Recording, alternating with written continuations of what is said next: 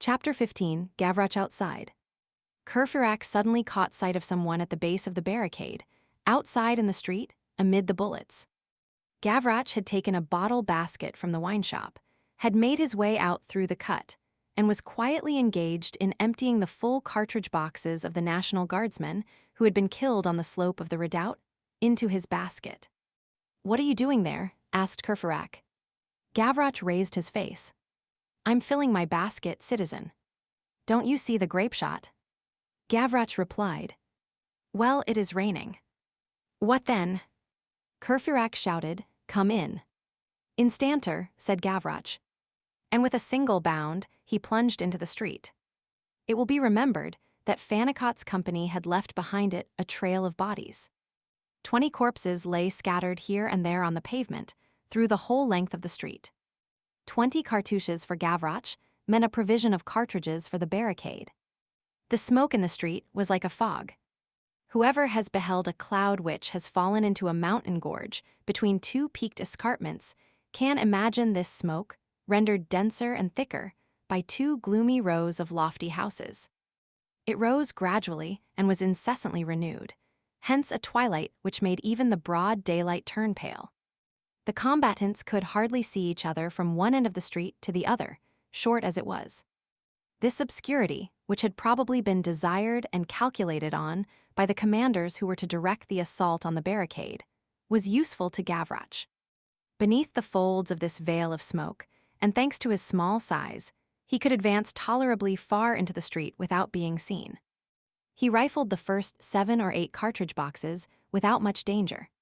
He crawled flat on his belly, galloped on all fours, took his basket in his teeth, twisted, glided, undulated, wound from one dead body to another, and emptied the cartridge box or cartouche as a monkey opens a nut.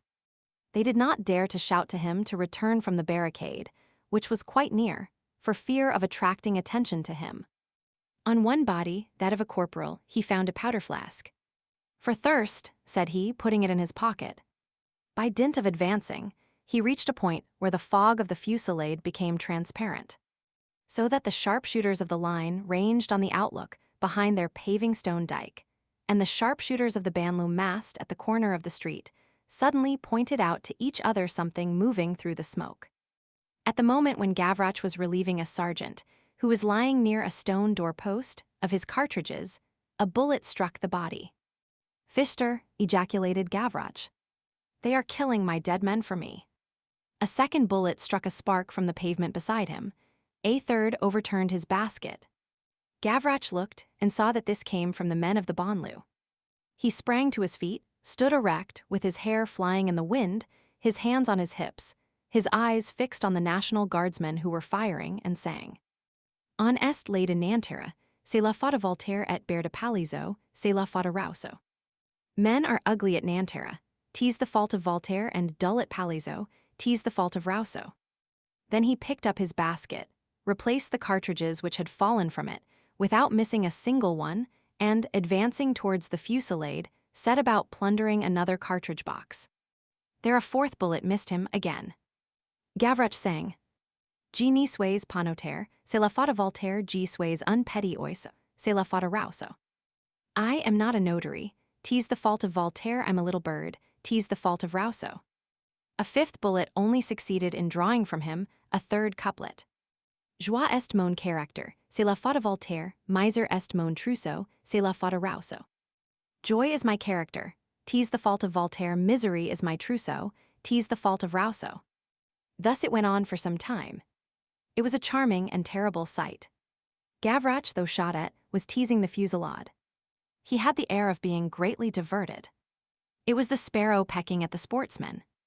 To each discharge, he retorted with a couplet. They aimed at him constantly and always missed him. The National Guardsmen and the soldiers laughed as they took aim at him. He lay down, sprang to his feet, hid in the corner of a doorway, then made a bound, disappeared, reappeared, scampered away, returned, replied to the grape shot with his thumb at his nose, and all the while went on pillaging the cartouches, emptying the cartridge boxes, and filling his basket. The insurgents, panting with anxiety, followed him with their eyes. The barricade trembled, he sang. He was not a child, he was not a man, he was a strange gammon fairy. He might have been called the invulnerable dwarf of the fray. The bullets flew after him, he was more nimble than they. He played a fearful game of hide and seek with death. Every time that the flat-nosed face of the spectre approached, the urchin administered to it a fillip. One bullet, however, better aimed or more treacherous than the rest, finally struck the will-o'-the-wisp of a child. Gavroche was seen to stagger, then he sank to the earth. The whole barricade gave vent to a cry, but there was something of Antaeus in that pygmy. For the gammon to touch the pavement is the same as for the giant to touch the earth. Gavroche had fallen only to rise again. He remained in a sitting posture, a long thread of blood streaked his face. He raised both arms in the air, glanced in the direction whence the shot had come, and began to sing. Je suis tom par terre, c'est la faute de Voltaire l'Inez, dans le ruisseau c'est la faute. I have fallen to the earth, 'tis the fault of Voltaire, with my nose in the gutter, 'tis the fault of.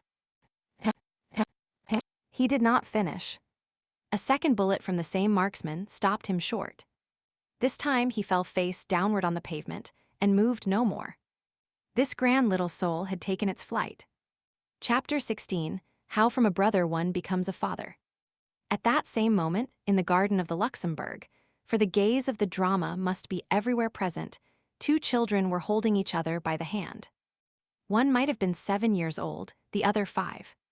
The rain having soaked them, they were walking along the paths on the sunny side.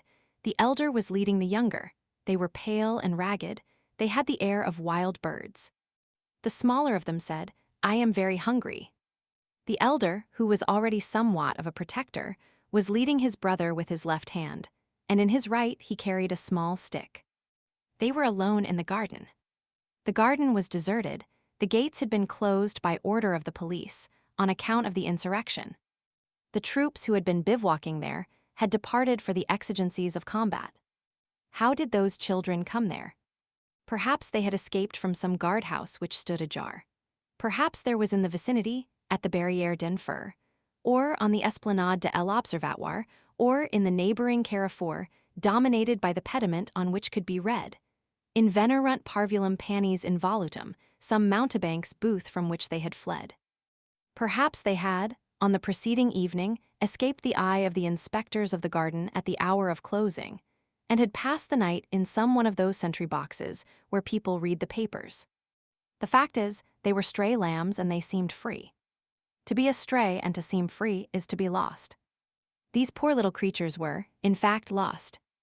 These two children were the same over whom Gavroche had been put to some trouble, as the reader will recollect. Children of the Thénardiers, leased out to Magnon, attributed to M. Gillenormand, and now leaves fallen from all these rootless branches, and swept over the ground by the wind. Their clothing, which had been clean in Magnon's day, and which had served her as a prospectus with M. Gillenormand, had been converted into rags. Henceforth these beings belong to the statistics as abandoned children, whom the police take note of, collect, mislay, and find again on the pavements of Paris. It required the disturbance of a day like that to account for these miserable little creatures being in that garden.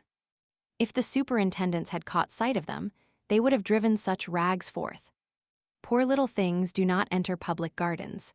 Still, people should reflect that, as children, they have a right to flowers. These children were there, thanks to the locked gates. They were there contrary to the regulations. They had slipped into the garden, and there they remained.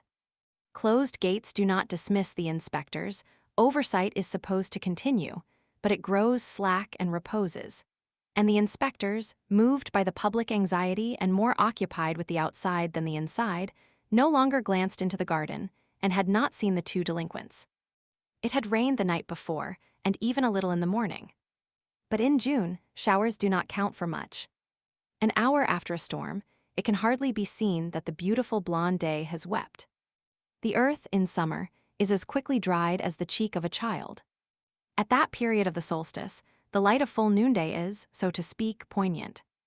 It takes everything. It applies itself to the earth, and superposes itself with a sort of suction. One would say that the sun was thirsty. A shower is but a glass of water. A rainstorm is instantly drunk up. In the morning, everything was dripping. In the afternoon, everything is powdered over. Nothing is so worthy of admiration as foliage washed by the rain and wiped by the rays of sunlight. It is warm freshness.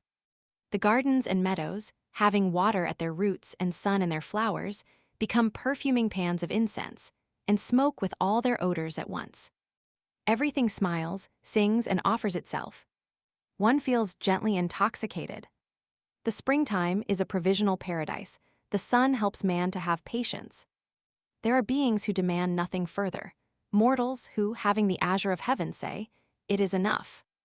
Dreamers absorbed in the wonderful, dipping into the idolatry of nature, indifferent to good and evil, contemplators of cosmos and radiantly forgetful of man, who do not understand how people can occupy themselves with the hunger of these, and the thirst of those with the nudity of the poor in winter, with the lymphatic curvature of the little spinal column, with the pallet, the attic, the dungeon, and the rags of shivering young girls, when they can dream beneath the trees.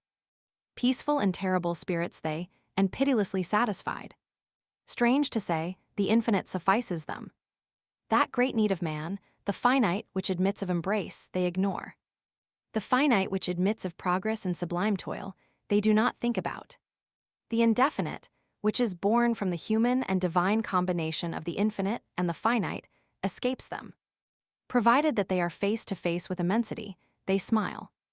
Joy never, ecstasy forever. Their life lies in surrendering their personality, in contemplation. The history of humanity is for them only a detailed plan.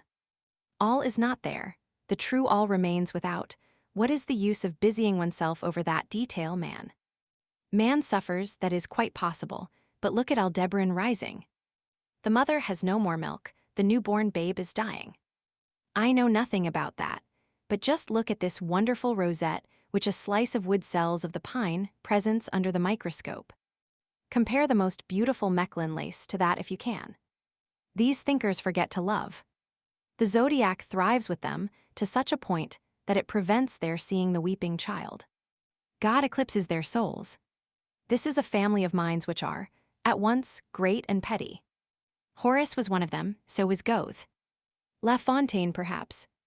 Magnificent egoists of the infinite, tranquil spectators of sorrow, who do not behold Nero if the weather be fair, for whom the sun conceals the funeral pile, who would look on at an execution by the guillotine in the search for an effect of light, who hear neither the cry nor the sob, nor the death rattle, nor the alarm peal, for whom everything is well, since there is a month of May, who, so long as there are clouds of purple and gold above their heads, declare themselves content, and who are determined to be happy until the radiance of the stars and the songs of the birds are exhausted. These are dark radiances.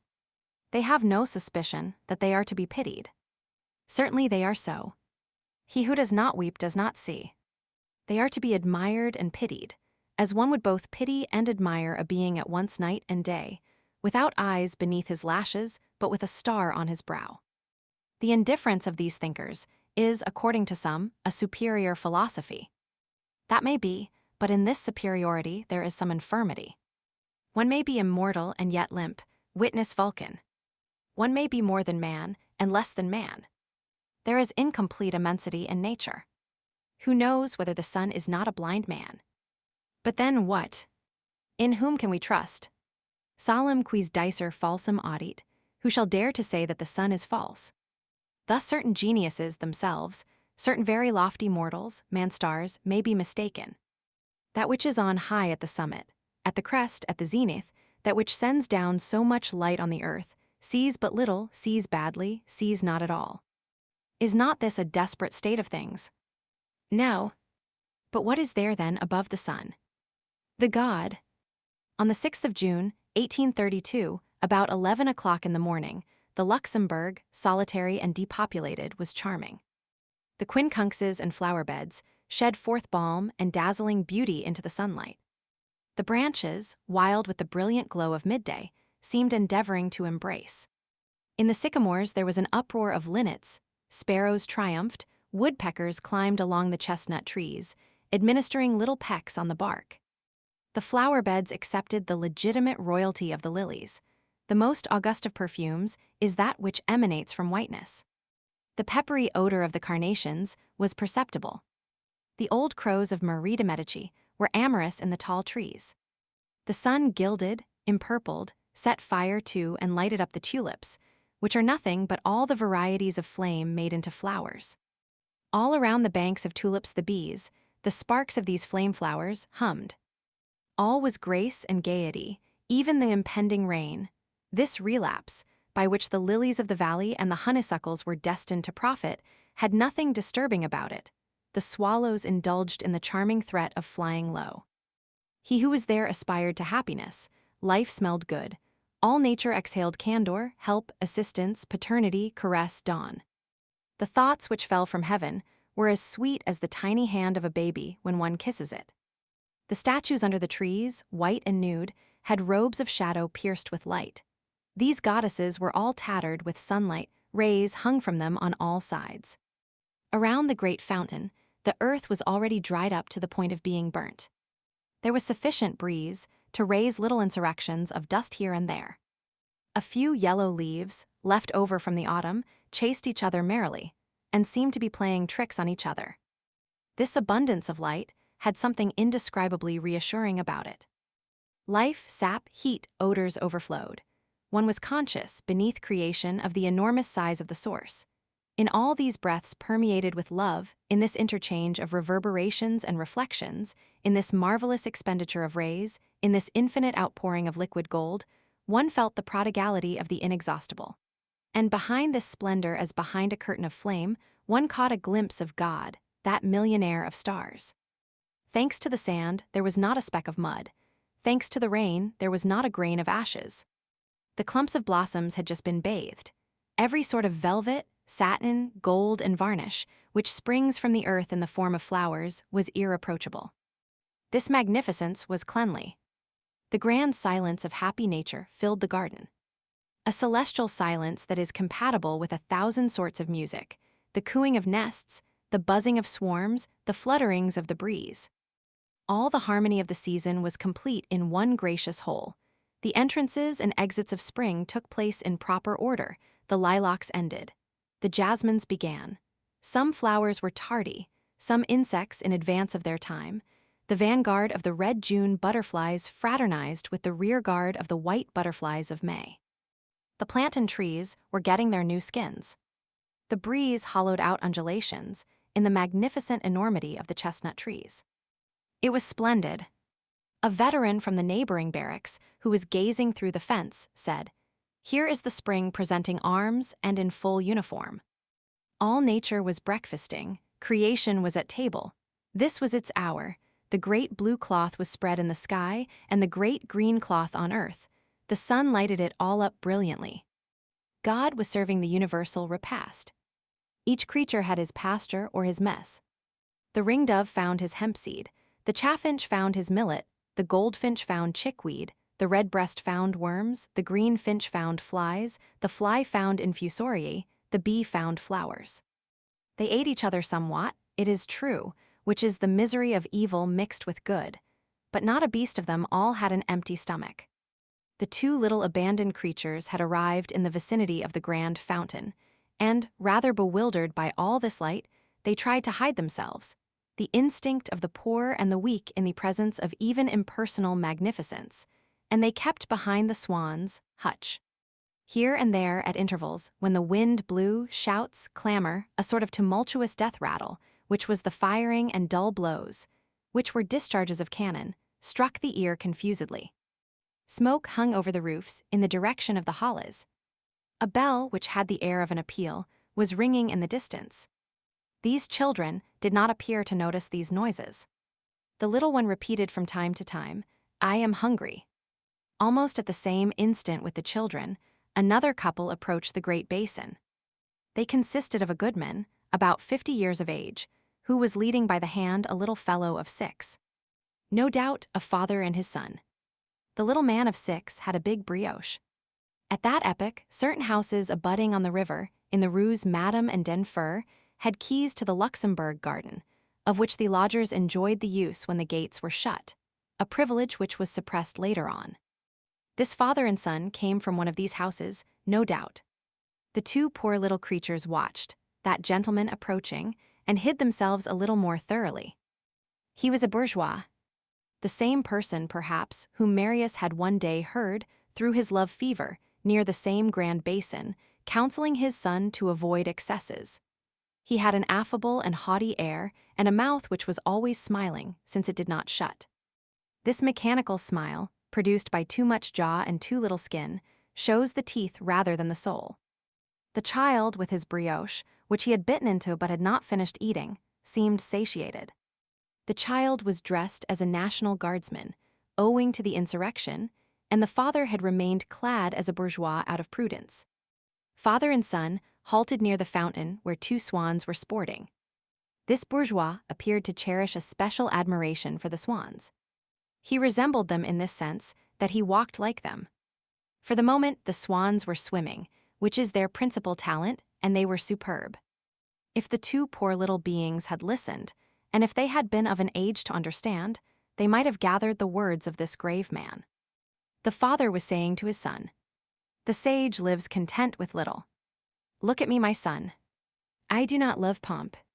I am never seen in clothes decked with gold lace and stones.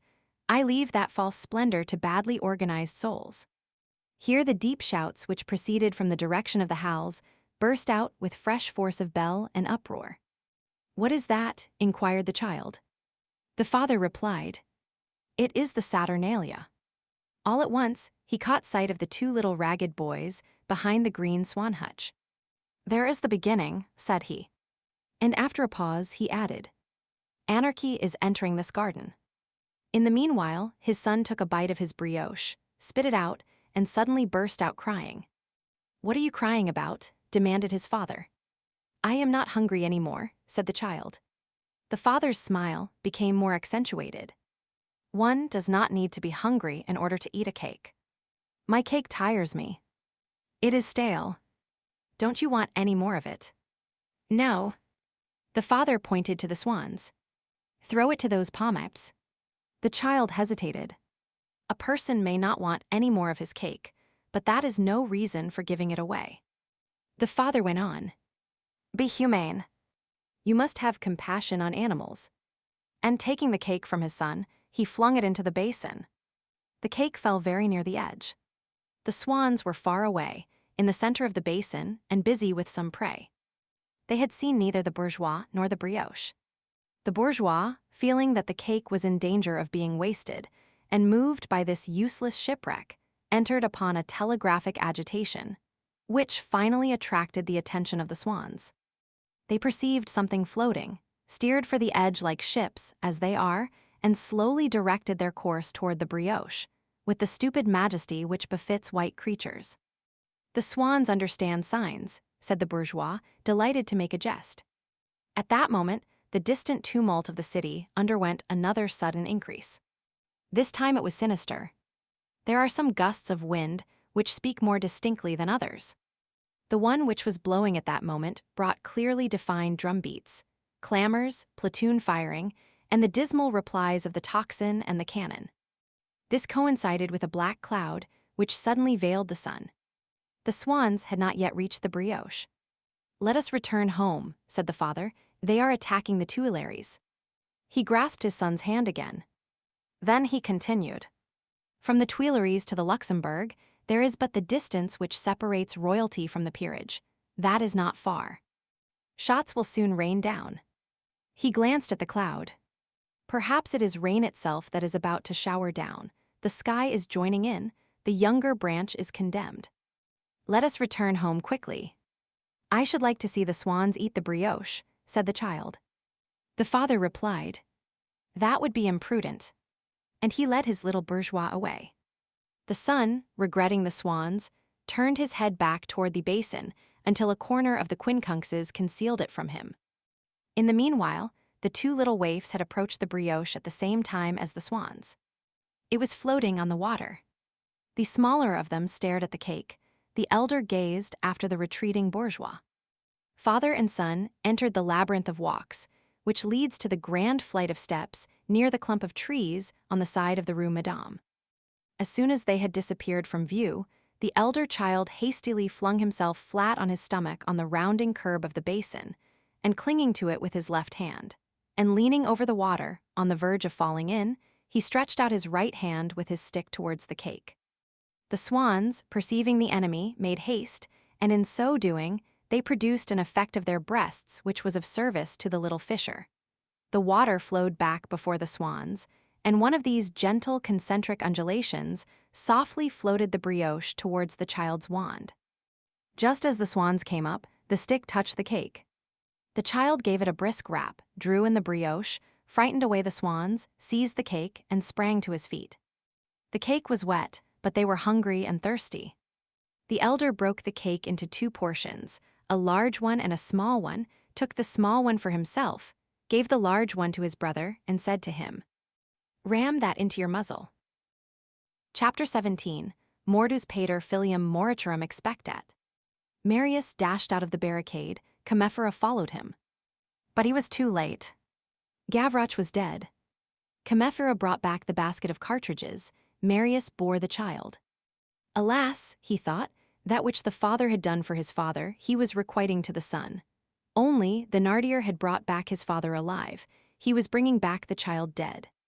When Marius re-entered the redoubt with Gavroche in his arms, his face, like the child, was inundated with blood. At the moment when he had stooped to lift Gavroche, a bullet had grazed his head. He had not noticed it. Courfeyrac untied his cravat, and with it bandaged Marius' brow. They laid Gavroche on the same table with Mabeuf, and spread over the 2 corpses the black shawl. There was enough of it for both the old man and the child. Commiphera distributed the cartridges from the basket which he had brought in. This gave each man 15 rounds to fire. Jean Valjean was still in the same place, motionless on his stone post. When Commiphera offered him his 15 cartridges, he shook his head. "Here's a rare eccentric," said Commiphera in a low voice to Enjolras. "He finds a way of not fighting in this barricade." "Which does not prevent him from defending it," responded Enjolras. "Heroism has its originals," resumed Commiphera. And Courfeyrac, who had overheard, added, "He is another sort from Father Mabeuf." One thing which must be noted is that the fire which was battering the barricade hardly disturbed the interior. Those who have never traversed the whirlwind of this sort of war can form no idea of the singular moments of tranquility mingled with these convulsions. Men go and come, they talk, they jest, they lounge. Someone whom we know heard a combatant say to him in the midst of the grape shot, "We are here as at a bachelor breakfast." The redoubt of the Rue de la Chanvrerie, we repeat, seemed very calm within. All mutations and all phases had been, or were about to be, exhausted.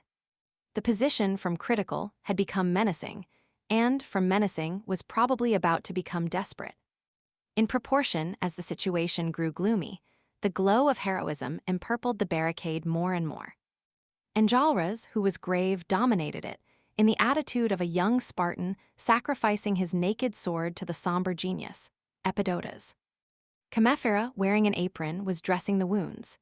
Bossuet and Feuilly were making cartridges with the powder flask picked up by Gavroche on the dead corporal, and Bossuet said to Feuilly, "We are soon to take the diligence for another planet." Courfeyrac was disposing and arranging on some paving stones which he had reserved for himself near Enjolras, a complete arsenal, his sword cane, his gun, 2 holster pistols, and a cudgel, with the care of a young girl setting a small Dunkirk in order. Jean Valjean stared silently at the wall opposite him. An artisan was fastening Mother Hucheloup's big straw hat on his head with a string, for fear of sunstroke, as he said. The young men from the Cowgird Dakes were chatting merrily among themselves, as though eager to speak patois for the last time. Joly, who had taken Widow Hucheloup's mirror from the wall, was examining his tongue in it.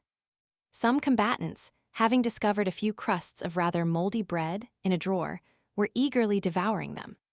Marius was disturbed with regard to what his father was about to say to him. Chapter 18, The Vulture Become Prey. We must insist upon one psychological fact peculiar to barricades. Nothing which is characteristic of that surprising war of the streets should be omitted. Whatever may have been the singular inward tranquility which we have just mentioned, the barricade, for those who are inside it, remains nonetheless a vision. There is something of the apocalypse in civil war. All the mists of the unknown are commingled with fierce flashes. Revolutions are sphinxes, and anyone who has passed through a barricade thinks he has traversed a dream. The feelings to which one is subject in these places we have pointed out in the case of Marius, and we shall see the consequences. They are both more and less than life. On emerging from a barricade, one no longer knows what one has seen there. One has been terrible, but one knows it not. One has been surrounded with conflicting ideas which had human faces. One's head has been in the light of the future. There were corpses lying prone there, and phantoms standing erect. The hours were colossal, and seemed hours of eternity. One has lived in death. Shadows have passed by. What were they? One has beheld hands on which there was blood, there was a deafening horror, there was also a frightful silence. There were open mouths which shouted, and other open mouths which held their peace. One was in the midst of smoke, of night, perhaps. One fancied that one had touched the sinister ooze of unknown depths. One stares at something red on one's finger-nails. One no longer remembers anything. Let us return to the Rue de la Chanvrerie. All at once, between two discharges, the distant sound of a clock striking the hour became audible. "It is midday," said Comefera. The 12 strokes had not finished striking when Enjolras sprang to his feet, and from the summit of the barricade hurled this thundering shout. "Carry stones up into the houses, line the windowsills and the roofs with them. Half the men to their guns, the other half to the paving stones. There is not a minute to be lost." A squad of sappers and miners, axe on shoulder, had just made their appearance in battle array at the end of the street. This could only be the head of a column, and of what column? The attacking column, evidently. The sappers charged with the demolition of the barricade must always precede the soldiers who are to scale it. They were, evidently, on the brink of that moment which M. Clermont-Tonnerre, in 1822, called the tug of war. Enjolras' order was executed with the correct haste which is peculiar to ships and barricades, the only two scenes of combat where escape is impossible. In less than a minute, 2/3 of the stones which Enjolras had piled up at the door of Corinth had been carried up to the first floor and the attic, and before a second minute had elapsed, these stones, artistically set one upon the other, walled up the sash window on the first floor and the windows in the roof to half their height. A few loopholes carefully planned by Feuilly, the principal architect, allowed of the passage of the gun barrels. This armament of the windows could be effected all the more easily since the firing of grapeshot had ceased. The 2 cannons were now discharging ball against the center of the barrier in order to make a hole there, and, if possible, a breach for the assault. When the stones destined to the final defense were in place, Enjolras had the bottles which he had set under the table where Mabeuf lay, carried to the first floor. "Who is to drink that?" Bossuet asked him. "They," replied Enjolras. Then they barricaded the window below, and held in readiness the iron crossbars which served to secure the door of the wine shop at night. The fortress was complete. The barricade was the rampart, the wine shop was the dungeon. With the stones which remained, they stopped up the outlet. As the defenders of a barricade are always obliged to be sparing of their ammunition, and as the assailants know this, the assailants combine their arrangements with a sort of irritating leisure, expose themselves to fire prematurely, though in appearance more than in reality, and take their ease. The preparations for attack are always made with a certain methodical deliberation, after which the lightning strikes. This deliberation permitted Enjolras to take a review of everything and to perfect everything. He felt that, since such men were to die, their death ought to be a masterpiece. He said to Marius, "We are the 2 leaders. I will give the last orders inside. Do you remain outside and observe?" Marius posted himself on the lookout upon the crest of the barricade. Enjolras had the door of the kitchen, which was the ambulance, as the reader will remember, nailed up. "No splashing of the wounded," he said. He issued his final orders in the tap-room in a curt, but profoundly tranquil tone. Feuilly listened and replied in the name of all. "On the first floor, hold your axes in readiness to cut the staircase." "Have you them?" "Yes," said Feuilly. "How many?" "2 axes and a poleaxe." "That is good. There are now 26 combatants of us on foot. How many guns are there?" 34. 8 too many. Keep those 8 guns loaded like the rest and at hand. Swords and pistols in your belts. 20 men to the barricade.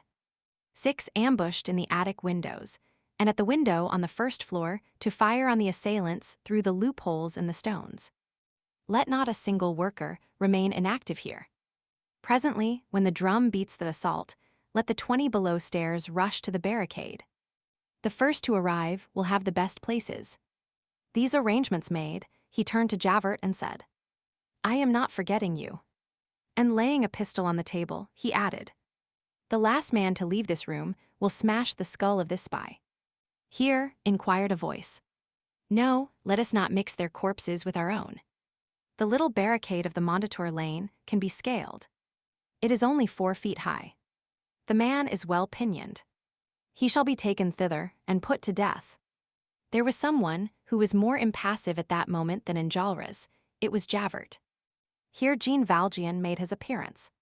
He had been lost among the group of insurgents. He stepped forth and said to Enjolras, You are the commander. Yes. You thanked me a while ago. In the name of the Republic. The barricade has 2 saviors, Marius Pontmercy and yourself. Do you think that I deserve a recompense? Certainly. Well, I request one. What is it? That I may blow that man's brains out. Javert raised his head, saw Jean Valjean, made an almost imperceptible movement, and said, That is just. As for Enjolras, he had begun to reload his rifle. He cut his eyes about him. No objections. And he turned to Jean Valjean. Take the spy. Jean Valjean did, in fact, take possession of Javert by seating himself on the end of the table. He seized the pistol, and a faint click announced that he had cocked it. Almost at the same moment, a blast of trumpets became audible. Take care, shouted Marius from the top of the barricade. Javert began to laugh with that noiseless laugh which was peculiar to him, and gazing intently at the insurgents, he said to them, You are in no better case than I am. All out, shouted Enjolras. The insurgents poured out tumultuously, and, as they went, received in the back, may we be permitted the expression, this sally of Javert's. We shall meet again shortly. Chapter 19. Jean Valjean takes his revenge. When Jean Valjean was left alone with Javert, he untied the rope which fastened the prisoner across the middle of the body, and the knot of which was under the table. After this, he made him a sign to rise. Javert obeyed with that indefinable smile, in which the supremacy of enchained authority is condensed. Jean Valjean took Javert by the martingale, as one would take a beast of burden by the breastband, and, dragging the latter after him, emerged from the wine shop slowly, because Javert, with his impeded limbs, could take only very short steps. Jean Valjean had the pistol in his hand. In this manner, they crossed the inner trapezium of the barricade. The insurgents, all intent on the attack, which was imminent, had their backs turned to these 2. Marius alone, stationed on one side at the extreme left of the barricade, saw them pass. This group of victim and executioner was illuminated by the sepulchral light which he bore in his own soul. Jean Valjean, with some difficulty, but without relaxing his hold for a single instant, made Javert, pinioned as he was, scale the little entrenchment in the Mondétour lane. When they had crossed this barrier, they found themselves alone in the lane. No one saw them. Among the heap they could distinguish a livid face, streaming hair, a pierced hand, and the half-nude breast of a woman. It was Eponine. The corner of the houses hid them from the insurgents. The corpses carried away from the barricade formed a terrible pile a few paces distant. Javert gazed askance at this body, and, profoundly calm, said in a low tone, It strikes me that I know that girl. Then he turned to Jean Valjean. Jean Valjean thrust the pistol under his arm and fixed on Javert a look which it required no words to interpret. Javert, it is I. Javert replied, Take your revenge. Jean Valjean drew from his pocket a knife and opened it. A clasp knife, exclaimed Javert, you are right. That suits you better. Jean Valjean cut the martingale which Javert had about his neck, then he cut the cords on his wrists. Then, stooping down, he cut the cord on his feet, and, straightening himself up, he said to him, You are free. Javert was not easily astonished. Still, master of himself though he was, he could not repress a start. He remained open-mouthed and motionless. Jean Valjean continued. I do not think that I shall escape from this place. But if by chance I do, I live under the name of Fauchelevent in the Rue de l'Homme Armé No. 7. Javert snarled like a tiger, which made him half open one corner of his mouth, and he muttered between his teeth. Have a care. Go, said Jean Valjean. Javert began again. Thou saidst Fauchelevent, Rue de l'Homme Armé. Number 7. Javert repeated in a low voice, Number 7. He buttoned up his coat once more, resumed the military stiffness between his shoulders, made a half-turn, folded his arms, and supporting his chin on one of his hands, he set out in the direction of the Halles. Jean Valjean followed him with his eyes. A few minutes later, Javert turned round and shouted to Jean Valjean. You annoy me. Kill me, rather. Javert himself did not notice that he no longer addressed Jean Valjean as thou. Be off with you, said Jean Valjean. Javert retreated slowly. A moment later, he turned the corner of the Rue des Prétures. When Javert had disappeared, Jean Valjean fired his pistol in the air. Then he returned to the barricade and said, It is done. In the meanwhile, this is what had taken place. Marius, more intent on the outside than on the interior, had not, up to that time, taken a good look at the pinioned spy in the dark background of the taproom. When he beheld him in broad daylight, striding over the barricade in order to proceed to his death, he recognized him. Something suddenly recurred to his mind. He recalled the inspector of the Rue de Pontoise, and the 2 pistols which the latter had handed to him, and which he, Marius, had used in this very barricade, and not only did he recall his face, but his name as well. This recollection was misty and troubled, however, like all his ideas.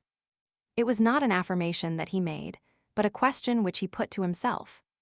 Is not that the inspector of police who told me that his name was Javert? Perhaps there was still time to intervene in behalf of that man. But in the first place, he must know whether this was Javert. Marius called to Enjolras, who had just stationed himself at the other extremity of the barricade. Enjolras. What is the name of yonder man? What man? The police agent. Do you know his name? Of course. He told us. What is it? Javert. Marius sprang to his feet. At that moment, they heard the report of the pistol. Jean Valjean reappeared and cried, It is done. A gloomy chill traversed Marius' heart. Chapter 20. The dead are in the right, and the living are not in the wrong. The death agony of the barricade was about to begin. Everything contributed to its tragic majesty at that supreme moment. 1,000 mysterious crashes in the air, the breath of armed masses set in movement in the streets which were not visible, the intermittent gallop of cavalry, the heavy shock of artillery on the march, the firing by squads, and the cannonades crossing each other in the labyrinth of Paris. The smokes of battle mounting all gilded above the roofs, indescribable and vaguely terrible cries, lightnings of menace everywhere, the tocsin of Saint Mary, which now had the accents of a sob, the mildness of the weather. The splendor of the sky filled with sun and clouds, the beauty of the day, and the alarming silence of the houses. For since the preceding evening, the 2 rows of houses in the Rue de la Chanvrerie had become 2 walls. Ferocious walls, doors closed, windows closed, shutters closed. In those days, so different from those in which we live, when the hour was come, when the people wished to put an end to a situation, which had lasted too long, with a charter granted or with a legal country, when universal wrath was diffused in the atmosphere, when the city consented to the tearing up of the pavements, when insurrection made the bourgeoisie smile by whispering its password in its ear, then the inhabitant, thoroughly penetrated with the revolt, so to speak, was the auxiliary of the combatant. And the house fraternized with the improvised fortress which rested on it.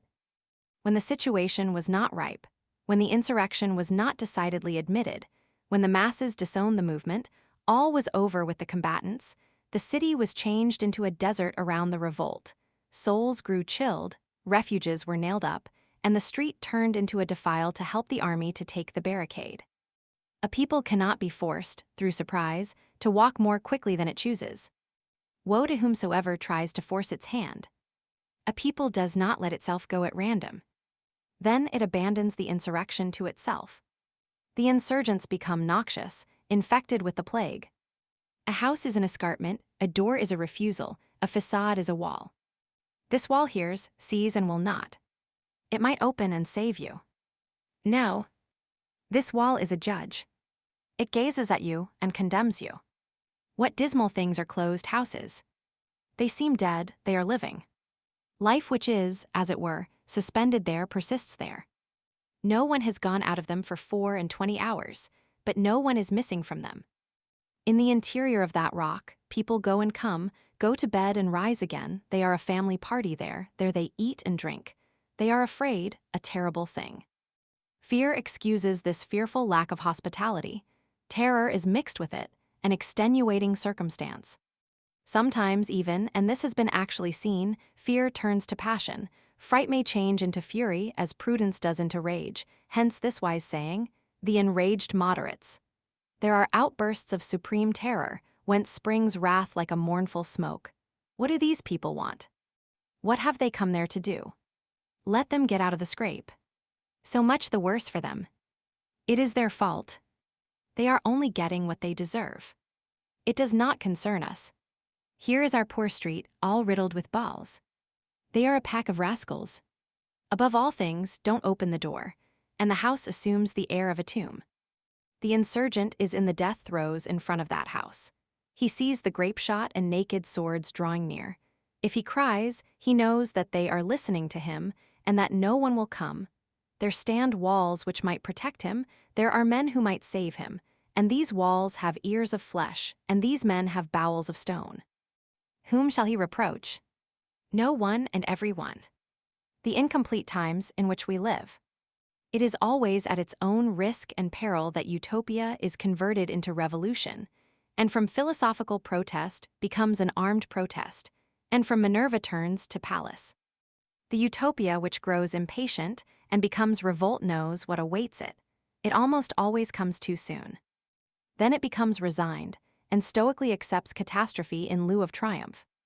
It serves those who deny it without complaint, even excusing them, and even disculpates them, and its magnanimity consists in consenting to abandonment. It is indomitable in the face of obstacles and gentle towards ingratitude. Is this ingratitude, however? Yes, from the point of view of the human race. No, from the point of view of the individual. Progress is man's mode of existence. The general life of the human race is called progress.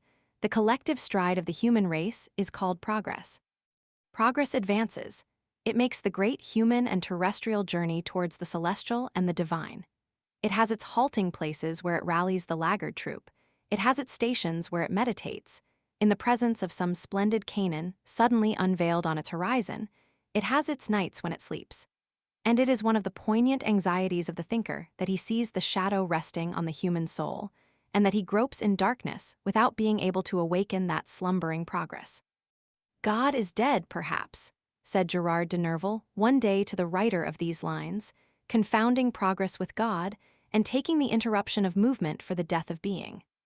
He who despairs is in the wrong.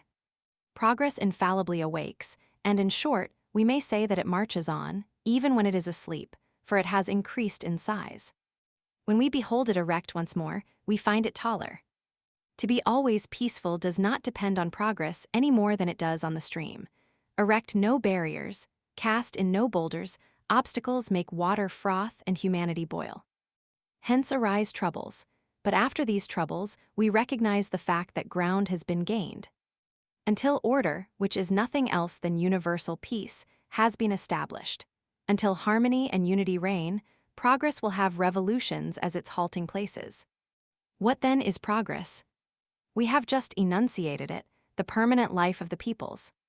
Now, it sometimes happens that the momentary life of individuals offers resistance to the eternal life of the human race. Let us admit without bitterness that the individual has his distinct interests and can, without forfeiture, stipulate for his interest and defend it. The present has its pardonable dose of egotism. Momentary life has its rights, and is not bound to sacrifice itself constantly to the future. The generation which is passing in its turn over the earth is not forced to abridge it for the sake of the generations, its equal, after all, who will have their turn later on. I exist, murmurs that someone whose name is all. I am young and in love, I am old and I wish to repose, I am the father of a family, I toil, I prosper, I am successful in business, I have houses to lease. I have money in the government funds, I am happy, I have a wife and children, I have all this, I desire to live, leave me in peace. Hence, at certain hours, a profound cold broods over the magnanimous vanguard of the human race. Utopia, moreover, we must admit, quits its radiant sphere when it makes war. It, the truth of tomorrow, borrows its mode of procedure, battle from the lie of yesterday. It, the future, behaves like the past. It, pure idea, becomes a deed of violence. It complicates its heroism with a violence for which it is just that it should be held to answer. A violence of occasion and expedient, contrary to principle, and for which it is fatally punished. The utopia, insurrection, fights with the old military code in its fist. It shoots spies, it executes traitors, it suppresses living beings and flings them into unknown darkness. It makes use of death, a serious matter. It seems as though utopia had no longer any faith in radiance, its irresistible and incorruptible force. It strikes with the sword. Now no sword is simple. Every blade has two edges. He who wounds with the one is wounded with the other. Having made this reservation, and made it with all severity, it is impossible for us not to admire, whether they succeed or not, those the glorious combatants of the future, the confessors of utopia. Even when they miscarry, they are worthy of veneration, and it is, perhaps, in failure that they possess the most majesty. Victory, when it is in accord with progress, merits the applause of the people, but a heroic defeat merits their tender compassion. The one is magnificent, the other sublime. For our own part, we prefer martyrdom to success. John Brown is greater than Washington, and Pisacane is greater than Garibaldi. It certainly is necessary that someone should take the part of the vanquished. We are unjust towards these great men who attempt the future when they fail. Revolutionists are accused of sowing fear abroad. Every barricade seems a crime. Their theories are incriminated, their aim suspected, their ulterior motive is feared, their conscience denounced. They are reproached with raising, erecting, and heaping up, against the reigning social state, a mass of miseries, of griefs, of iniquities, of wrongs, of despairs, and of tearing from the lowest depths blocks of shadow in order therein to embattle themselves and to combat. People shout to them, "You are tearing up the pavements of hell." They might reply, "That is because our barricade is made of good intentions." The best thing, assuredly, is the pacific solution. In short, let us agree that when we behold the pavement, we think of the bear, and it is a goodwill which renders society uneasy.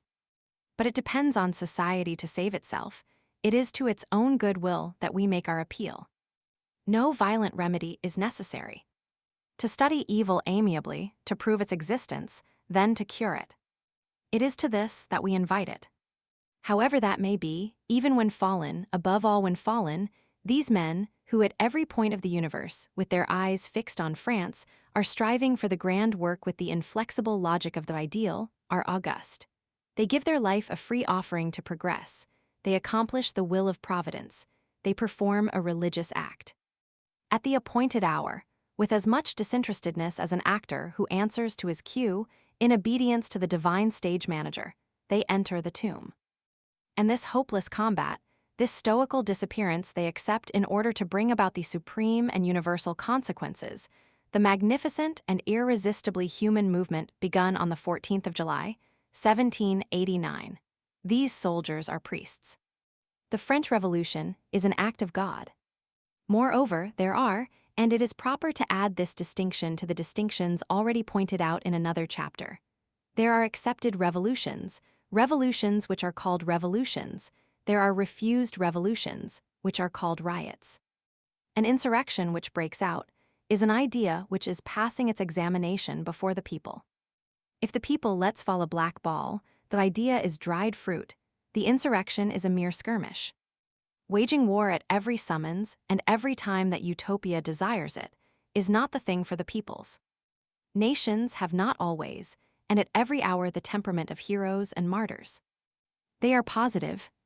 A priori, insurrection is repugnant to them, in the first place, because it often results in a catastrophe, in the second place, because it always has an abstraction as its point of departure. Because, and this is a noble thing, it is always for the ideal, and for the ideal alone, that those who sacrifice themselves do thus sacrifice themselves. An insurrection is an enthusiasm. Enthusiasm may wax wroth, hence the appeal to arms. But every insurrection, which aims at a government or a regime, aims higher. Thus, for instance, and we insist upon it, what the chiefs of the insurrection of 1832, and in particular, the young enthusiasts of the Rue de la Chanvrerie were combating, was not precisely Louis Philippe.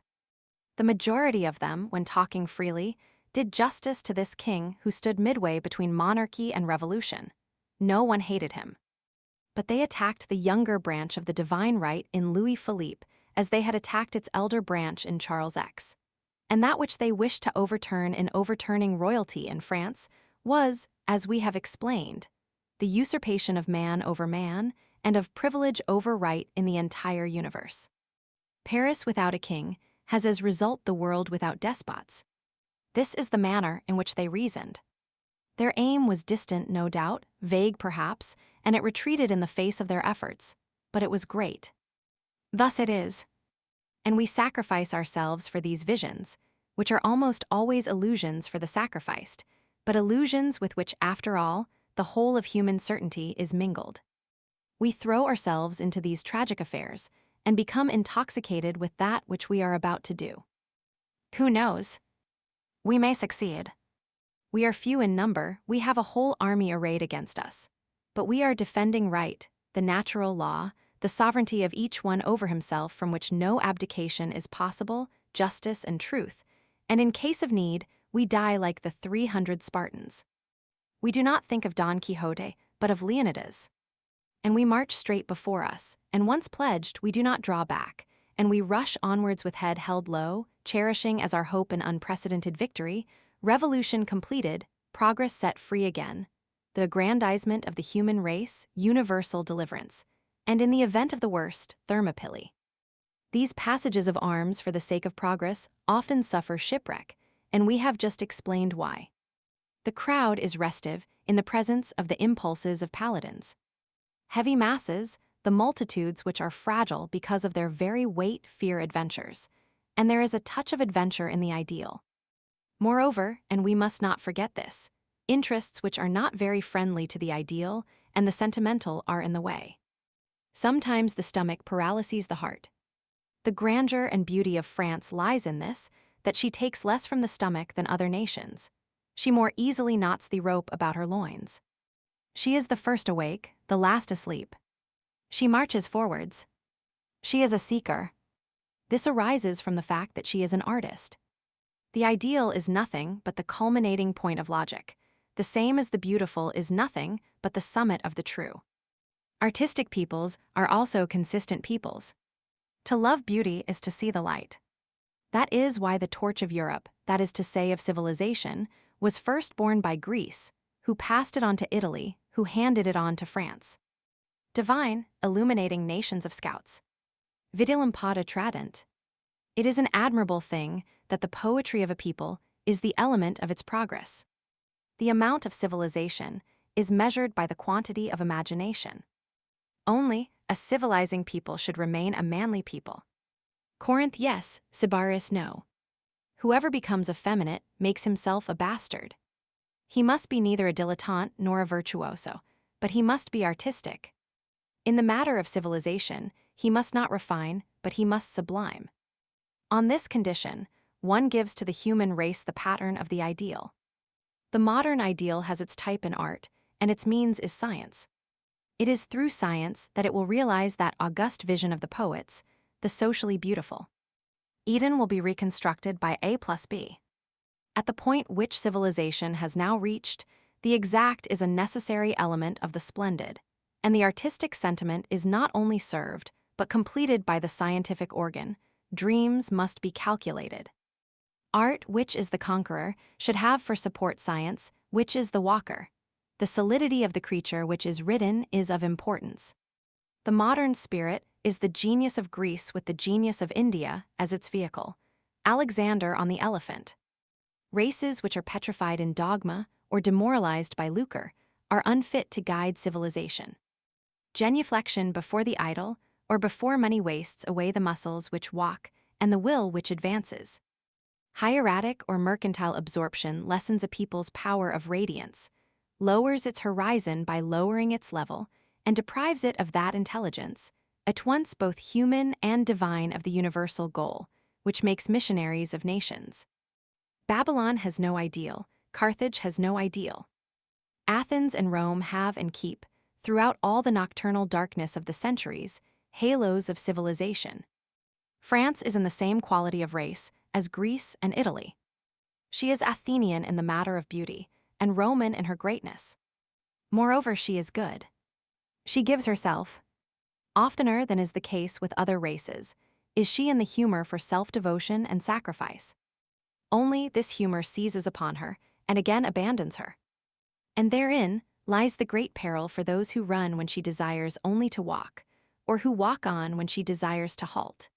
France has her relapses into materialism, and, at certain instants, the ideas which obstruct that sublime brain have no longer anything which recalls French greatness, and are of the dimensions of a Missouri or a South Carolina.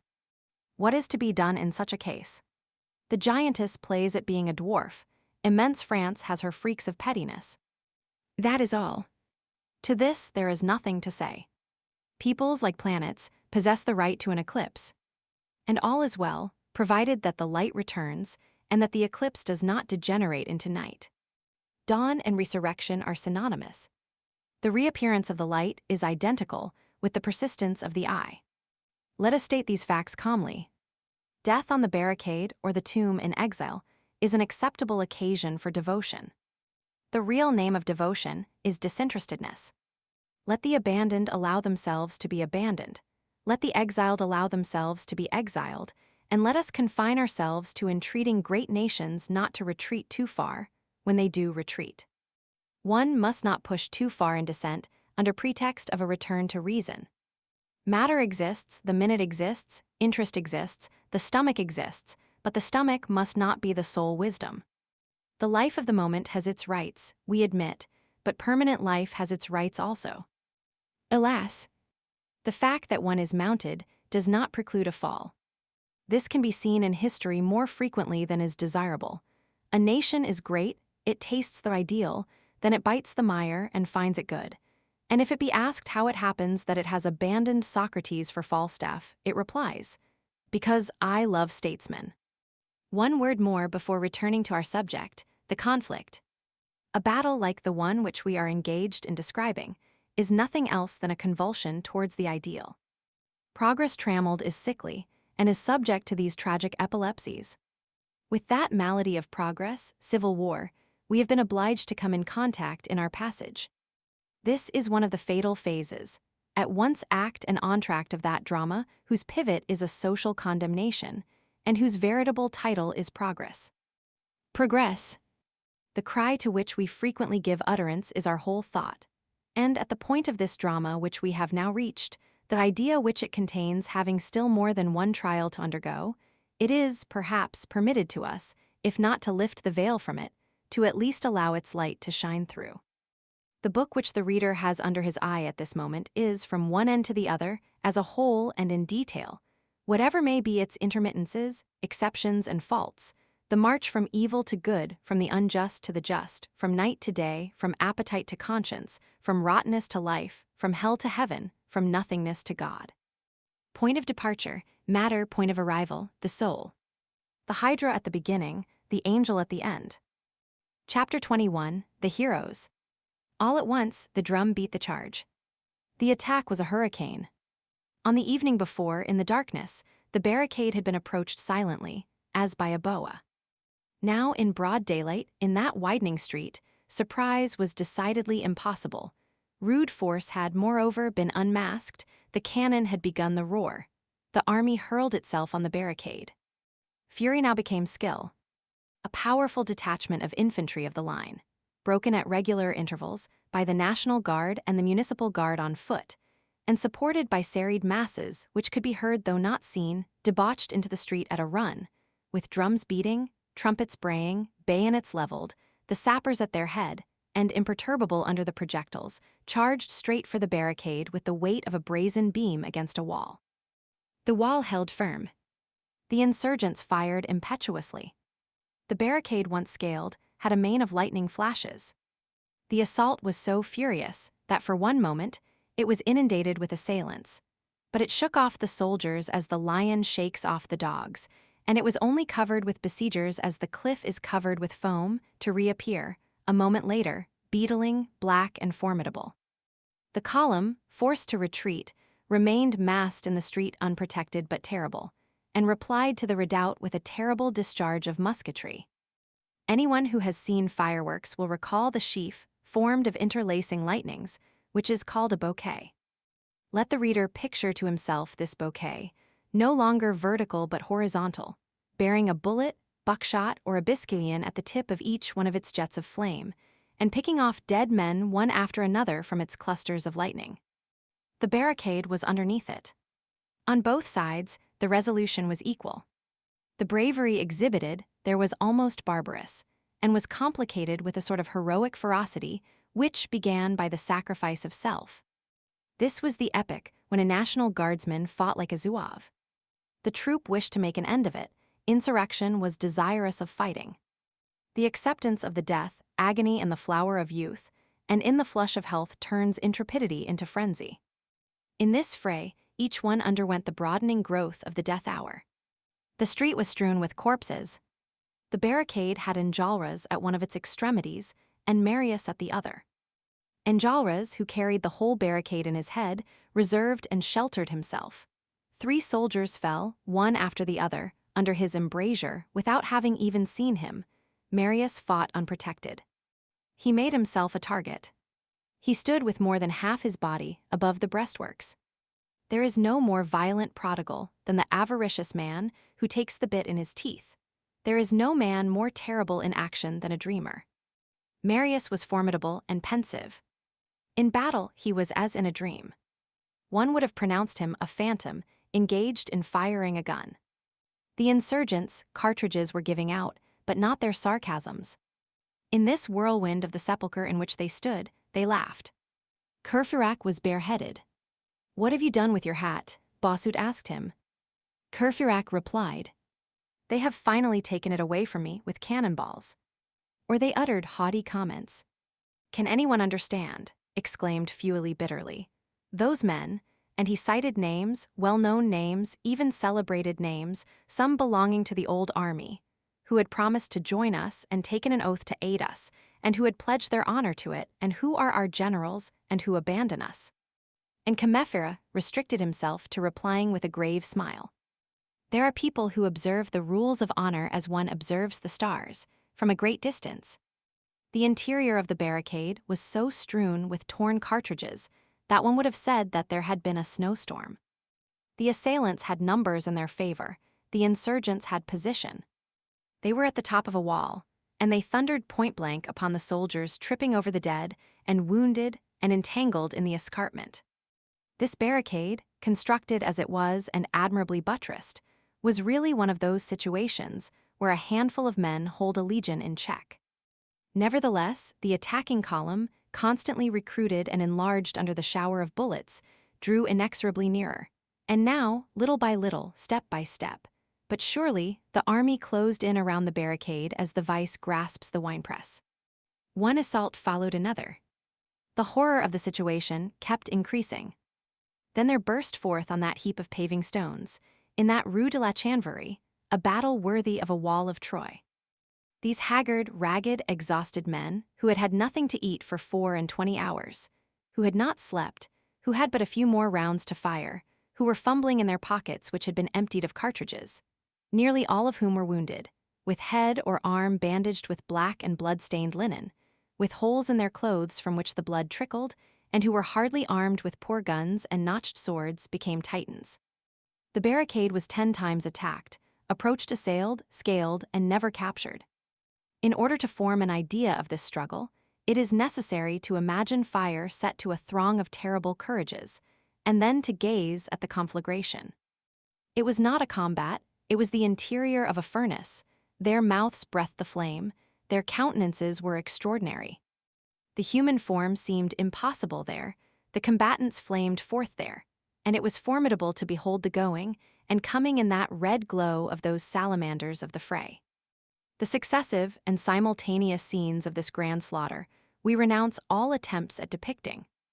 The epic alone has the right to fill 12,000 verses with a battle. One would have pronounced this that hell of Brahmanism, the most redoubtable of the 17 abysses, which the Veda calls the forest of swords.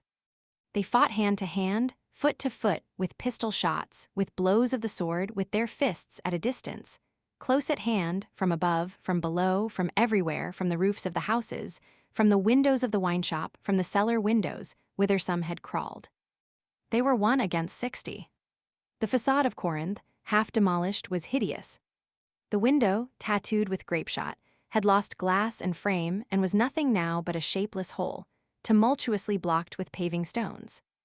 Bossuet was killed, Feuilly was killed, Courfeyrac was killed, Combeferre, transfixed by 3 blows from a bayonet in the breast at the moment when he was lifting up a wounded soldier, had only time to cast a glance to heaven when he expired.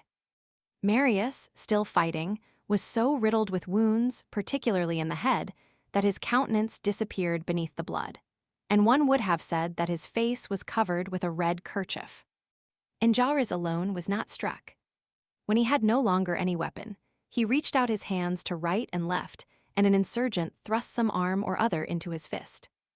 All he had left was the stumps of 4 swords, one more than François I. At Marignan, Homer says, Diomedes cuts the throat of Axylus, son of Teuthrones, who dwelt in happy Arispa. Euryalus, son of Mecisteus, exterminates Drissos and Opheltios Aescipus, and that Pedasus whom the Naiad of Barbaria bore to the blameless Bucolion. Ulysses overthrows Pittites of Percosius, Antiochus, Abelrus, Polypetes, Astyalus, Polydamas, Odos, of Cyllene and Teucer, Aretown. Megantheos dies under the blows of Eurypylus, pike. Agamemnon, king of the heroes, flings to earth Elatos, born in the rocky city which is laved by the sounding river Satnais. In our old poems of exploits, Esplandian attacks the giant Marquis Swantibore with a cobbler's shoulder-stick of fire, and the latter defends himself by stoning the hero with towers which he plucks up by the roots. Our ancient mural frescoes show us the 2 dukes of Bretagne and Bourbon, armed, emblazoned and crested in warlike guise, on horseback and approaching each other, their battle-axes in hand, masked with iron, gloved with iron, booted with iron, the one caparisoned in ermine, the other draped in azure. Bretagne with his lion between the 2 horns of his crown, Bourbon helmeted with a monster fleur-de-lis on his visor. But in order to be superb, it is not necessary to wear, like Ivan, the ducal morion, to have in the fist, like Esplandian, a living flame, or like Philes, father of Polydamas, to have brought back from Ephra a good suit of mail, a present from the king of men, Euphetes. It suffices to give one's life for a conviction or a loyalty. This ingenuous little soldier, yesterday a peasant of Boss or Limousin, who prowls with his clasp knife by his side, around the children's nurses in the Luxembourg garden, this pale young student bent over a piece of anatomy or a book. A blond youth who shaves his beard with scissors. Take both of them, breathe upon them with a breath of duty, place them face to face in the Carrefour Boucherat or in the blind alley Planchmibre, and let the one fight for his flag and the other for his ideal. And let both of them imagine that they are fighting for their country. The struggle will be colossal. And the shadow which this raw recruit and this sawbones in conflict will produce in that grand epic field where humanity is striving will equal the shadow cast by Megarion, king of Lycia, tiger-filled, crushing in his embrace the immense body of Ajax, equal to the gods. Chapter 22, Foot to Foot. When there were no longer any of the leaders left alive, except Enjolras and Marius at the 2 extremities of the barricade, the center, which had so long sustained Courfeyrac, Joly, Bossuet, Feuilly, and Combeferre, gave way. The cannon, though it had not effected a practicable breach, had made a rather large hollow in the middle of the redoubt. There, the summit of the wall had disappeared before the balls and had crumbled away. and the rubbish which had fallen, now inside, now outside, had, as it accumulated, formed two piles in the nature of slopes on the two sides of the barrier, one on the inside, the other on the outside. The exterior slope presented an inclined plane to the attack. A final assault was there attempted, and this assault succeeded. The mass, bristling with bayonets and hurled forward at a run, came up with irresistible force, and the serried front of battle of the attacking column made its appearance through the smoke on the crest of the battlements. This time it was decisive. The group of insurgents who were defending the center retreated in confusion. Then the gloomy love of life awoke once more in some of them. Many, finding themselves under the muzzles of this forest of guns, did not wish to die. This is a moment when the instinct of self-preservation emits howls, when the beast reappears in men. They were hemmed in by the lofty, 6-story house, which formed the background of their redoubt. This house might prove their salvation. The building was barricaded and walled, as it were, from top to bottom. Before the troops of the line had reached the interior of the redoubt, there was time for a door to open and shut. The space of a flash of lightning was sufficient for that, and the door of that house, suddenly opened a crack and closed again instantly, was life for these despairing men. Behind this house there were streets, possible flight space. They set to knocking at that door with the butts of their guns, and with kicks, shouting, calling, entreating, wringing their hands. No one opened. From the little window on the 3rd floor, the head of the dead man gazed down upon them. But Enjolras and Marius, and the 7 or 8 rallied about them, sprang forward and protected them. Enjolras had shouted to the soldiers, "Don't advance," and as an officer had not obeyed, Enjolras had killed the officer. He was now in the little inner court of the redoubt, with his back planted against the Corinth building, a sword in one hand, a rifle in the other, holding open the door of the wine shop which he barred against assailants. He shouted to the desperate men, "There is but one door open, this one." And shielding them with his body, and facing an entire battalion alone, he made them pass in behind him. All precipitated themselves thither. Enjolras, executing with his rifle, which he now used like a cane, what single-stick players call a covered rose round his head, leveled the bayonets around and in front of him, and was the last to enter. And then ensued a horrible moment, when the soldiers tried to make their way in, and the insurgents strove to bar them out. The door was slammed with such violence that, as it fell back into its frame, it showed the 5 fingers of a soldier who had been clinging to it, cut off and glued to the post. Marius remained outside. A shot had just broken his collarbone. He felt that he was fainting and falling. At that moment, with eyes already shut, he felt the shock of a vigorous hand seizing him, and the swoon in which his senses vanished hardly allowed him time for the thought, mingled with a last memory of Cosette, "I am taken prisoner. I shall be shot." Enjolras, not seeing Marius among those who had taken refuge in the wine shop, had the same idea. But they had reached a moment when each man has not the time to meditate on his own death. Enjolras fixed the bar across the door and bolted it, and double-locked it with key and chain, while those outside were battering furiously at it, the soldiers with the butts of their muskets, the sappers with their axes. The assailants were grouped about that door. The siege of the wine shop was now beginning. The soldiers, we will observe, were full of wrath. The death of the artillery sergeant had enraged them, and then, a still more melancholy circumstance. During the few hours which had preceded the attack, it had been reported among them that the insurgents were mutilating their prisoners, and that there was the headless body of a soldier in the wine shop. This sort of fatal rumor is the usual accompaniment of civil wars, and it was a false report of this kind which, later on, produced the catastrophe of the Rue Transnonain. When the door was barricaded, Enjolras said to the others, "Let us sell our lives dearly." Then he approached the table, on which lay Mabeuf and Gavroche. Beneath the black cloth, 2 straight and rigid forms were visible, one large, the other small, and the 2 faces were vaguely outlined beneath the cold folds of the shroud. A hand projected from beneath the winding sheet and hung near the floor. It was that of the old man. Enjolras bent down and kissed that venerable hand, just as he had kissed his brow on the preceding evening. These were the only 2 kisses which he had bestowed in the course of his life. Let us abridge the tale. The barricade had fought like a gate of Thebes. The wine shop fought like a house of Saragossa. These resistances are dogged. No quarter. No flag of truce possible. Men are willing to die, provided their opponent will kill them. When such it says, capitulate, Palafox replies. After the war with cannon, the war with knives. Nothing was lacking in the capture by assault of the Hutchaloop wine shop, neither paving stones raining from the windows and the roof on the besiegers and exasperating the soldiers by crushing them horribly, nor shots fired from the attic windows and the cellar, nor the fury of attack, nor, finally, when the door yielded, the frenzied madness of extermination. The assailants, rushing into the wine shop, their feet entangled in the panels of the door which had been beaten in and flung on the ground, found not a single combatant there. The spiral staircase, hewn asunder with the axe, lay in the middle of the taproom.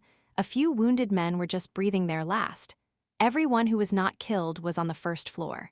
And from there, through the hole in the ceiling, which had formed the entrance of the stairs, a terrific fire burst forth. It was the last of their cartridges. When they were exhausted, when these formidable men on the point of death had no longer either powder or ball, each grasped in his hands 2 of the bottles which Enjolras had reserved, and of which we have spoken, and held the scaling party in check with these frightfully fragile clubs. They were bottles of aquafortis. We relate these gloomy incidents of carnage as they occurred. The besieged man, alas, converts everything into a weapon. Greek fire did not disgrace Archimedes, boiling pitch did not disgrace Bayard. All war is a thing of terror, and there is no choice in it. The musketry of the besiegers, though confined and embarrassed by being directed from below upwards, was deadly. The rim of the hole in the ceiling was speedily surrounded by heads of the slain, whence dripped long, red, and smoking streams. The uproar was indescribable. A close and burning smoke almost produced night over this combat. Words are lacking to express horror when it has reached this pitch. There were no longer men in this conflict, which was now infernal. They were no longer giants matched with colossi. It resembled Milton and Dante rather than Homer. Demons attacked, specters resisted. It was heroism become monstrous. Chapter 23, Orestes fasting and Pylades drunk. At length, by dint of mounting on each other's backs, aiding themselves with the skeleton of the staircase, climbing up the walls, clinging to the ceiling, slashing away at the very brink of the trapdoor, the last one who offered resistance, a score of assailants, soldiers, National Guardsmen, municipal guardsmen in utter confusion, the majority disfigured by wounds in the face during that redoubtable ascent. Blinded by blood, furious, rendered savage, made an eruption into the apartment on the first floor. There they found only one man still on his feet, Enjolras. Without cartridges, without sword, he had nothing in his hand now but the barrel of his gun whose stock he had broken over the head of those who were entering. He had placed the billiard table between his assailants and himself. He had retreated into the corner of the room, and there, with haughty eye and head borne high, with this stump of a weapon in his hand, he was still so alarming as to speedily create an empty space around him. A cry arose. He is the leader. It was he who slew the artilleryman. It is well that he has placed himself there. Let him remain there. Let us shoot him down on the spot. Shoot me, said Enjolras. And flinging away his bit of gun barrel, and folding his arms, he offered his breast. The audacity of a fine death always affects men. As soon as Enjolras folded his arms and accepted his end, the din of strife ceased in the room, and this chaos suddenly stilled into a sort of sepulchral solemnity. The menacing majesty of Enjolras, disarmed and motionless, appeared to oppress this tumult, and this young man, haughty, bloody, and charming, who alone had not a wound, who was as indifferent as an invulnerable being, seemed, by the authority of his tranquil glance, to constrain this sinister rabble to kill him respectfully. His beauty, at that moment augmented by his pride, was resplendent, and he was fresh and rosy after the fearful 24 hours which had just elapsed, as though he could no more be fatigued than wounded. It was of him, possibly, that a witness spoke afterwards before the council of war. There was an insurgent whom I heard called Apollo. A National Guardsman who had taken aim at Enjolras lowered his gun, saying, "It seems to me that I am about to shoot a flower." 12 men formed into a squad in the corner opposite Enjolras and silently made ready their guns. Then a sergeant shouted, "Take aim." An officer intervened. "Wait," and addressing Enjolras, "Do you wish to have your eyes bandaged?" "No." "Was it you who killed the artillery sergeant?" "Yes." Grantaire had waked up a few moments before. Grantaire, it will be remembered, had been asleep ever since the preceding evening in the upper room of the wine shop, seated on a chair and leaning on the table. He realized in its fullest sense the old metaphor of dead drunk. The hideous potion of absinthe porter and alcohol had thrown him into a lethargy. His table being small and not suitable for the barricade, he had been left in possession of it. He was still in the same posture, with his breast bent over the table, his head lying flat on his arms, surrounded by glasses, beer jugs, and bottles. His was the overwhelming slumber of the torpid bear and the satiated leech. Nothing had had any effect upon it, neither the fusillade, nor the cannonballs, nor the grape shot which had made its way through the window into the room where he was, nor the tremendous uproar of the assault. He merely replied to the cannonade, now and then by a snore. He seemed to be waiting there for a bullet which should spare him the trouble of waking. Many corpses were strewn around him, and, at the first glance, there was nothing to distinguish him from those profound sleepers of death. Noise does not rouse a drunken man, silence awakens him. The fall of everything around him only augmented Grantaire's prostration. The crumbling of all things was his lullaby. The sort of halt which the tumult underwent in the presence of Enjolras was a shock to this heavy slumber. It had the effect of a carriage going at full speed, which suddenly comes to a dead stop. The persons dozing within it wake up. Grantaire rose to his feet with a start, stretched out his arms, rubbed his eyes, stared, yawned, and understood. A fit of drunkenness reaching its end resembles a curtain which is torn away. One beholds, at a single glance and as a whole, all that it has concealed. All suddenly presents itself to the memory. And the drunkard who has known nothing of what has been taking place during the last 24 hours has no sooner opened his eyes than he is perfectly informed. Ideas recur to him with abrupt lucidity. The obliteration of intoxication, a sort of steam which has obscured the brain, is dissipated and makes way for the clear and sharply outlined importunity of realities. Relegated, as he was, to one corner and sheltered behind the billiard table, the soldiers whose eyes were fixed on Enjolras had not even noticed Grantaire, and the sergeant was preparing to repeat his order, "Take aim," when all at once they heard a strong voice shout beside them, "Long live the Republic!" "I'm one of them." Grantaire had risen. The immense gleam of the whole combat which he had missed, and in which he had had no part, appeared in the brilliant glance of the transfigured drunken man. He repeated, "Long live the Republic," crossed the room with a firm stride and placed himself in front of the guns beside Enjolras. "Finish both of us at one blow," said he. And turning gently to Enjolras, he said to him, "Do you permit it?" Enjolras pressed his hand with a smile. This smile was not ended when the report resounded. Enjolras, pierced by 8 bullets, remained leaning against the wall, as though the balls had nailed him there. Only his head was bowed. Grantaire fell at his feet, as though struck by a thunderbolt. A few moments later, the soldiers dislodged the last remaining insurgents, who had taken refuge at the top of the house. They fired into the attic through a wooden lattice. They fought under the very roof. They flung bodies, some of them still alive, out through the windows. 2 light infantrymen, who tried to lift the shattered omnibus, were slain by 2 shots fired from the attic. A man in a blouse was flung down from it, with a bayonet wound in the abdomen, and breathed his last on the ground. A soldier and an insurgent slipped together on the sloping slates of the roof, and, as they would not release each other, they fell, clasped in a ferocious embrace. A similar conflict went on in the cellar. Shouts, shots of fierce trampling. Then silence. The barricade was captured. The soldiers began to search the houses round about and to pursue the fugitives. Chapter 24, Prisoner. Marius was, in fact, a prisoner. The hand which had seized him from behind, and whose grasp he had felt at the moment of his fall, and his loss of consciousness, was that of Jean Valjean. Jean Valjean had taken no other part in the combat than to expose himself in it. Had it not been for him, no one, in that supreme phase of agony, would have thought of the wounded. Thanks to him, everywhere present in the carnage, like a providence, those who fell were picked up, transported to the tap room, and cared for. In the intervals, he reappeared on the barricade. But nothing which could resemble a blow, an attack, or even personal defense proceeded from his hands. He held his peace and lent succor. Moreover, he had received only a few scratches. The bullets would have none of him.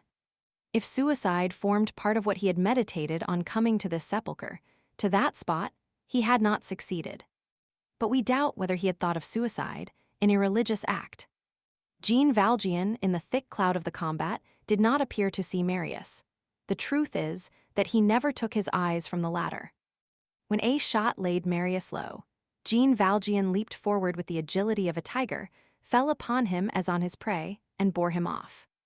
The whirlwind of the attack was, at that moment, so violently concentrated upon Enjolras and upon the door of the wine shop, that no one saw Jean Valjean sustaining the fainting Marius in his arms, traverse the unpaved field of the barricade, and disappear behind the angle of the Corinth building. The reader will recall this angle, which formed a sort of cape on the street. It afforded shelter from the bullets, the grape shot, and all eyes, and a few square feet of space. There is sometimes a chamber which does not burn in the midst of a conflagration, and in the midst of raging seas, beyond a promontory, or at the extremity of a blind alley of shoals, a tranquil nook. It was in this sort of fold, in the interior trapezium of the barricade, that Eponine had breathed her last. There Jean Valjean halted, let Marius slide to the ground, placed his back against the wall, and cast his eyes about him. The situation was alarming. For an instant, for 2 or 3 perhaps, this bit of wall was a shelter, but how was he to escape from this massacre? He recalled the anguish which he had suffered in the Rue Polonceau 8 years before, and in what manner he had contrived to make his escape. It was difficult then, today it was impossible. He had before him that deaf and implacable house, 6 stories in height, which appeared to be inhabited only by a dead man leaning out of his window. He had on his right the rather low barricade, which shut off the Rue de la Petite Truanderie. To pass this obstacle seemed easy, but beyond the crest of the barrier, a line of bayonets was visible. The troops of the line were posted on the watch behind that barricade. It was evident that to pass the barricade was to go in quest of the fire of the platoon, and that any head which should run the risk of lifting itself above the top of that wall of stones would serve as a target for 60 shots. On his left, he had the field of battle. Death lurked round the corner of that wall. What was to be done? Only a bird could have extricated itself from this predicament. And it was necessary to decide on the instant, to devise some expedient, to come to some decision. Fighting was going on a few paces away. Fortunately, all were raging around a single point, the door of the wine shop. But if it should occur to one soldier, to one single soldier, to turn the corner of the house, or to attack him on the flank, all was over. Jean Valjean gazed at the house facing him, he gazed at the barricade at one side of him, then he looked at the ground, with the violence of the last extremity, bewildered, and as though he would have liked to pierce a hole there with his eyes. By dint of staring, something vaguely striking in such an agony began to assume form and outline at his feet, as though it had been a power of glance which made the thing desired unfold. A few paces distant he perceived, at the base of the small barrier so pitilessly guarded and watched on the exterior, beneath a disordered mass of paving stones which partly concealed it, an iron grating, placed flat and on a level with the soil. This grating, made of stout, transverse bars, was about 2 feet square. The frame of paving stones which supported it had been torn up, and it was, as it were, unfastened. Through the bars a view could be had of a dark aperture, something like the flue of a chimney or the pipe of a cistern. Jean Valjean darted forward. His old art of escape rose to his brain like an illumination. To thrust aside the stones, to raise the grating, to lift Marius, who was as inert as a dead body, upon his shoulders, to descend, with this burden on his loins, and with the aid of his elbows and knees into that sort of well, fortunately not very deep, to let the heavy trap, upon which the loosened stones rolled down afresh, fall into its place behind him, to gain his footing on a flagged surface 3 meters below the surface. All this was executed like that which one does in dreams. With the strength of a giant and the rapidity of an eagle, this took only a few minutes. Jean Valjean found himself with Marius, who was still unconscious, in a sort of long, subterranean corridor. There reigned profound peace, absolute silence, night. The impression which he had formerly experienced when falling from the wall into the convent recurred to him. Only what he was carrying today was not Cosette, it was Marius.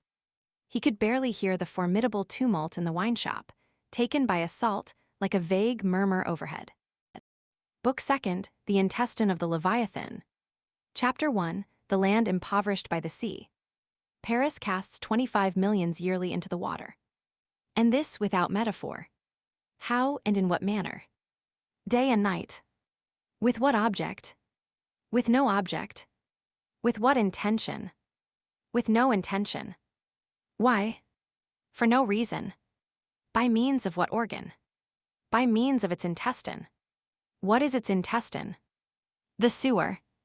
25 millions is the most moderate approximative figure which the valuations of special science have set upon it.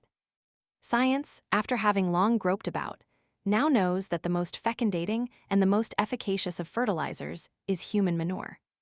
The Chinese, let us confess it to our shame, knew it before us.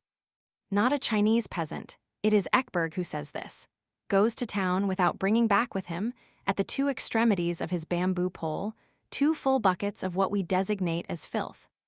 Thanks to human dung, the earth in China is still as young as in the days of Abraham. Chinese wheat yields 100-fold of the seed. There is no guano comparable in fertility with the detritus of a capital. A great city is the most mighty of dung makers. Certain success would attend the experiment of employing the city to manure the plain. If our gold is manure, our manure, on the other hand, is gold. What is done with this golden manure? It is swept into the abyss. Fleets of vessels are dispatched, at great expense, to collect the dung of petrels and penguins at the South Pole, and the incalculable element of opulence which we have on hand, we send to the sea. All the human and animal manure which the world wastes, restored to the land instead of being cast into the water, would suffice to nourish the world. Those heaps of filth at the gate-posts, those tumbrils of mud which jolt through the street by night, those terrible casks of the street department, those fetid drippings of subterranean mire, which the pavements hide from you, do you know what they are? They are the meadow in flower, the green grass, wild thyme, thyme and sage, they are game, they are cattle, they are the satisfied bellows of great oxen in the evening, they are perfumed hay, they are golden wheat, they are the bread on your table, they are the warm blood in your veins, they are health, they are joy, they are life. This is the will of that mysterious creation, which is transformation on earth and transfiguration in heaven.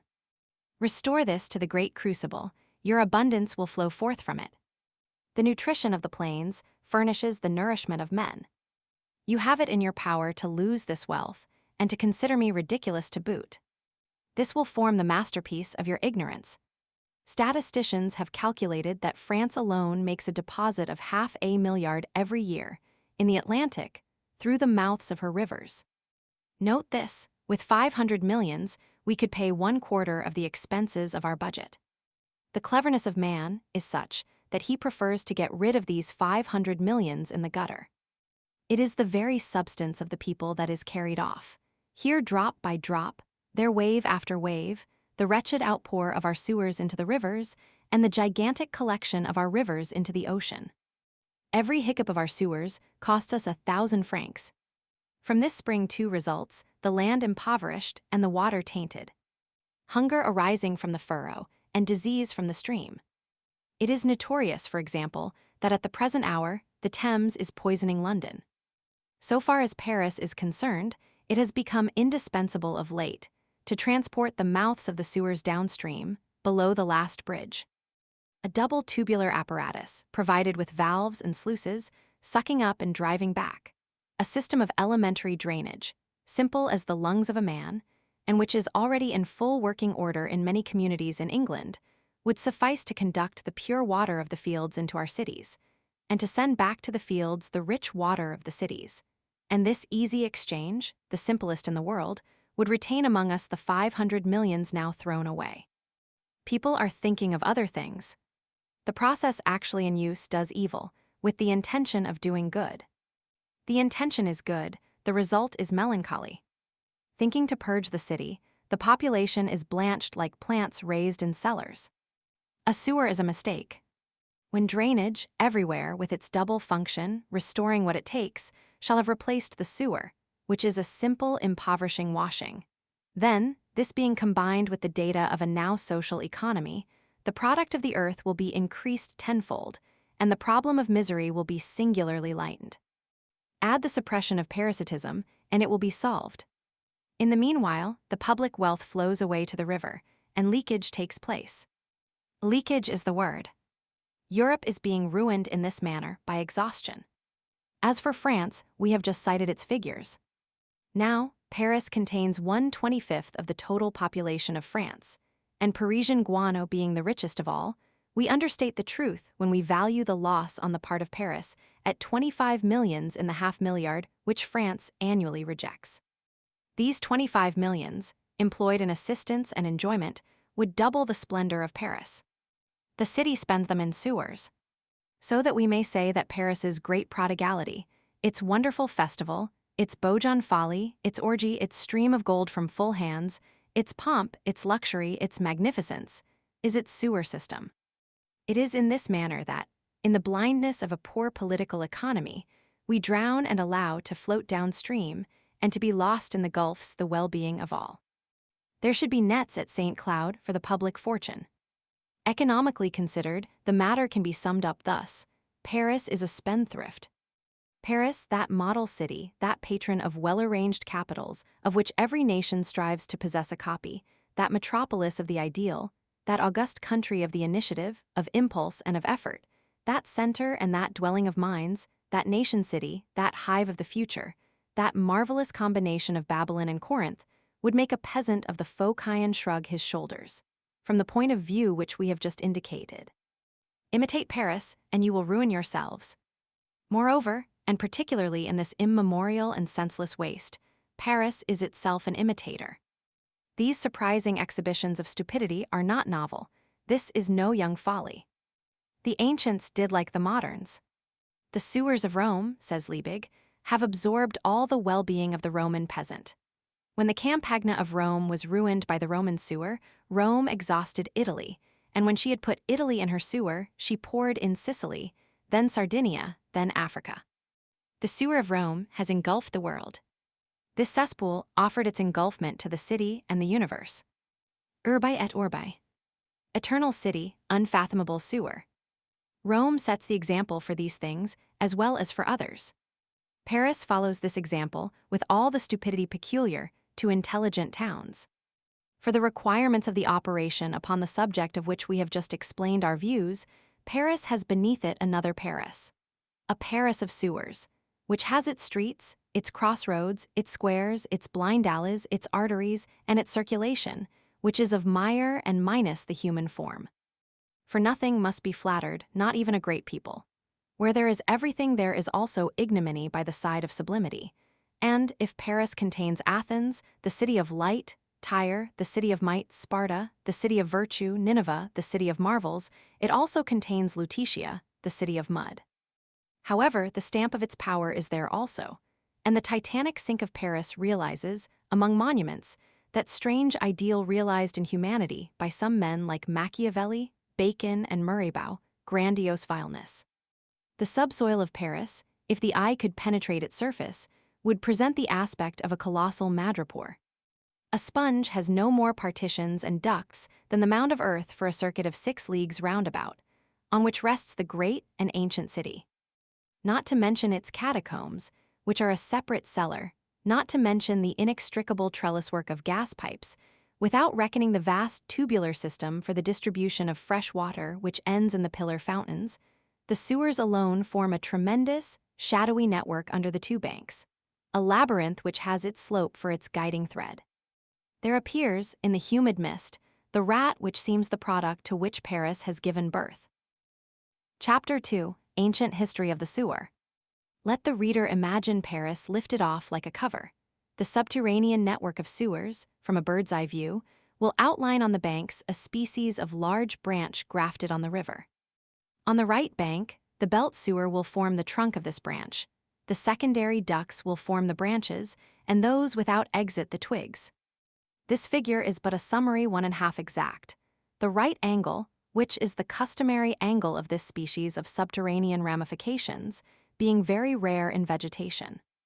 A more accurate image of this strange geometrical plan can be formed by supposing that one is viewing some eccentric Oriental alphabet, as intricate as a thicket, against a background of shadows, and the misshapen letters should be welded one to another in apparent confusion, and as at haphazard, now by their angles, again by their extremities. Sinks and sewers played a great part in the Middle Ages, in the Lower Empire, and in the Orient of old. The masses regarded these beds of decomposition, these monstrous cradles of death, with a fear that was almost religious.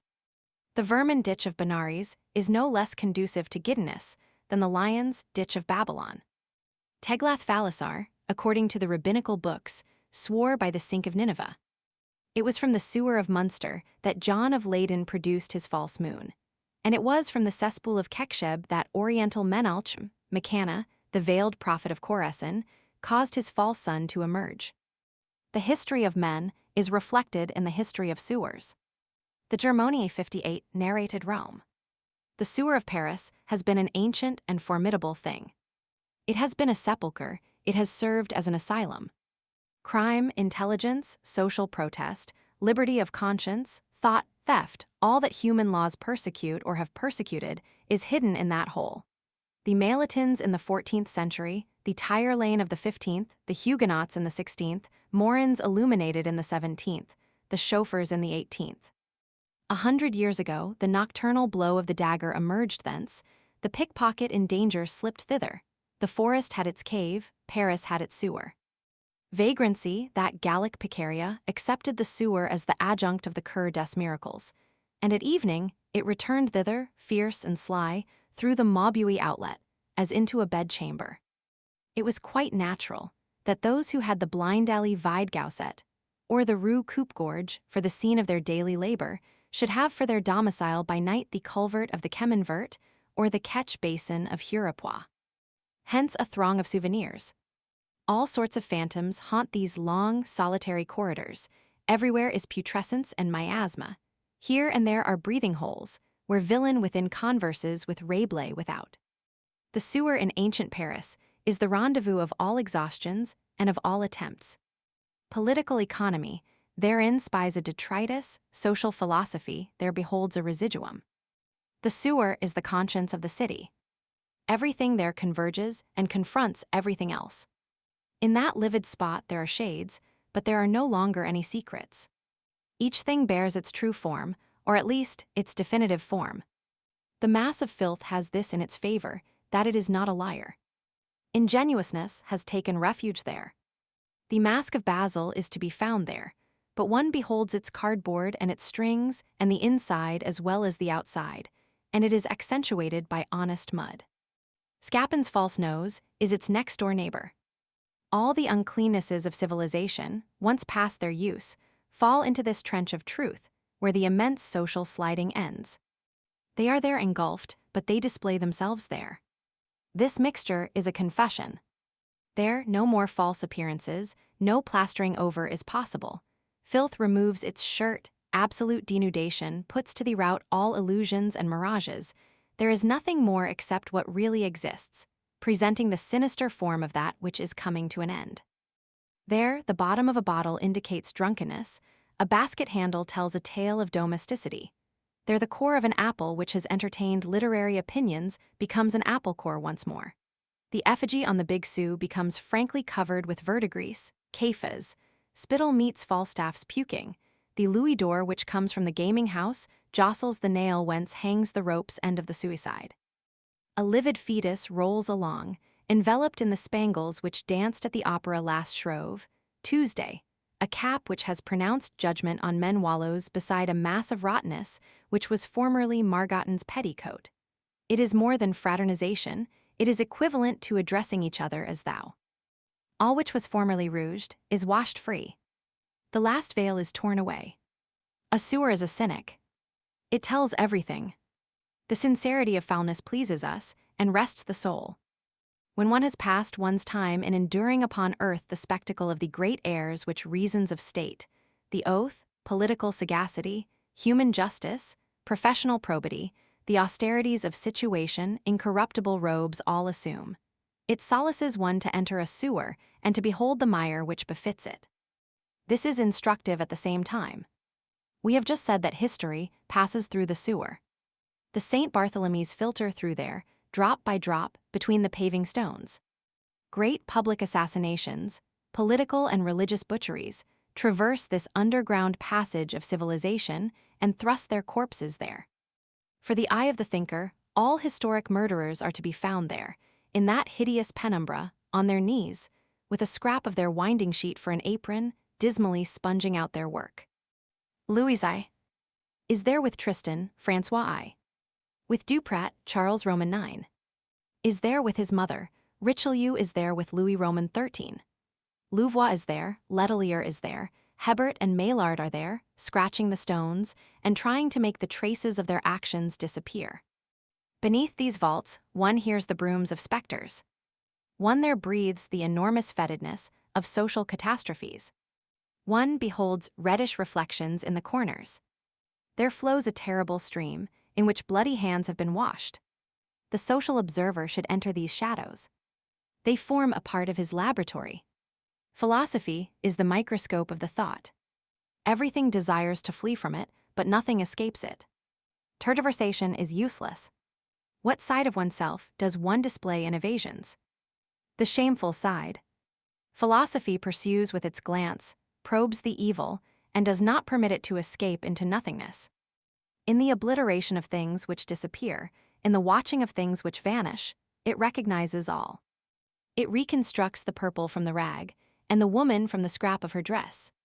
From the cesspool, it reconstitutes the city. From mud, it reconstructs manners. From the potsherd, it infers the amphora or the jug. By the imprint of a fingernail on a piece of parchment, it recognizes the difference which separates the jury of the Judengasse from the jury of the ghetto. It rediscovers in what remains that which has been good, evil, the true, the bloodstain of the palace, the inkblot of the cavern, the drop of sweat from the brothel, trials undergone, temptations welcomed, orgies cast forth, the turn which characters have taken as they became abased, the trace of prostitution in souls of which their grossness rendered them capable, and on the vesture of the porters of Rome the mark of Messalina's elbowing. Chapter 3, Bruneseau. The sewer of Paris in the Middle Ages was legendary. In the 16th century, Henry Roman II attempted a bore which failed. Not 100 years ago, the cesspool, Mercier attests the fact, was abandoned to itself, and fared as best it might. Such was this ancient Paris, delivered over to quarrels, to indecision and to gropings. It was tolerably stupid for a long time. Later on, 89 showed how understanding comes to cities. But in the good, old times, the capital had not much head. It did not know how to manage its own affairs either morally or materially, and could not sweep out filth any better than it could abuses. Everything presented an obstacle, everything raised a question. The sewer, for example, was refractory to every itinerary. One could no more find one's bearings in the sewer than one could understand one's position in the city, above the unintelligible, below the inextricable. Beneath the confusion of tongues there reigned the confusion of caverns. Daedalus backed up Babel. Sometimes the Paris sewer took a notion to overflow, as though this misunderstood Nile were suddenly seized with a fit of rage. There occurred, infamous to relate, inundations of the sewer. At times, that stomach of civilization digested badly, the cesspool flowed back into the throat of the city, and Paris got an aftertaste of her own filth. These resemblances of the sewer to remorse had their good points. They were warnings, very badly accepted, however. The city waxed indignant at the audacity of its mire and did not admit that the filth should return. Drive it out better.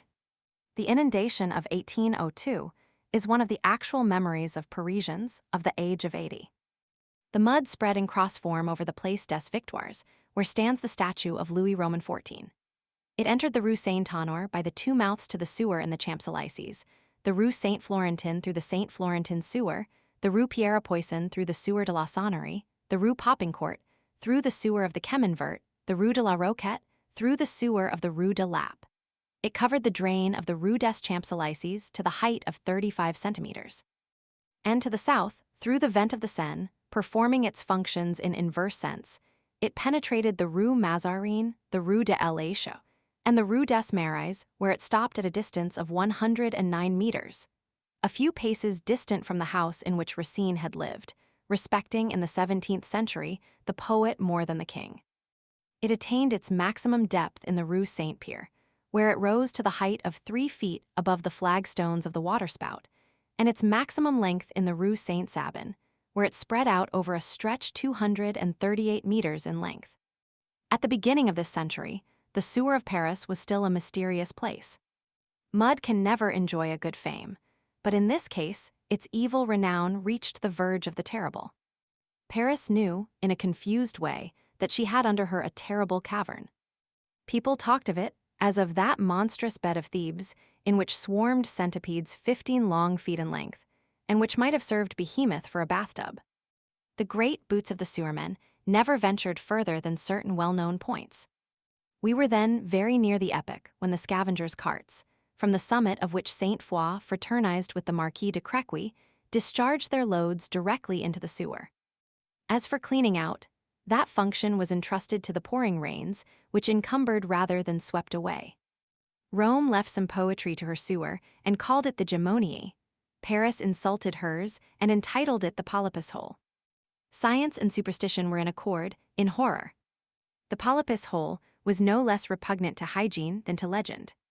The goblin was developed under the fetid covering of the Mouffetard sewer. The corpses of the marmosets had been cast into the sewer de la Barillerie. Fagon attributed the redoubtable malignant fever of 1685 to the great hiatus of the sewer of the Marais, which remained yawning until 1833 in the Rue Saint-Louis, almost opposite the sign of the Gallant Messenger. The mouth of the sewer of the Rue de la Mortellerie was celebrated for the pestilences which had their source there. With its grating of iron, with points simulating a row of teeth, it was like a dragon's maw in that fatal street, breathing forth hell upon men. The popular imagination seasoned the somber Parisian sink with some indescribably hideous intermixture of the infinite. The sewer had no bottom. The sewer was the lower world. The idea of exploring these leprous regions did not even occur to the police. To try that unknown thing, to cast the plummet into that shadow, to set out on a voyage of discovery in that abyss, who would have dared? It was alarming. Nevertheless, someone did present himself. The cesspool had its Christopher Columbus. One day, in 1805, during one of the rare apparitions which the emperor made in Paris, the minister of the Interior, some Decrez or Cretet or other, came to the master's intimate levee. In the carousel there was audible the clanking of swords of all those extraordinary soldiers of the great Republic and of the great Empire. Then Napoleon's door was blocked with heroes, men from the Rhine, from the Escaut, from the Adige, and from the Nile, companions of Joubert, of Desaix, of Marceau, of Hoche, of Kleber. The arrow-steers of Fleurus, the grenadiers of Mayence, the pontoon-builders of Genoa, hussars whom the pyramids had looked down upon, artillerists whom Junot's cannonball had spattered with mud, cuirassiers who had taken by assault the fleet lying at anchor in the Zuyder Zee. Some had followed Bonaparte upon the bridge of Lodi, others had accompanied Murat in the trenches of Mantua, others had preceded Lannes in the hollow road of Montebello. The whole army of that day was present there, in the courtyard of the Tuileries, represented by a squadron or a platoon, and guarding Napoleon in repose, and that was the splendid epoch when the Grand Army had Marengo behind it and Austerlitz before it. "Sire," said the Minister of the Interior to Napoleon, "yesterday I saw the most intrepid man in your empire." "What man is that?" said the Emperor brusquely, "and what has he done?" "He wants to do something, sire." "What is it?" "To visit the sewers of Paris." This man existed, and his name was Bruneseau. Chapter 4. The visit took place. It was a formidable campaign, a nocturnal battle against pestilence and suffocation. It was, at the same time, a voyage of discovery. One of the survivors of this expedition, an intelligent workingman who was very young at the time, related curious details with regard to it, several years ago, which Bruneseau thought himself obliged to omit in his report to the prefect of police, as unworthy of official style. The processes of disinfection were, at that epoch, extremely rudimentary. Hardly had Bruneseau crossed the first articulations of that subterranean network, when 8 laborers out of the 20 refused to go any further. The operation was complicated. The visit entailed the necessity of cleaning. Hence it was necessary to cleanse and at the same time to proceed. To note the entrances of water, to count the gratings and the vents, to lay out in detail the branches, to indicate the currents at the point where they parted, to define the respective bounds of the divers' basins, to sound the small sewers grafted on the principal sewer, to measure the height under the keystone of each drain, and the width at the spring of the vaults as well as at the bottom, in order to determine the arrangements with regard to the level of each water entrance, either of the bottom of the arch, or on the soil of the street. They advanced with toil. The lanterns pined away in the foul atmosphere. From time to time, a fainting sewerman was carried out. At certain points, there were precipices. The soil had given away, the pavement had crumbled, the sewer had changed into a bottomless well. They found nothing solid. A man disappeared suddenly. They had great difficulty in getting him out again. On the advice of Fourcroy, they lighted large cages filled with tow steeped in resin, from time to time, in spots which had been sufficiently disinfected. In some places, the wall was covered with misshapen fungi. One would have said tumors. The very stone seemed diseased within this unbreathable atmosphere. Bruneseau, in his exploration, proceeded downhill. At the point of separation of the 2 water conduits of the Grand Hurleur, he deciphered upon a projecting stone the date of 1550. This stone indicated the limits where Philibert Delorme, charged by Henry Roman II, with visiting the subterranean drains of Paris, had halted. This stone was the mark of the 16th century on the sewer. Bruneseau found the handiwork of the 17th century once more in the Ponceau drain of the old Rue Ville du Temple, vaulted between 1600 and 1650, and the handiwork of the 18th in the western section of the collecting canal, walled and vaulted in 1740. These 2 vaults, especially the less ancient, that of 1740, were more cracked and decrepit than the masonry of the belt sewer, which dated from 1412, an epoch when the brook of fresh water of Menilmontant was elevated to the dignity of the Grand Sewer of Paris, an advancement analogous to that of a peasant who should become first valet de chambre to the king, something like Grosjean transformed into Lebel. Here and there, particularly beneath the courthouse, they thought they recognized the hollows of ancient dungeons, excavated in the very sewer itself. Hideous and pace. An iron neck collar was hanging in one of these cells. They walled them all up. Some of their finds were singular. Among others, the skeleton of an orang-outan who had disappeared from the Jardin des Plantes in 1800, a disappearance probably connected with the famous and indisputable apparition of the devil in the Rue des Bernardins in the last year of the 18th century. The poor devil had ended by drowning himself in the sewer. Beneath this long, arched drain which terminated at the Archie Marion, a perfectly preserved ragpicker's basket excited the admiration of all connoisseurs.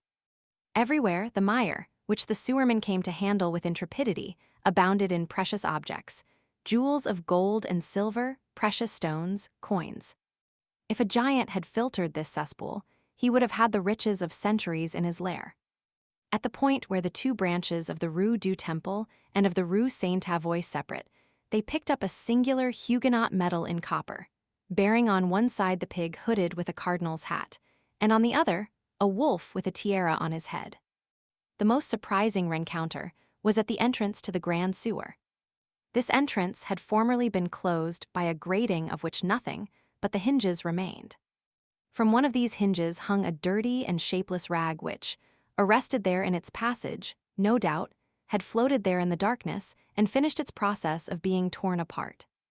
Bruneseau held his lantern close to this rag and examined it. It was of very fine batiste, and in one of the corners, less frayed than the rest, they made out a heraldic coronet and embroidered above these 7 letters: lavbesp. The crown was the coronet of a marquis, and the 7 letters signified laubespine. They recognized the fact that what they had before their eyes was a morsel of the shroud of Marat. Marat in his youth had had amorous intrigues. This was when he was a member of the household of the Comte d'Artois, in the capacity of physician to the stables. From these love affairs, historically proved with a great lady, he had retained this sheet as a waif or a souvenir.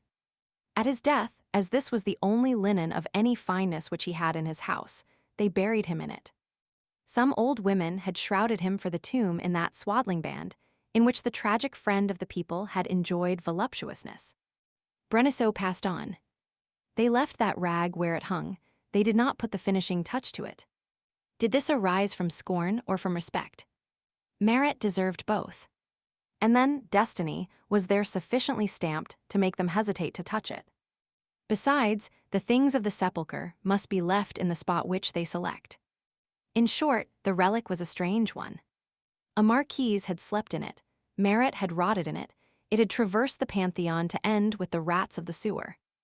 This chamber rag, of which Watteau would formerly have joyfully sketched every fold, had ended in becoming worthy of the fixed gaze of Dante. The whole visit to the subterranean stream of filth of Paris lasted 7 years, from 1805 to 1812. As he proceeded, Bruneseau drew, directed, and completed considerable works. In 1808 he lowered the arch of the Ponceau, and everywhere creating new lines, he pushed the sewer in 1809 under the Rue Saint-Denis as far as the Fountain of the Innocents, in 1810 under the Rue Froidmanteau and under the Salpêtrière, in 1811 under the Rue Neuve-des-Petits-Spiers, under the Rue du Mail, under the Rue de l'Écharpe, under the Place Royale. In 1812 under the Rue de la Paix, and under the Chaussee d'Antin. At the same time, he had the whole network disinfected and rendered healthful. In the second year of his work, Bruneseau engaged the assistance of his son-in-law Nargaud. It was thus that, at the beginning of the century, ancient society cleansed its double bottom and performed the toilet of its sewer. There was that much clean, at all events. Tortuous, cracked, unpaved, full of fissures, intersected by gullies, jolted by eccentric elbows, mounting and descending illogically, fetid, wild, fierce, submerged in obscurity, with cicatrices on its pavements and scars on its walls, terrible. Such was, retrospectively viewed, the antique sewer of Paris.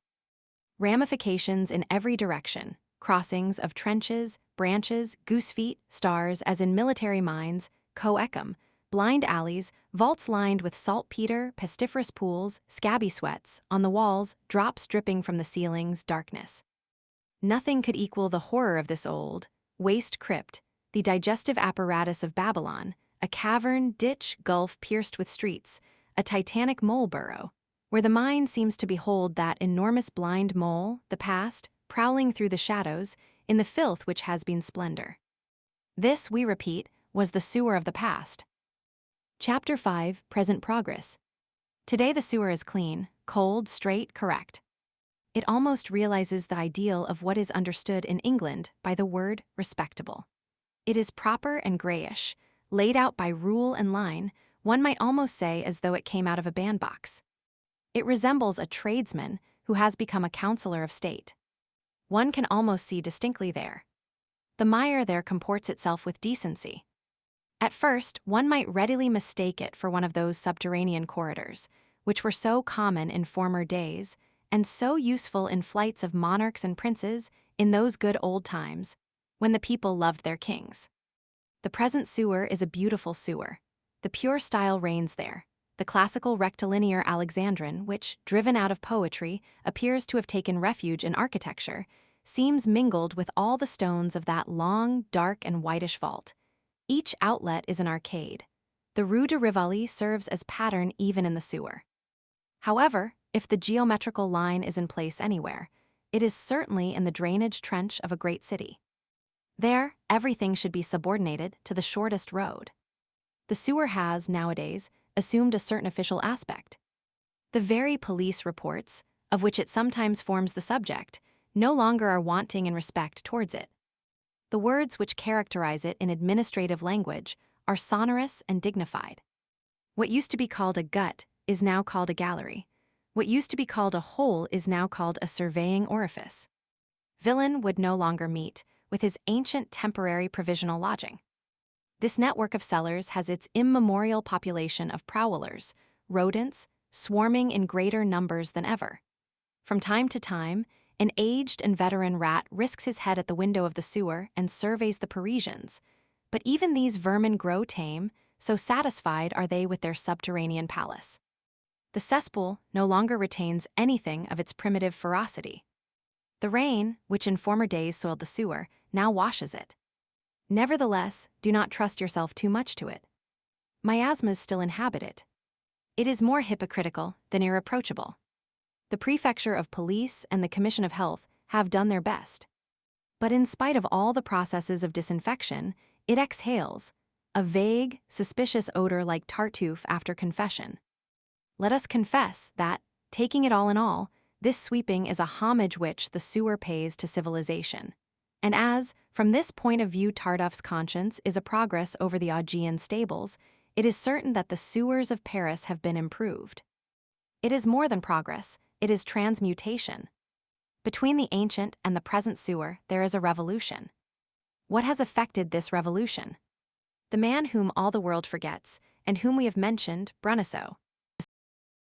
Chapter 6, Future Progress. The excavation of the sewer of Paris has been no slight task. The last 10 centuries have toiled at it without being able to bring it to a termination, any more than they have been able to finish Paris. The sewer, in fact, receives all the countershocks of the growth of Paris. Within the bosom of the earth, it is a sort of mysterious polyp with 1,000 antennae, which expands below as the city expands above. Every time that the city cuts a street, the sewer stretches out an arm. The old monarchy had constructed only 23,300 meters of sewers. That was where Paris stood in this respect on the 1st of January, 1806. Beginning with this epoch, of which we shall shortly speak, the work was usefully and energetically resumed and prosecuted. Napoleon built, the figures are curious, 4,804 meters, Louis Roman 18. 5,709, Charles X, 10,836, Louis Philippe, 89,020. The Republic of 1848, 23,381. The present government, 70,500. In all, at the present time, 226,610 meters, 60 leagues of sewers, the enormous entrails of Paris. An obscure ramification ever at work, a construction which is immense and ignored. As the reader sees, the subterranean labyrinth of Paris is today more than 10 times what it was at the beginning of the century. It is difficult to form any idea of all the perseverance and the efforts which have been required to bring this cesspool to the point of relative perfection in which it now is. It was with great difficulty that the ancient monarchical provostship, and, during the last 10 years of the 18th century, the revolutionary mayoralty, had succeeded in perforating the 5 leagues of sewer which existed previous to 1806. All sorts of obstacles hindered this operation, some peculiar to the soil, others inherent in the very prejudices of the laborious population of Paris. Paris is built upon a soil which is singularly rebellious to the pick, the hoe, the bore, and to human manipulation. There is nothing more difficult to pierce and to penetrate than the geological formation, upon which is superposed the marvelous historical formation, called Paris. As soon as work in any form whatsoever is begun, and adventures upon this stretch of alluvium, subterranean resistances abound. There are liquid clays, springs, hard rocks, and those soft and deep quagmires which special science calls moutards. 59 The pick advances laboriously through the calcareous layers, alternating with very slender threads of clay, and schistose beds in plates encrusted with oyster shells, the contemporaries of the pre-Adamite oceans. Sometimes a rivulet suddenly bursts through a vault that has been begun and inundates the laborers, or a layer of marl is laid bare and rolls down with the fury of a cataract, breaking the stoutest supporting beams like glass. Quite recently, at Villette, when it became necessary to pass the collecting sewer under the St. Martin Canal without interrupting navigation or emptying the canal, a fissure appeared in the basin of the canal. Water suddenly became abundant in the subterranean tunnel, which was beyond the power of the pumping engines. It was necessary to send a diver to explore the fissure which had been made in the narrow entrance of the Grand Basin, and it was not without great difficulty that it was stopped up. Elsewhere near the Seine, and even at a considerable distance from the river, as for instance, at Belleville, Grandrue, and Lumiere Passage, quicksands are encountered in which one sticks fast, and in which a man sinks visibly. Add suffocation by miasmas, burial by slides, and sudden crumbling of the earth. Add the typhus, with which the workmen become slowly impregnated. In our own day, after having excavated the gallery of Clichy, with a banquette to receive the principal water conduit of Arc, a piece of work which was executed in a trench 10 meters deep, after having, in the midst of landslides, and with the aid of excavations often putrid, and of shoring up, vaulted the beaver from the Boulevard de l'Hôpital as far as the Seine. After having, in order to deliver Paris from the floods of Montmartre, and in order to provide an outlet for that river-like pool 9 hectares in extent, which crouched near the Barrière des Martyrs, after having, let us state, constructed the line of sewers from the Barrière Blanche to the road of Aubervilliers in 4 months, working day and night at a depth of 11 meters. After having, a thing heretofore unseen, made a subterranean sewer in the Rue Bar-du-Bec without a trench, 6 meters below the surface, the superintendent Monod died. After having vaulted 3,000 meters of sewer in all quarters of the city, from the Rue Traversière Saint-Anton to the Rue de l'Ursine, after having freed the Carrefour Senzier-Mouffetard from inundations of rain by means of the branch of the Arbalete, after having built the St. George's sewer, on rock and concrete in the fluid sands, after having directed the formidable lowering of the flooring of the vault timber in the Notre Dame de Nazareth branch, Dulot the engineer died. There are no bulletins for such acts of bravery as these, which are more useful, nevertheless, than the brutal slaughter of the field of battle. The sewers of Paris in 1832 were far from being what they are today. Bruneseau had given the impulse, but the cholera was required to bring about the vast reconstruction which took place later on. It is surprising to say, for example, that in 1821, a part of the belt sewer called the Grand Canal, as in Venice, still stood stagnating uncovered to the sky, in the Rue des Gourds. It was only in 1821 that the city of Paris found in its pocket the 260,080 francs and 6 centimes required for covering this mass of filth. The 3 absorbing wells of the Combat, the Canette, and Saint-Mandé, with their discharging mouths, their apparatus, their cesspools, and their depuratory branches, only date from 1836.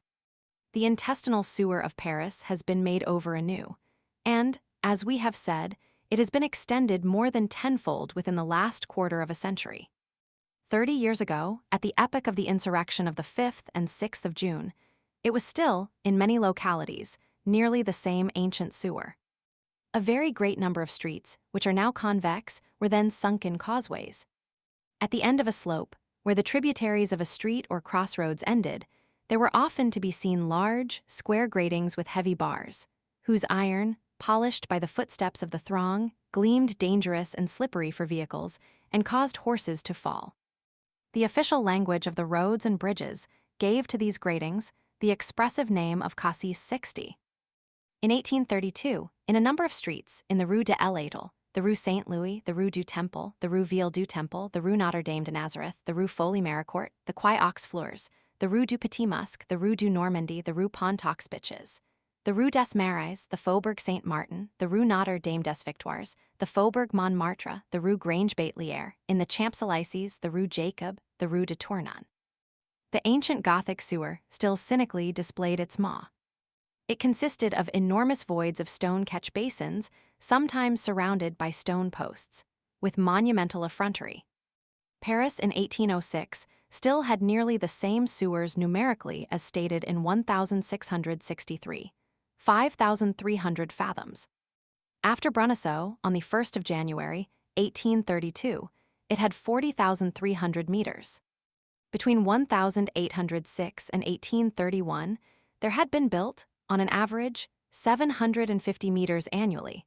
Afterwards, 8 and even 10,000 meters of galleries were constructed every year, in masonry, of small stones, with hydraulic mortar which hardens under water, on a cement foundation.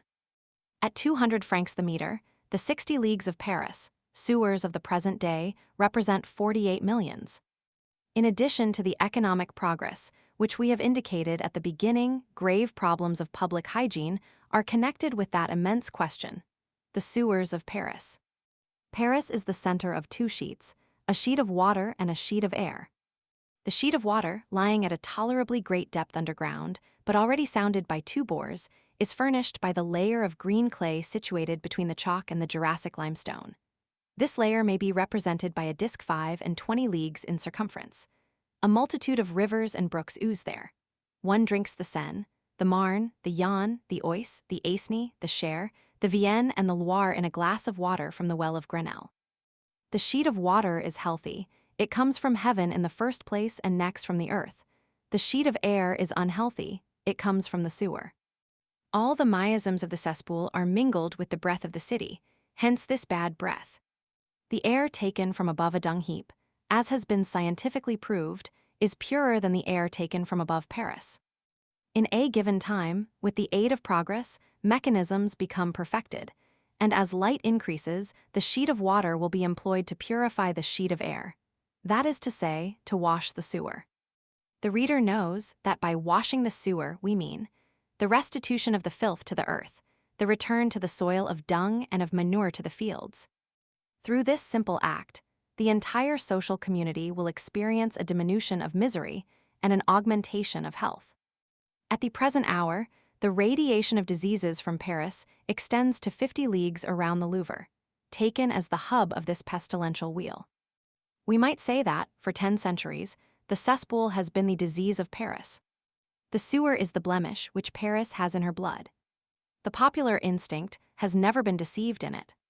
The occupation of sewermen was formerly almost as perilous, and almost as repugnant to the people, as the occupation of knacker, which was so long held in horror and handed over to the executioner. High wages were necessary to induce a mason to disappear in that fetid mine. The ladder of the cesspool cleaner hesitated to plunge into it.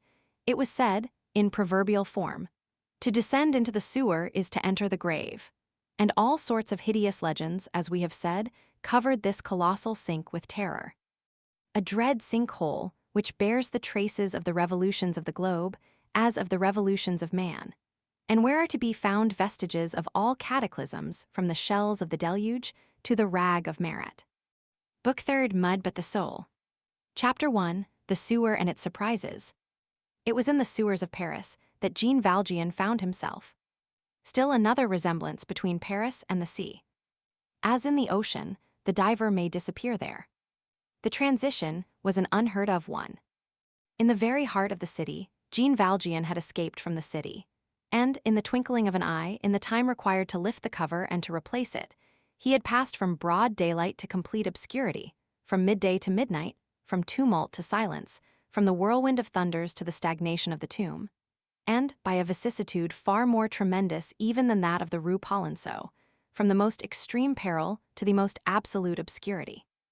An abrupt fall into a cavern, a disappearance into the secret trapdoor of Paris, to quit that street where death was on every side for that sort of sepulchre where there was life, was a strange instant.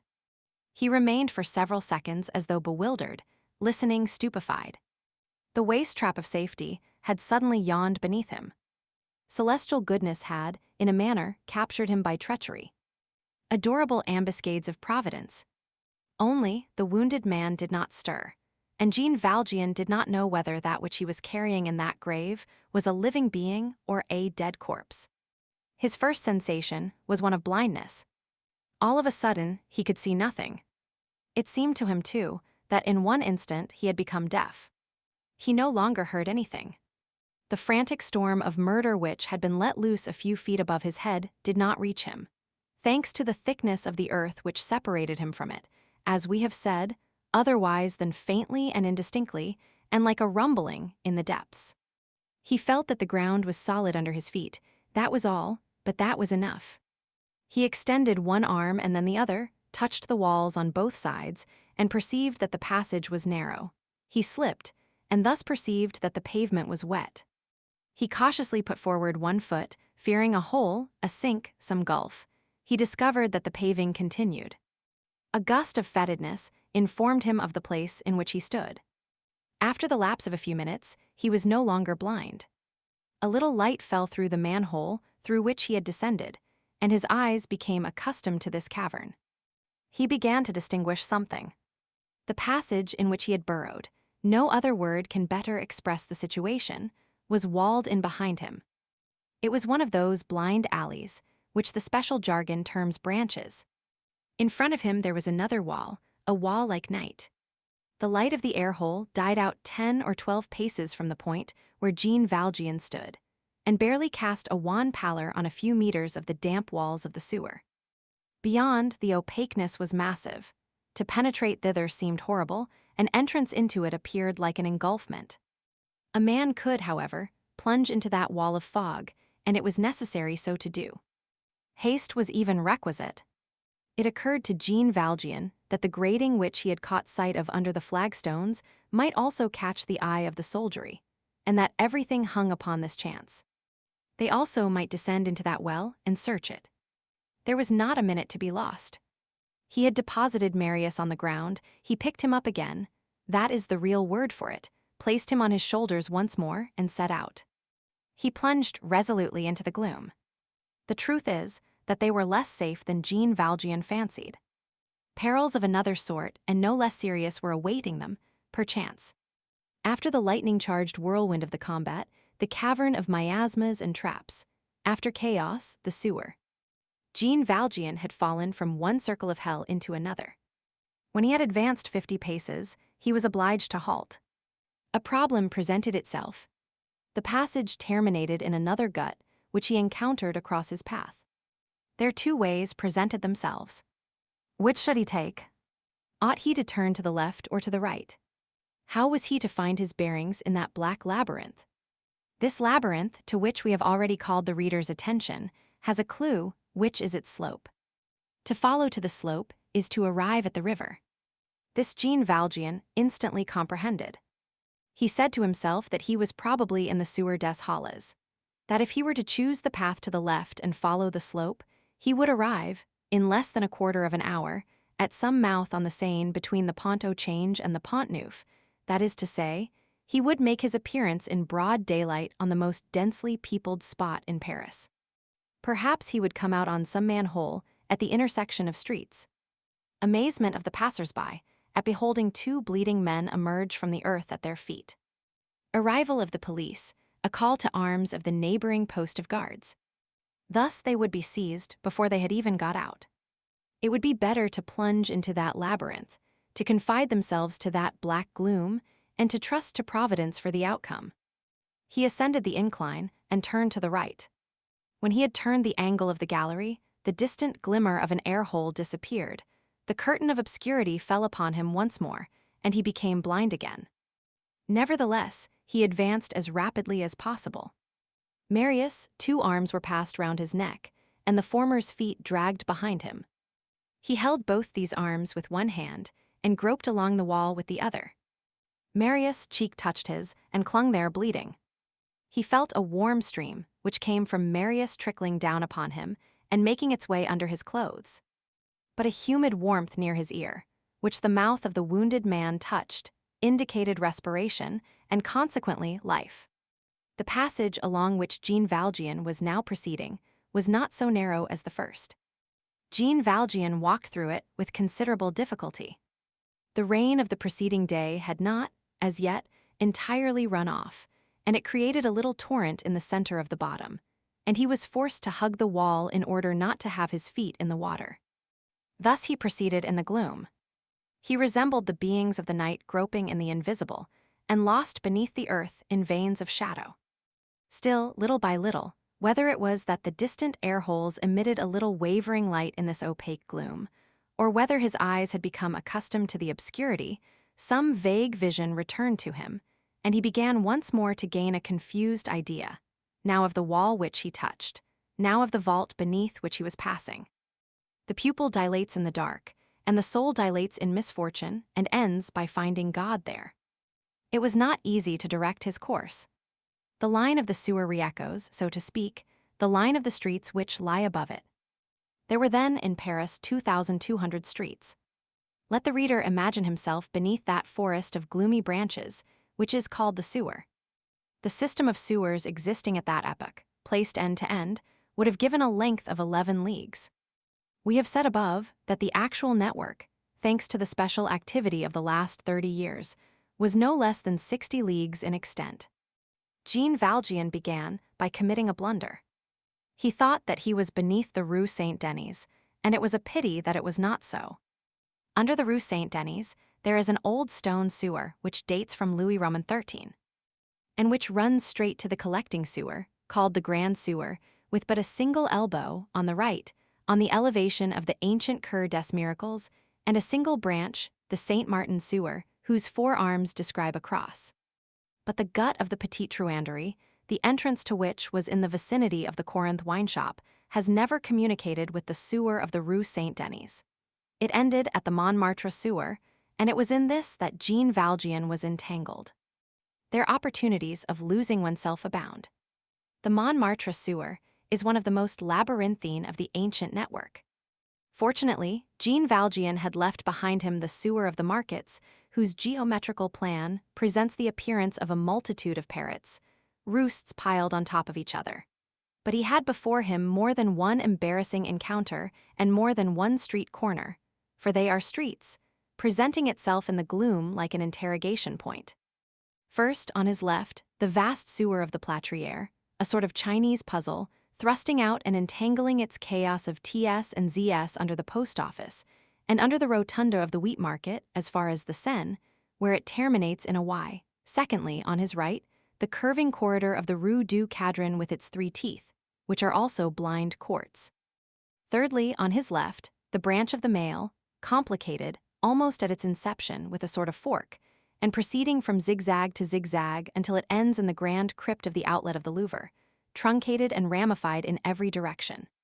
And lastly, the blind alley of a passage of the Rue des Jauneurs, without counting little ducts here and there, before reaching the belt sewer, which alone could conduct him to some issue sufficiently distant to be safe. Had Jean Valjean had any idea of all that we have here pointed out, he would speedily have perceived, merely by feeling the wall, that he was not in the subterranean gallery of the Rue Saint-Denis. Instead of the ancient stone, instead of the antique architecture, haughty and royal even in the sewer, with pavement and string courses of granite and mortar costing 800 livres the fathom, he would have felt under his hand contemporary cheapness, economical expedience. Porous stone filled with mortar on a concrete foundation, which costs 200 francs the meter, and the bourgeois masonry known as a petit matériaux, small stuff. But of all this he knew nothing. He advanced with anxiety, but with calmness, seeing nothing, knowing nothing, buried in chance, that is to say, engulfed in providence. By degrees, we will admit, a certain horror seized upon him. The gloom which enveloped him penetrated his spirit. He walked in an enigma. This aqueduct of the sewer is formidable. It interlaces in a dizzy fashion. It is a melancholy thing to be caught in this Paris of shadows. Jean Valjean was obliged to find, and even to invent his route without seeing it. In this unknown, every step that he risked might be his last. How was he to get out? Should he find an issue? Should he find it in time? Would that colossal subterranean sponge with its stone cavities allow itself to be penetrated and pierced? Should he there encounter some unexpected knot in the darkness? Should he arrive at the inextricable and the impassable? Would Marius die there of hemorrhage and he of hunger? Should they end by both getting lost, and by furnishing 2 skeletons in a nook of that night? He did not know. He put all these questions to himself without replying to them. The intestines of Paris form a precipice. Like the prophet, he was in the belly of the monster. All at once he had a surprise. At the most unforeseen moment, and without having ceased to walk in a straight line, he perceived that he was no longer ascending. The water of the rivulet was beating against his heels, instead of meeting him at his toes. The sewer was now descending. Why? Was he about to arrive suddenly at the Seine? This danger was a great one, but the peril of retreating was still greater. He continued to advance. It was not towards the Seine that he was proceeding. The ridge which the soil of Paris forms on its right bank, empties one of its watersheds into the Seine and the other into the Grand Sewer. The crest of this ridge, which determines the division of the waters, describes a very capricious line. The culminating point, which is the point of separation of the currents, is in the Saint-Avoy sewer, beyond the Rue Michel-le-Comte, in the sewer of the Louvre, near the boulevards, and in the Montmartre sewer, near the Halles. It was this culminating point that Jean Valjean had reached. He was directing his course towards the Belt sewer. He was on the right path. But he did not know it. Every time that he encountered a branch, he felt of its angles, and if he found that the opening which presented itself was smaller than the passage in which he was, he did not enter but continued his route, rightly judging that every narrower way must needs terminate in a blind alley, and could only lead him further from his goal, that is to say, the outlet. Thus he avoided the quadruple trap, which was set for him in the darkness by the 4 labyrinths which we have just enumerated. At a certain moment, he perceived that he was emerging from beneath the Paris which was petrified by the uprising, where the barricades had suppressed circulation, and that he was entering beneath the living and normal Paris. Overhead he suddenly heard a noise as of thunder, distant but continuous. It was the rumbling of vehicles. He had been walking for about half an hour, at least according to the calculation which he made in his own mind, and he had not yet thought of rest. He had merely changed the hand with which he was holding Marius. The darkness was more profound than ever, but its very depth reassured him. All at once, he saw his shadow in front of him. It was outlined on a faint, almost indistinct reddish glow, which vaguely empurpled the flooring vault underfoot and the vault overhead, and gilded to his right and to his left the 2 viscous walls of the passage. Stupefied, he turned round. Behind him, in the portion of the passage which he had just passed through, at a distance which appeared to him immense, piercing the dense obscurity, flamed a sort of horrible star which had the air of surveying him. It was the gloomy star of the police, which was rising in the sewer. In the rear of that star 8 or 10 forms were moving about in a confused way, black, upright, indistinct, horrible. Chapter 2, Explanation. On the day of the 6th of June, a battue of the sewers had been ordered. It was feared that the vanquished might have taken to them for refuge, and Prefect Gisquet was to search occult Paris while General Bugeaud swept public Paris. A double and connected operation which exacted a double strategy on the part of the public force, represented above by the army and below by the police. 3 squads of agents and sewermen explored the subterranean drain of Paris, the first on the right bank, the second on the left bank, the third in the city. The agents of police were armed with carabines, with bludgeons, swords, and poignards. That which was directed at Jean Valjean at that moment was the lantern of the patrol of the right bank.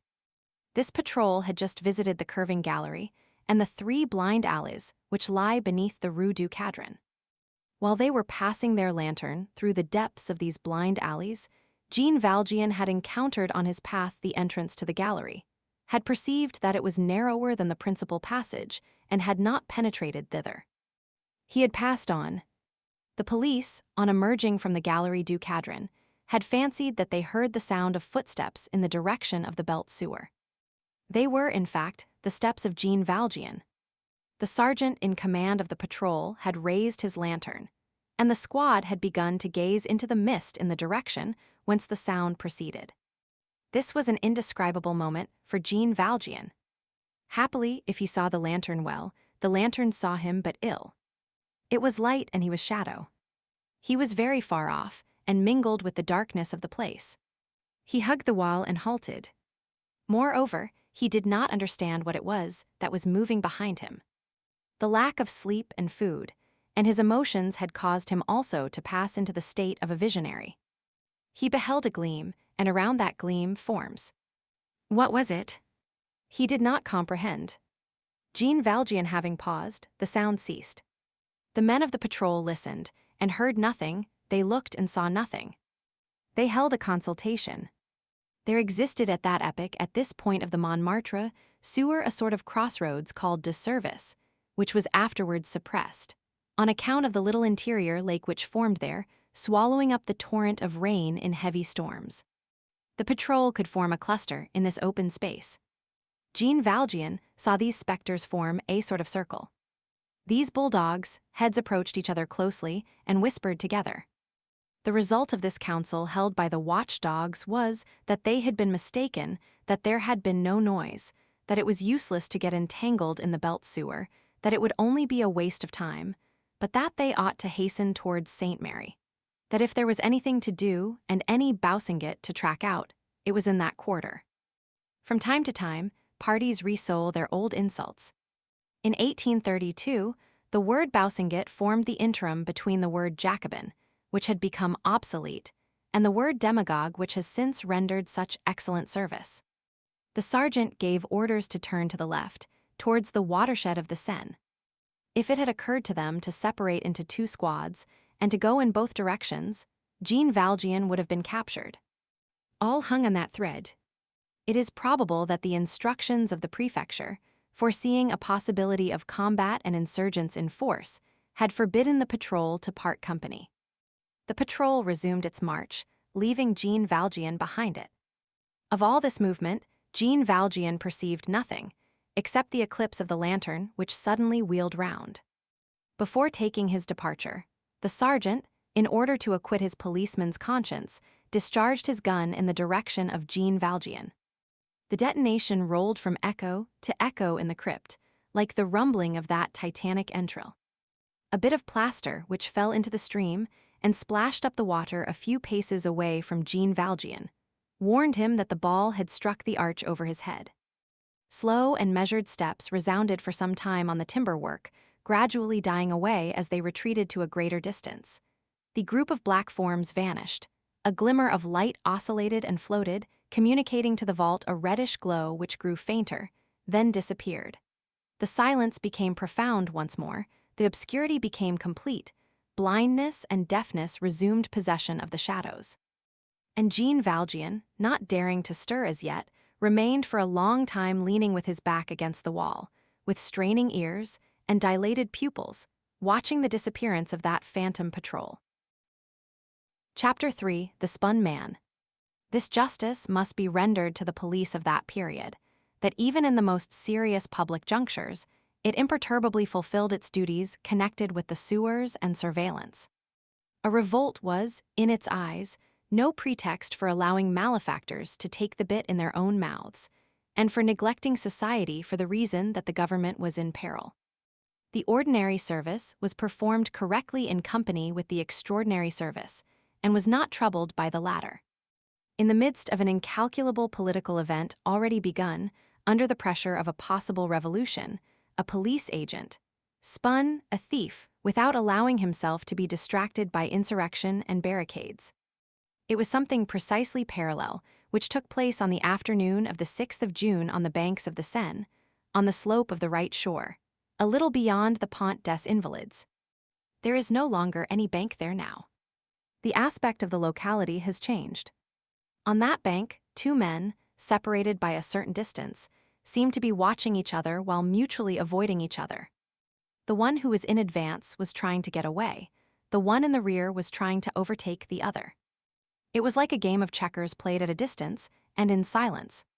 Neither seemed to be in any hurry, and both walked slowly, as though each of them feared by too much haste to make his partner redouble his pace. One would have said that it was an appetite following its prey, and purposely without wearing the air of doing so. The prey was crafty and on its guard. The proper relations between the hunted polecat and the hunting dog were observed.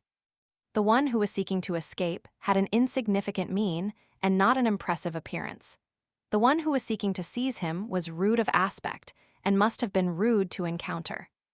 The first, conscious that he was the more feeble, avoided the second, but he avoided him in a manner which was deeply furious. Anyone who could have observed him would have discerned in his eyes the somber hostility of flight and all the menace that fear contains.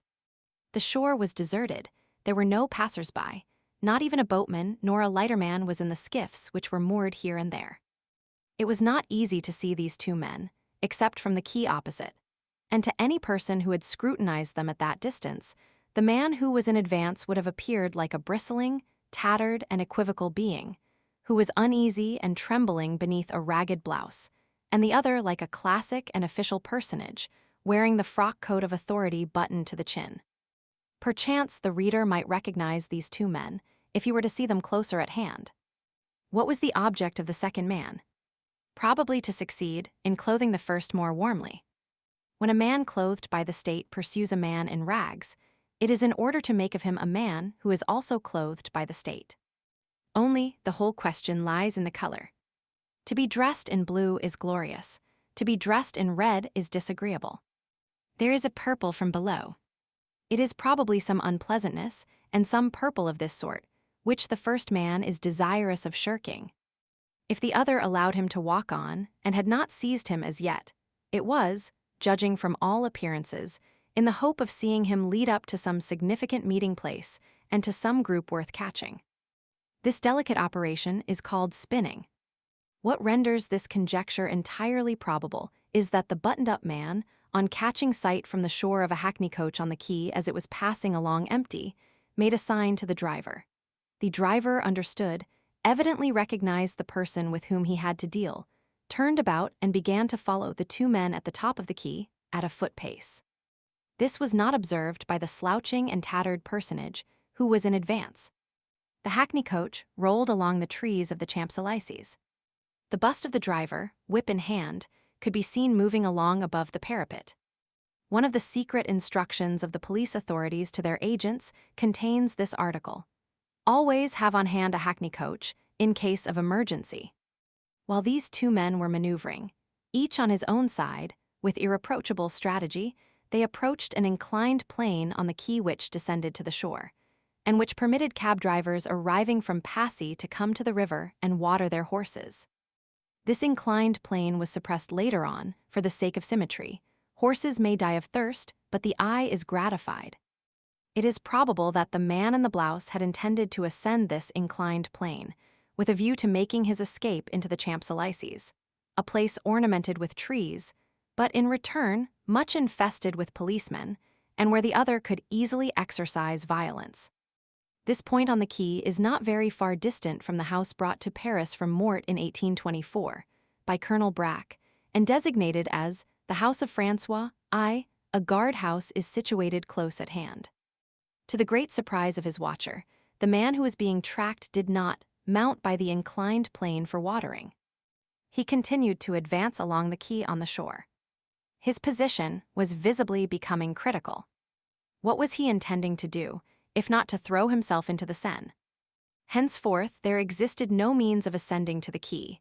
There was no other inclined plane, no staircase, and they were near the spot marked by the bend in the Seine towards the Pont de Iéna, where the bank, growing constantly narrower, ended in a slender tongue and was lost in the water. There he would inevitably find himself blocked between the perpendicular wall on his right, the river on his left and in front of him, and the authorities on his heels. It is true that this termination of the shore was hidden from sight by a heap of rubbish 6 or 7 feet in height, produced by some demolition or other. But did this man hope to conceal himself effectually behind that heap of rubbish, which one need but skirt? The expedient would have been puerile. He certainly was not dreaming of such a thing. The innocence of thieves does not extend to that point. The pile of rubbish formed a sort of projection at the water's edge, which was prolonged in a promontory as far as the wall of the quay. The man who was being followed arrived at this little mound and went round it, so that he ceased to be seen by the other. The latter, as he did not see, could not be seen. He took advantage of this fact to abandon all dissimulation and to walk very rapidly. In a few moments, he had reached the rubbish heap and passed round it. There he halted in sheer amazement. The man whom he had been pursuing was no longer there. Total eclipse of the man in the blouse. The shore, beginning with the rubbish heap, was only about 30 paces long. Then it plunged into the water which beat against the wall of the quay. The fugitive could not have thrown himself into the Seine without being seen by the man who was following him. What had become of him? The man in the buttoned-up coat walked to the extremity of the shore and remained there in thought for a moment, his fists clenched, his eyes searching. All at once he smote his brow. He had just perceived, at the point where the land came to an end and the water began, a large iron grating, low, arched, garnished with a heavy lock and with 3 massive hinges. This grating, a sort of door pierced at the base of the quay, opened on the river as well as on the shore. A blackish stream passed under it. This stream discharged into the Seine. Beyond the heavy, rusty iron bars, a sort of dark and vaulted corridor could be descried. The man folded his arms and stared at the grating with an air of reproach. As this gaze did not suffice, he tried to thrust it aside. He shook it, it resisted solidly. It is probable that it had just been opened, although no sound had been heard, a singular circumstance in so rusty a grating, but it is certain that it had been closed again. This indicated that the man before whom that door had just opened had not a hook but a key. This evidence suddenly burst upon the mind of the man who was trying to move the grating, and evoked from him this indignant ejaculation. "That is too much. A government key." Then, immediately regaining his composure, he expressed a whole world of interior ideas by this outburst of monosyllables accented almost ironically. "Come. Come. Come. Come." That said, and in the hope of something or other, either that he should see the man emerge or other men enter, he posted himself on the watch behind a heap of rubbish with the patient rage of a pointer. The hackney coach, which regulated all its movements on his, had, in its turn, halted on the quay above him, close to the parapet.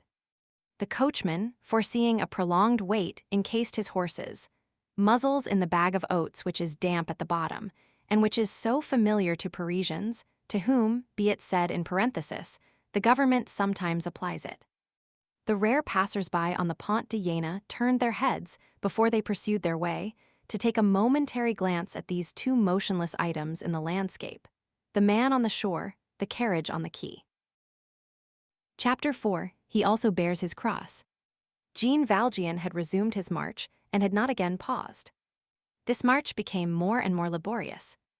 The level of these vaults varies. The average height is about 5 feet, 6 inches, and has been calculated for the stature of a man. Jean Valjean was forced to bend over in order not to strike Marius against the vault. At every step he had to bend, then to rise, and to feel incessantly of the wall. The moisture of the stones and the viscous nature of the timber framework furnished but poor supports to which to cling, either for hand or foot. He stumbled along in the hideous dung-heap of the city. The intermittent gleams from the air holes only appeared at very long intervals, and were so wan that the full sunlight seemed like the light of the moon. All the rest was mist, miasma, opaqueness, blackness. Jean Valjean was both hungry and thirsty, especially thirsty, and this, like the sea, was a place full of water where a man cannot drink. His strength, which was prodigious, as the reader knows, and which had been but little decreased by age, thanks to his chaste and sober life, began to give way, nevertheless. Fatigue began to gain on him, and as his strength decreased, it made the weight of his burden increase. Marius, who was perhaps dead, weighed him down as inert bodies weigh. Jean Valjean held him in such a manner that his chest was not oppressed, and so that respiration could proceed as well as possible. Between his legs, he felt the rapid gliding of the rats. One of them was frightened to such a degree that he bit him. From time to time, a breath of fresh air reached him through the vent holes of the mouths of the sewer, and reanimated him. It might have been 3 hours past midday when he reached the belt sewer. He was, at first, astonished at this sudden widening. He found himself, all at once, in a gallery where his outstretched hands could not reach the 2 walls, and beneath a vault which his head did not touch. The grand sewer is, in fact, 8 feet wide and 7 feet high. At the point where the Montmartre sewer joins the grand sewer, 2 other subterranean galleries, that of the Rue de Provence and that of the abattoir, form a square. Between these 4 ways, a less sagacious man would have remained undecided. Jean Valjean selected the broadest, that is to say, the belt sewer. But here the question again came up, should he descend or ascend? He thought that the situation required haste, and that he must now gain the Seine at any risk. In other terms, he must descend. He turned to the left. It was well that he did so, for it is an error to suppose that the belt sewer has 2 outlets, the one in the direction of Bercy, the other towards Passy, and that it is, as its name indicates, the subterranean girdle of the Paris on the right bank. The grand sewer, which is, it must be remembered, nothing else than the old brook of Menilmontant, terminates, if one ascends it in a blind sack, that is to say, at its ancient point of departure, which was its source, at the foot of the knoll of Menilmontant. There is no direct communication with the branch, which collects the waters of Paris, beginning with the Quartier Popincourt, and which falls into the Seine through the Emilat sewer above the ancient Isle Louviers. This branch, which completes the collecting sewer, is separated from it, under the Rue Menilmontant itself, by a pile which marks the dividing point of the waters, between upstream and downstream. If Jean Valjean had ascended the gallery, he would have arrived, after 1,000 efforts, and broken down with fatigue, and in an expiring condition, in the gloom, at a wall. He would have been lost. In case of necessity, by retracing his steps a little way, and entering the passage of the Fils du Calvaire, on condition that he did not hesitate at the subterranean crossing of the Carrefour Boucherat, and by taking the corridor St. Louis, then the St. Gilles gut on the left, then turning to the right and avoiding the St. Sebastian gallery. He might have reached the Emilat sewer, and thence, provided that he did not go astray in the sort of F which lies under the Bastille, he might have attained the outlet on the Seine near the Arsenal. But in order to do this, he must have been thoroughly familiar with the enormous madrepore of the sewer in all its ramifications and in all its openings. Now we must again insist that he knew nothing of that frightful drain which he was traversing, and had anyone asked him in what he was, he would have answered, in the night. His instinct served him well. To descend was, in fact, possible safety. He left on his right the 2 narrow passages, which branch out in the form of a claw under the Rue Laffitte and the Rue St. George's, and the long, bifurcated corridor of the Chaussee d'Antin. A little beyond an affluent, which was, probably, the Madeleine branch, he halted.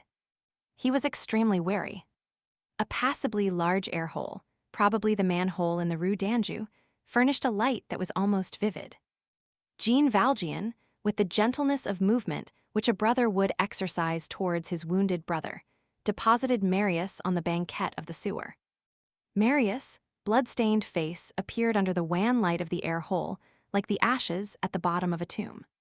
His eyes were closed, his hair was plastered down on his temples like a painter's brushes dried in red wash, his hands hung limp and dead.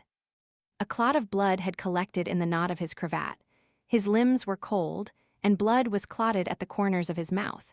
His shirt had thrust itself into his wounds, the cloth of his coat was chafing the yawning gashes in the living flesh. Jean Valjean, pushing aside the garments with the tips of his fingers, laid his hand upon Marius' breast. His heart was still beating. Jean Valjean tore up his shirt, bandaged the young man's wounds as well as he was able and stopped the flowing blood. Then bending over Marius, who still lay unconscious and almost without breathing, in that half-light, he gazed at him with inexpressible hatred. On disarranging Marius' garments, he had found 2 things in his pockets, the roll which had been forgotten there on the preceding evening, and Marius' pocketbook. He ate the roll and opened the pocketbook. On the first page, he found the 4 lines written by Marius. The reader will recall them. My name is Marius Pontmercy. Carry my body to my grandfather, M. Gillenormand, Rue des Fils du Calvaire now. 6 in the Marais. Jean Valjean read these 4 lines by the light of the air-hole, and remained for a moment as though absorbed in thought, repeating in a low tone, Rue des Fils du Calvaire, number 6, Monsieur Gillenormand. He replaced the pocketbook in Marius' pocket. He had eaten, his strength had returned to him. He took Marius up once more upon his back, placed the latter's head carefully on his right shoulder, and resumed his descent of the sewer. The grand sewer, directed according to the course of the valley of Menilmontant, is about 2 leagues long. It is paved throughout a notable portion of its extent. This torch of the names of the streets of Paris, with which we are illuminating for the reader Jean Valjean's subterranean march, Jean Valjean himself did not possess. Nothing told him what zone of the city he was traversing, nor what way he had made. Only the growing pallor of the pools of light which he encountered from time to time indicated to him that the sun was withdrawing from the pavement, and that the day would soon be over. And the rolling of vehicles overhead, having become intermittent instead of continuous, then having almost ceased, he concluded that he was no longer under central Paris. and that he was approaching some solitary region in the vicinity of the outer boulevards or the extreme outer quays. Where there are fewer houses and streets, the sewer has fewer air holes. The gloom deepened around Jean Valjean. Nevertheless, he continued to advance, groping his way in the dark. Suddenly, this darkness became terrible. Chapter 5. In the case of sand as in that of woman, there is a fineness which is treacherous. He felt that he was entering the water, and that he no longer had a pavement under his feet, but only mud. It sometimes happens that on certain shores of Bretagne or Scotland a man, either a traveler or a fisherman, while walking at low tide on the beach far from shore, suddenly notices that for several minutes past, he has been walking with some difficulty. The beach underfoot is like pitch, his soles stick fast to it, it is no longer sand, it is birdlime. The strand is perfectly dry, but at every step that he takes, as soon as the foot is raised, the print is filled with water. The eye, however, has perceived no change. The immense beach is smooth and tranquil, all the sand has the same aspect, nothing distinguishes the soil that is solid from that which is not solid. The joyous little cloud of sand lice continues to leap tumultuously under the feet of the passerby. The man pursues his way, he walks on, turns towards the land, endeavors to approach the shore. He is not uneasy. Uneasy about what? Only he is conscious that the heaviness of his feet seems to be increasing at every step that he takes. All at once he sinks in. He sinks in 2 or 3 inches. Decidedly, he is not on the right road. He halts to get his bearings. Suddenly he glances at his feet. His feet have disappeared. The sand has covered them. He draws his feet out of the sand. He tries to retrace his steps. He turns back. He sinks in more deeply than before. The sand is up to his ankles. He tears himself free from it and flings himself to the left. The sand reaches to mid-leg. He flings himself to the right. The sand comes up to his knees. Then, with indescribable terror, he recognizes the fact that he is caught in a quicksand, and that he has beneath him that frightful medium in which neither man can walk nor fish can swim. He flings away his burden. If he have one, he lightens himself like a ship in distress. It is too late, the sand is above his knees. He shouts, he waves his hat or his handkerchief. The sand continually gains on him. If the beach is deserted, if the land is too far away, if the bank of sand is too ill-famed, there is no hero in the neighborhood, all is over, he is condemned to be engulfed. He is condemned to that terrible interment, long, infallible, implacable, which it is impossible to either retard or hasten, which lasts for hours, which will not come to an end, which seizes you erect, free in the flush of health, which drags you down by the feet, which at every effort that you attempt, at every shout that you utter, draws you a little lower, which has the air of punishing you for your resistance by a redoubled grasp, which forces a man to return slowly to earth, while leaving him time to survey the horizon, the trees, the verdant country, the smoke of the villages on the plain, the sails of the ships on the sea, the birds which fly and sing, the sun and the sky. This engulfment is the sepulchre which assumes a tide, and which mounts from the depths of the earth towards a living man. Each minute is an inexorable layer out of the dead. The wretched man tries to sit down, to lie down, to climb. Every movement that he makes buries him deeper. He straightens himself up, he sinks. He feels that he is being swallowed up. He shrieks, implores, cries to the clouds, wrings his hands, grows desperate. Behold him in the sand up to his belly. The sand reaches to his breast. He is only a bust now. He uplifts his hands, utters furious groans, clenches his nails on the beach, tries to cling fast to that ashes, supports himself on his elbows in order to raise himself from that soft sheath, and sobs frantically. The sand mounts higher. The sand has reached his shoulders, the sand reaches to his throat, only his face is visible now. His mouth cries aloud, the sand fills it, silence. His eyes still gaze forth, the sand closes them, night. Then his brow decreases, a little hair quivers above the sand. A hand projects, pierces the surface of the beach, waves and disappears. Sinister obliteration of a man. Sometimes a rider is engulfed with his horse. Sometimes the carter is swallowed up with his cart, all founders in that strand. It is shipwreck elsewhere than in the water. It is the earth drowning a man. The earth, permeated with the ocean, becomes a pitfall. It presents itself in the guise of a plain, and it yawns like a wave. The abyss is subject to these treacheries. This melancholy fate, always possible on certain sea beaches, was also possible 30 years ago in the sewers of Paris. Before the important works, undertaken in 1833, the subterranean drain of Paris was subject to these sudden slides. The water filtered into certain subjacent strata, which were particularly friable. The footway, which was of flagstones, as in the ancient sewers, or of cement on concrete, as in the new galleries, having no longer an underpinning, gave way. A fold in a flooring of this sort means a crack, means crumbling. The framework crumbled away for a certain length. This crevice, the hiatus of a gulf of mire, was called a fontes in the special tongue. What is a fontes? It is the quicksands of the seashore suddenly encountered under the surface of the earth. It is the beach of Mont Saint Michel in a sewer. The soaked soil is in a state of fusion, as it were. All its molecules are in suspension in soft medium. It is not earth and it is not water. The depth is sometimes very great. Nothing can be more formidable than such an encounter. If the water predominates, death is prompt, the man is swallowed up. If earth predominates, death is slow. Can anyone picture to himself such a death? If being swallowed by the earth is terrible on the seashore, what is it in a cesspool? Instead of the open air, the broad daylight, the clear horizon, those vast sounds, those free clouds whence reigns life, instead of those barks disgrayed in the distance, of that hope under all sorts of forms, of probable passers-by, of succor possible up to the very last moment.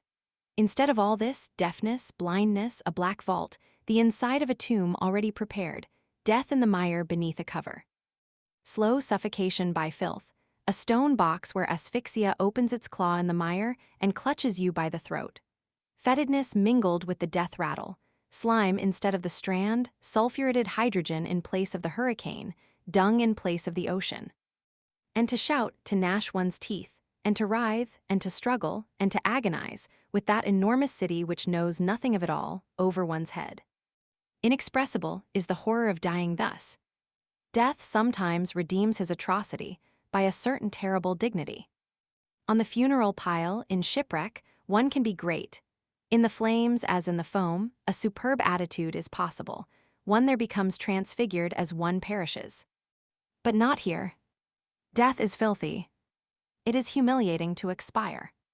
The supreme floating visions are abject. Mud is synonymous with shame. It is petty, ugly, infamous. To die in a butt of Malvoisie, like Clarence, is permissible. In the ditch of a scavenger, like Escableau, is horrible. To struggle therein is hideous. At the same time that one is going through the death agony, one is floundering about. There are shadows enough for hell, and mire enough to render it nothing but a slough, and the dying man knows not whether he is on the point of becoming a spectre or a frog. Everywhere else the sepulchre is sinister, here it is deformed. The depth of the fontes varied, as well as their length and their density, according to the more or less bad quality of the subsoil. Sometimes a fontes was 3 or 4 feet deep, sometimes 8 or 10, sometimes the bottom was unfathomable. Here the mire was almost solid, there almost liquid. In the Lumiere fontes, it would have taken a man a day to disappear, while he would have been devoured in 5 minutes by the Philippot slough. The mire bears up more or less, according to its density. A child can escape where a man will perish. The first law of safety is to get rid of every sort of load. Every sewerman who felt the ground giving way beneath him began by flinging away his sack of tools, or his back basket, or his hod. The fontes were due to different causes. The friability of the soil, some landslip at a depth beyond the reach of man, the violent summer rains, the incessant flooding of winter, long, drizzling showers. Sometimes the weight of the surrounding houses on a marly or sandy soil forced out the vaults of the subterranean galleries and caused them to bend aside, or it chanced that a flooring vault burst and split under this crushing thrust. In this manner, the heaping up of the Parthenon obliterated, a century ago, a portion of the vaults of St. Genevieve Hill. When a sewer was broken in under the pressure of the houses, the mischief was sometimes betrayed in the street above by a sort of space, like the teeth of a saw, between the paving stones. This crevice was developed in an undulating line throughout the entire length of the cracked vault, and then, the evil being visible, the remedy could be promptly applied. It also frequently happened that the interior ravages were not revealed by any external scar, and in that case, woe to the sewermen. When they entered without precaution into the sewer, they were liable to be lost. Ancient registers make mention of several scavengers who were buried in fontes in this manner. They give many names, among others, that of the sewerman who was swallowed up in a quagmire under the manhole of the Rue Carré-Prenant, a certain Blaise Poutrain. This Blaise Poutrain was the brother of Nicolas Poutrain, who was the last grave digger of the cemetery called the Charnier des Innocents in 1785, the epoch when that cemetery expired. There was also that young and charming Vicomte d'Escaublot, of whom we have just spoken, one of the heroes of the siege of Lerida, where they delivered the assault in silk stockings, with violins at their head. D'Escaublot, surprised one night at his cousin's, the Duchesse de Sourdis, was drowned in a quagmire of the Beautreillis sewer, in which he had taken refuge in order to escape from the Duke. Madame de Sourdis, when informed of his death, demanded her smelling bottle and forgot to weep, through sniffling at her salts. In such cases, there is no love which holds fast, the sewer extinguishes it. Hero refuses to wash the body of Leander. Thisbe stops her nose in the presence of Pyramus and says, "Phew." Chapter 6, The Fontes. Jean Valjean found himself in the presence of a fontes. This sort of quagmire was common at that period in the subsoil of the Champs-Élysées, difficult to handle in the hydraulic works and a bad preservative of the subterranean constructions on account of its excessive fluidity. This fluidity exceeds even the inconsistency of the sands of the Quartier Saint-Georges, which could only be conquered by a stone construction on a concrete foundation, and the clay strata, infected with gas, of the Quartier des Martyrs, which are so liquid that the only way in which a passage was effected under the Galerie des Martyrs was by means of a cast-iron pipe.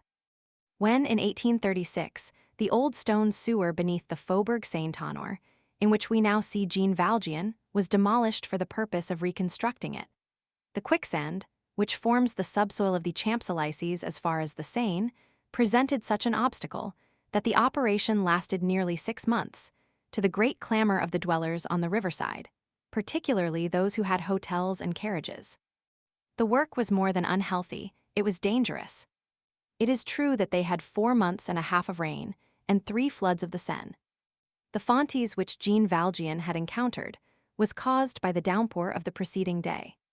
The pavement, badly sustained by the subjacent sand, had given way and had produced a stoppage of the water. Infiltration had taken place, a slip had followed. The dislocated bottom had sunk into the ooze. To what extent? Impossible to say. The obscurity was more dense there than elsewhere. It was a pit of mire in a cavern of night. Jean Valjean felt the pavement vanishing beneath his feet. He entered this slime. There was water on the surface, slime at the bottom. He must pass it. To retrace his steps was impossible. Marius was dying, and Jean Valjean exhausted. Besides, where was he to go? Jean Valjean advanced. Moreover, the pit seemed, for the first few steps, not to be very deep. But in proportion as he advanced, his feet plunged deeper. Soon he had the slime up to his calves and water above his knees. He walked on, raising Marius in his arms, as far above the water as he could. The mire now reached to his knees, and the water to his waist. He could no longer retreat. This mud, dense enough for one man, could not, obviously, uphold two. Marius and Jean Valjean would have stood a chance of extricating themselves singly. Jean Valjean continued to advance, supporting the dying man, who was, perhaps, a corpse. The water came up to his armpits. He felt that he was sinking. It was only with difficulty that he could move in the depth of ooze which he had now reached. The density, which was his support, was also an obstacle. He still held Marius on high, and with an unheard-of expenditure of force, he advanced still, but he was sinking. He had only his head above the water now, and his 2 arms holding up Marius. In the old paintings of the deluge, there is a mother holding her child thus. He sank still deeper, he turned his face to the rear to escape the water, and in order that he might be able to breathe. Anyone who had seen him in that gloom would have thought that what he beheld was a mask floating on the shadows. He caught a faint glimpse above him of the drooping head and livid face of Marius. He made a desperate effort and launched his foot forward. His foot struck something solid, a point of support. It was high time. He straightened himself up and rooted himself upon that point of support with a sort of fury. This produced upon him the effect of the first step in a staircase leading back to life. The point of support, thus encountered in the mire at the supreme moment, was the beginning of the other watershed of the pavement, which had bent but had not given way, and which had curved under the water like a plank and in a single piece. Well-built pavements form a vault and possess this sort of firmness. This fragment of the vaulting, partly submerged but solid, was a veritable inclined plane, and once on this plane he was safe. Jean Valjean mounted this inclined plane and reached the other side of the quagmire. As he emerged from the water, he came in contact with a stone and fell upon his knees. He reflected that this was but just, and he remained there for some time, with his soul absorbed in words addressed to God. He rose to his feet, shivering, chilled, foul-smelling, bowed beneath the dying man whom he was dragging after him, all dripping with slime, and his soul filled with a strange light. Chapter 7. One sometimes runs aground when one fancies that one is disembarking. He set out on his way once more. However, although he had not left his life in the Fontes, he seemed to have left his strength behind him there. That supreme effort had exhausted him. His lassitude was now such that he was obliged to pause for breath every 3 or 4 steps and lean against the wall. Once he was forced to seat himself on the banquette in order to alter Marius' position, and he thought that he should have to remain there. But if his vigor was dead, his energy was not. He rose again. He walked on desperately, almost fast, proceeded thus for 100 paces, almost without drawing breath, and suddenly came in contact with the wall. He had reached an elbow of the sewer, and, arriving at the turn with head bent down, he had struck the wall. He raised his eyes, and at the extremity of the vault, far, very far away in front of him, he perceived a light. This time it was not that terrible light, it was good, white light. It was daylight. Jean Valjean saw the outlet. A damned soul, who, in the midst of the furnace, should suddenly perceive the outlet of Gehenna, would experience what Jean Valjean felt. It would fly wildly, with the stumps of its burned wings, towards that radiant portal. Jean Valjean was no longer conscious of fatigue. He no longer felt Marius. Wait, he found his legs once more of steel. He ran rather than walked. As he approached, the outlet became more and more distinctly defined. It was a pointed arch, lower than the vault, which gradually narrowed, and narrower than the gallery, which closed in as the vault grew lower. The tunnel ended like the interior of a funnel, a faulty construction, imitated from the wickets of penitentiaries, logical in a prison, illogical in a sewer, and which has since been corrected.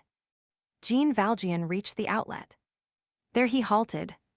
It certainly was the outlet, but he could not get out. The arch was closed by a heavy grating, and the grating, which, to all appearance, rarely swung on its rusty hinges, was clamped to its stone jamb by a thick lock, which, red with rust, seemed like an enormous brick. The keyhole could be seen, and the robust latch, deeply sunk in the iron staple.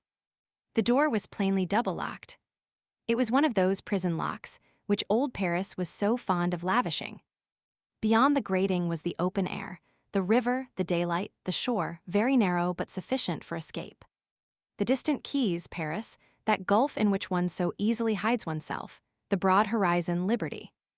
On the right, downstream, the bridge of Jena was discernible. On the left, upstream, the bridge of the Invalids.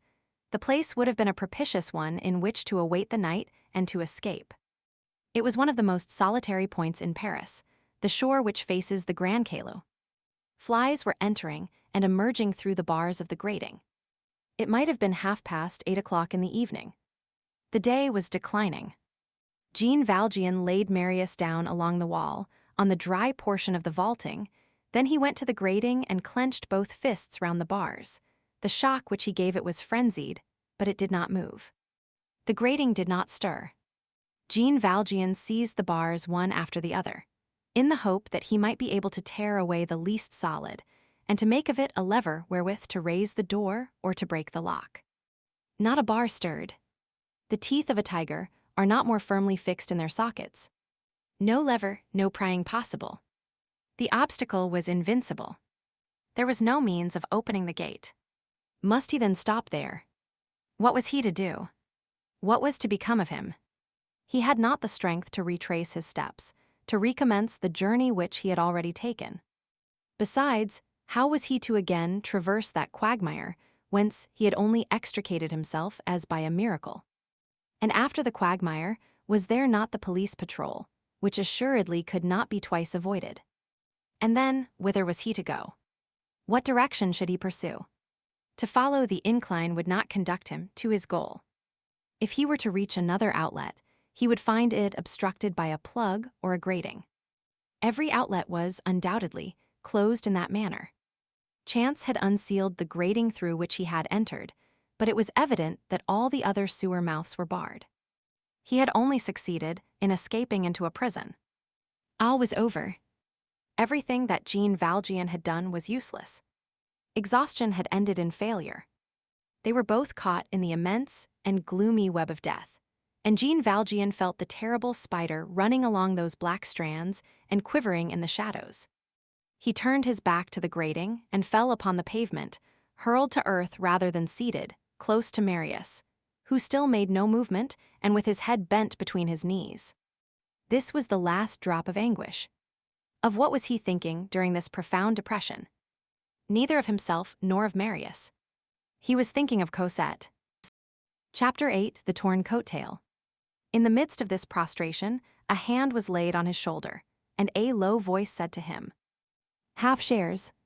Some person in that gloom. Nothing so closely resembles a dream as despair. Jean Valjean thought that he was dreaming. He had heard no footsteps. Was it possible? He raised his eyes. A man stood before him. This man was clad in a blouse. His feet were bare. He held his shoes in his left hand. He had evidently removed them in order to reach Jean Valjean without allowing his steps to be heard. Jean Valjean did not hesitate for an instant. Unexpected as was this encounter, this man was known to him. The man was Thénardier. Although awakened, so to speak, with a start, Jean Valjean, accustomed to alarms, and steeled to unforeseen shocks that must be promptly parried, instantly regained possession of his presence of mind. Moreover, the situation could not be made worse. A certain degree of distress is no longer capable of a crescendo, and Thénardier himself could add nothing to this blackness of this night. A momentary pause ensued. Thénardier, raising his right hand to a level with his forehead, formed with it a shade. Then he brought his eyelashes together, by screwing up his eyes, a motion which, in connection with a slight contraction of the mouth, characterizes the sagacious attention of a man who is endeavoring to recognize another man. He did not succeed. Jean Valjean, as we have just stated, had his back turned to the light, and he was, moreover, so disfigured, so bemired, so bleeding that he would have been unrecognizable in full noonday. On the contrary, illuminated by the light from the grating, a cellar light, it is true, livid, yet precise in its lividness. Thénardier, as the energetic popular metaphor expresses it, immediately leaped into Jean Valjean's eyes. This inequality of conditions sufficed to assure some advantage to Jean Valjean in that mysterious duel, which was on the point of beginning between the two situations and the two men. The encounter took place between Jean Valjean veiled and Thénardier unmasked. Jean Valjean immediately perceived that Thénardier did not recognize him. They surveyed each other for a moment in that half-gloom, as though taking each other's measure. Thénardier was the first to break the silence.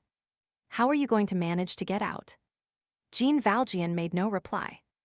Thénardier continued, "It's impossible to pick the lock of that gate. But still, you must get out of this." "That is true," said Jean Valjean. "Well, half shares then." "What do you mean by that?" "You have killed that man, that's all right. I have the key." Thénardier pointed to Marius. He went on, "I don't know you, but I want to help you. You must be a friend." Jean Valjean began to comprehend. Thénardier took him for an assassin. Thénardier resumed. Listen, comrade. You didn't kill that man without looking to see what he had in his pockets. Give me my half. I'll open the door for you. And half drawing from beneath his tattered blouse a huge key, he added, Do you want to see how a key to liberty is made? Look here. Jean Valjean remained stupid. The expression belongs to the elder Corneille to such a degree that he doubted whether what he beheld was real. It was Providence appearing in horrible guise, and his good angel springing from the earth in the form of Thénardier. Thénardier thrust his fist into a large pocket concealed under his blouse, drew out a rope, and offered it to Jean Valjean. Hold on, said he, I'll give you the rope to boot. What is the rope for? You will need a stone also, but you can find one outside. There's a heap of rubbish. What am I to do with a stone? Idiot, you'll want to sling that stiff into the river. You'll need a stone and a rope, otherwise it would float on the water. Jean Valjean took the rope. There is no one who does not occasionally accept in this mechanical way. Thénardier snapped his fingers as though an idea had suddenly occurred to him. Ah, see here, comrade, how did you contrive to get out of that slough yonder? I haven't dared to risk myself in it. Phew. You don't smell good.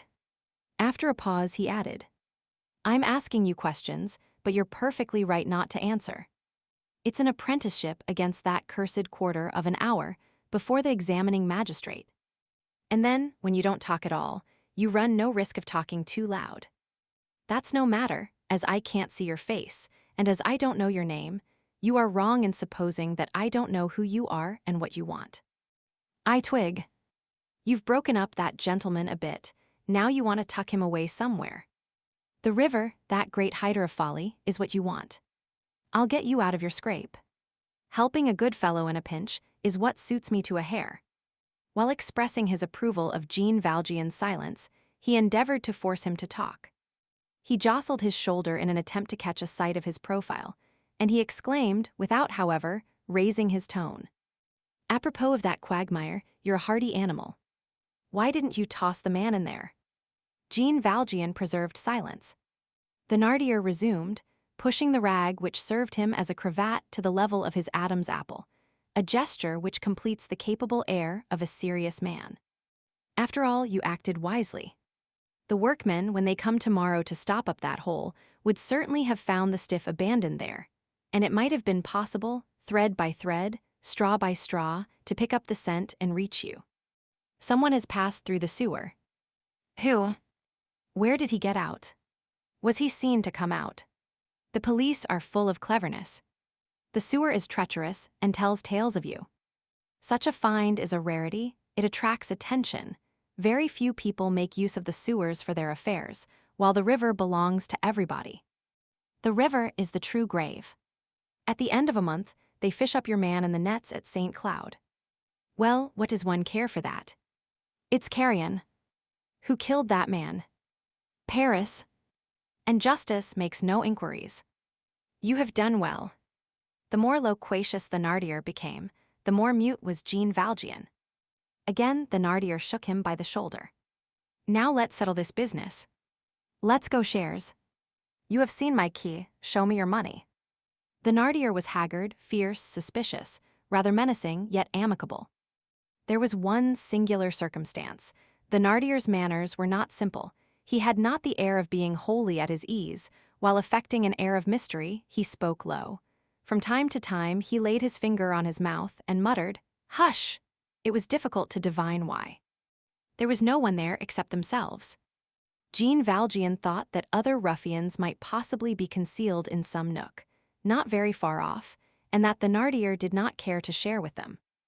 Thénardier resumed. Let's settle up. How much did the stiff have in his bags? Jean Valjean searched his pockets. It was his habit, as the reader will remember, to always have some money about him. The mournful life of expedience to which he had been condemned imposed this as a law upon him. On this occasion, however, he had been caught unprepared. When donning his uniform of a National Guardsman on the preceding evening, he had forgotten, dolefully absorbed as he was, to take his pocketbook. He had only some small change in his fob. He turned out his pocket, all soaked with ooze, and spread out on the banquette of the vault 1 louis d'or, 2 5-franc pieces, and 5 or 6 large sous. Thénardier thrust out his lower lip with a significant twist of the neck. "You knocked him over cheap," said he. He set to feeling the pockets of Jean Valjean and Marius with the greatest familiarity. Jean Valjean, who was chiefly concerned in keeping his back to the light, let him have his way. While handling Marius, Thénardier, with the skill of a pickpocket, and without being noticed by Jean Valjean, tore off a strip which he concealed under his blouse, probably thinking that this morsel of stuff might serve, later on, to identify the assassinated man and the assassin. However, he found no more than the 30 francs. "That's true," said he, "both of you together have no more than that." And forgetting his motto, half shares, he took all. He hesitated a little over the large sous. After due reflection, he took them also, muttering, "Never mind. You cut folks' throats too cheap altogether." That done, he once more drew the big key from under his blouse. "Now, my friend, you must leave. It's like the fair here, you pay when you go out. You have paid, now clear out." And he began to laugh.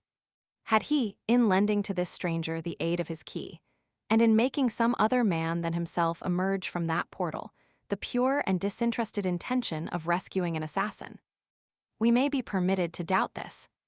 Thénardier helped Jean Valjean to replace Marius on his shoulders.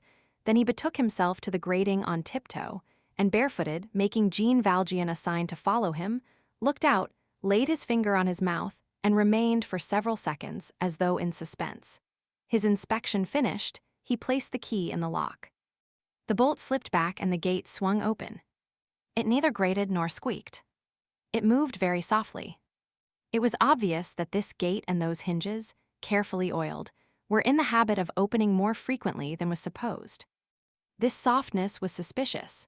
It hinted at furtive goings and comings, silent entrances and exits of nocturnal men, and the wolf-like tread of crime. The sewer was evidently an accomplice of some mysterious band. This taciturn grating was a receiver of stolen goods. Thénardier opened the gate a little way, allowing just sufficient space for Jean Valjean to pass out, closed the grating again, gave the key a double turn in the lock, and plunged back into the darkness, without making any more noise than a breath. He seemed to walk with the velvet paws of a tiger. A moment later, that hideous providence had retreated into the invisibility. Jean Valjean found himself in the open air. Chapter 9. Marius produces on someone who is a judge of the matter the effect of being dead. He allowed Marius to slide down upon the shore.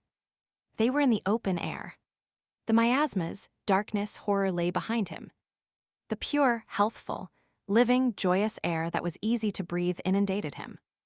Everywhere around him reigned silence, but that charming silence when the sun has set in an unclouded azure sky. Twilight had descended. Night was drawing on, the great deliverer, the friend of all those who need a mantle of darkness that they may escape from an anguish. The sky presented itself in all directions like an enormous calm. The river flowed to his feet with the sound of a kiss. The aerial dialogue of the nests bidding each other good night in the elms of the Champs-Élysées was audible. A few stars, daintily piercing the pale blue of the zenith, and visible to reverie alone, formed imperceptible little splendors amid the immensity. Evening was unfolding over the head of Jean Valjean all the sweetness of the infinite. It was that exquisite and undecided hour which says neither yes nor no. Night was already sufficiently advanced to render it possible to lose oneself at a little distance, and yet there was sufficient daylight to permit of recognition at close quarters. For several seconds, Jean Valjean was irresistibly overcome by that august and caressing serenity. Such moments of oblivion do come to men, suffering refrains from harassing the unhappy wretch. Everything is eclipsed in the thoughts. Peace broods over the dreamer like night, and, beneath the twilight which beams, and in imitation of the sky which is illuminated, the soul becomes studded with stars. Jean Valjean could not refrain from contemplating that vast, clear shadow which rested over him.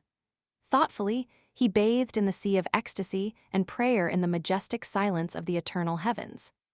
Then he bent down swiftly to Marius, as though the sentiment of duty had returned to him, and, dipping up water in the hollow of his hand, he gently sprinkled a few drops on the latter's face. Marius' eyelids did not open, but his half-open mouth still breathed. Jean Valjean was on the point of dipping his hand in the river once more, when, all at once, he experienced an indescribable embarrassment, such as a person feels when there is someone behind him whom he does not see. We have already alluded to this impression, with which everyone is familiar. He turned round. Someone was, in fact, behind him, as there had been a short while before. A man of lofty stature, enveloped in a long coat, with folded arms, and bearing in his right fist a bludgeon of which the leaden head was visible, stood a few paces in the rear of the spot where Jean Valjean was crouching over Marius. With the aid of the darkness, it seemed a sort of apparition. An ordinary man would have been alarmed because of the twilight, a thoughtful man on account of the bludgeon. Jean Valjean recognized Javert. The reader has divined, no doubt, that Thénardier's pursuer was no other than Javert. Javert, after his unlooked-for escape from the barricade, had betaken himself to the prefecture of police, had rendered a verbal account to the prefect in person in a brief audience, had then immediately gone on duty again, which implied the note, the reader will recollect, which had been captured on his person, a certain surveillance of the shore on the right bank of the Seine near the Champs-Élysées, which had, for some time past, aroused the attention of the police. There he had caught sight of Thénardier and had followed him. The reader knows the rest. Thus it will be easily understood that grating, so obligingly open to Jean Valjean, was a bit of cleverness on Thénardier's part. Thénardier intuitively felt that Javert was still there. The man spied upon has a scent which never deceives him. It was necessary to fling a bone to that sleuth-hound. An assassin, what a godsend! Such an opportunity must never be allowed to slip.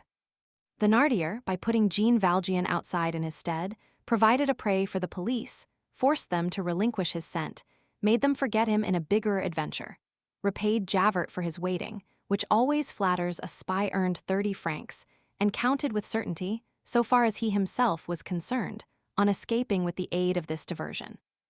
Jean Valjean had fallen from one danger upon another. These two encounters, this falling one after the other, from Thénardier upon Javert, was a rude shock. Javert did not recognize Jean Valjean, who, as we have stated, no longer looked like himself. He did not unfold his arms, he made sure of his bludgeon in his fist by an imperceptible movement, and said in a curt, calm voice, "Who are you?" "I." "Who is I?" "Jean Valjean."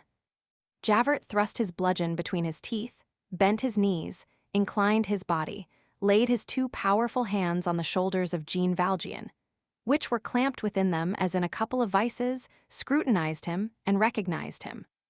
Their faces almost touched. Javert's look was terrible. Jean Valjean remained inert beneath Javert's grasp, like a lion submitting to the claws of a lynx. "Inspector Javert," said he, "you have me in your power. Moreover, I have regarded myself as your prisoner ever since this morning. I did not give you my address with any intention of escaping from you. Take me. Only grant me one favor." Javert did not appear to hear him. He kept his eyes riveted on Jean Valjean.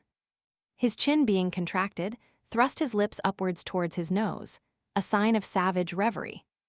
At length he released Jean Valjean, straightened himself stiffly up without bending, grasped his bludgeon again firmly, and, as though in a dream, he murmured rather than uttered this question. "What are you doing here? And who is this man?" He still abstained from addressing Jean Valjean as thou. Jean Valjean replied, and the sound of his voice appeared to rouse Javert. "It is with regard to him that I desire to speak to you.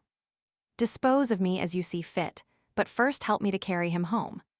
That is all that I ask of you."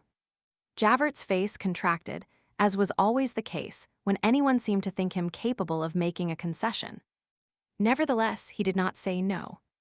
Again he bent over, drew from his pocket a handkerchief which he moistened in the water, and with which he then wiped Marius' blood-stained brow. "This man was at the barricade," said he in a low voice and as though speaking to himself. "He is the one they called Marius. A spy of the first quality who had observed everything, listened to everything, and taken in everything, even when he thought that he was to die, who had played the spy even in his agony, and who, with his elbows leaning on the first step of the sepulchre, had taken notes. He seized Marius' hand and felt his pulse. "He is wounded," said Jean Valjean. "He is a dead man," said Javert. Jean Valjean replied, "No, not yet." "So you have brought him thither from the barricade," remarked Javert. His preoccupation must indeed have been very profound for him not to insist on this alarming rescue through the sewer, and for him not to even notice Jean Valjean's silence after his question. Jean Valjean, on his side, seemed to have but one thought. He resumed, "He lives in the Marais, Rue des Filles du Calvaire, with his grandfather. I do not recollect his name." Jean Valjean fumbled in Marius' coat, pulled out his pocketbook, opened it at the page which Marius had penciled, and held it out to Javert. There was still sufficient light to admit of reading. Besides this, Javert possessed in his eye the feline phosphorescence of night birds. He deciphered the few lines written by Marius and muttered, "Gillenormand, Rue des Filles du Calvaire, no. 6. Then he exclaimed, "Coachman." The reader will remember that the hackney coach was waiting in case of need. Javert kept Marius' pocketbook. A moment later, the carriage, which had descended by the inclined plane of the watering place, was on the shore. Marius was laid upon the back seat, and Javert seated himself on the front seat beside Jean Valjean. The door slammed, and the carriage drove rapidly away, ascending the quays in the direction of the Bastille. They quitted the quays and entered the streets. The coachman, a black form on his box, whipped up his thin horses. A glacial silence reigned in the carriage. Marius, motionless with his body resting in the corner, and his head drooping on his breast, his arms hanging, his legs stiff, seemed to be awaiting only a coffin. Jean Valjean seemed made of shadow, and Javert of stone, and in that vehicle full of night, whose interior, every time that it passed in front of a street lantern, appeared to be turned lividly wan. As by an intermittent flash of lightning, chance had united and seemed to be bringing face to face the three forms of tragic immobility, the corpse, the spectre, and the statue. Chapter 10. Return of the son who was prodigal of his life. At every jolt over the pavement, a drop of blood trickled from Marius' hair. Night had fully closed in when the carriage arrived at No. 6 Rue des Filles du Calvaire. Javert was the first to alight. He made sure with one glance of the number on the carriage gate, and raising the heavy knocker of beaten iron, embellished in the old style, with a male goat and a satyr confronting each other, he gave a violent peal. The gate opened a little way, and Javert gave it a push. The porter half made his appearance yawning, vaguely awake, and with a candle in his hand. Everyone in the house was asleep. People go to bed betimes in the Marais, especially on days when there is a revolt. This good old quarter, terrified at the revolution, takes refuge in slumber, as children, when they hear the bugaboo coming, hide their heads hastily under their coverlet.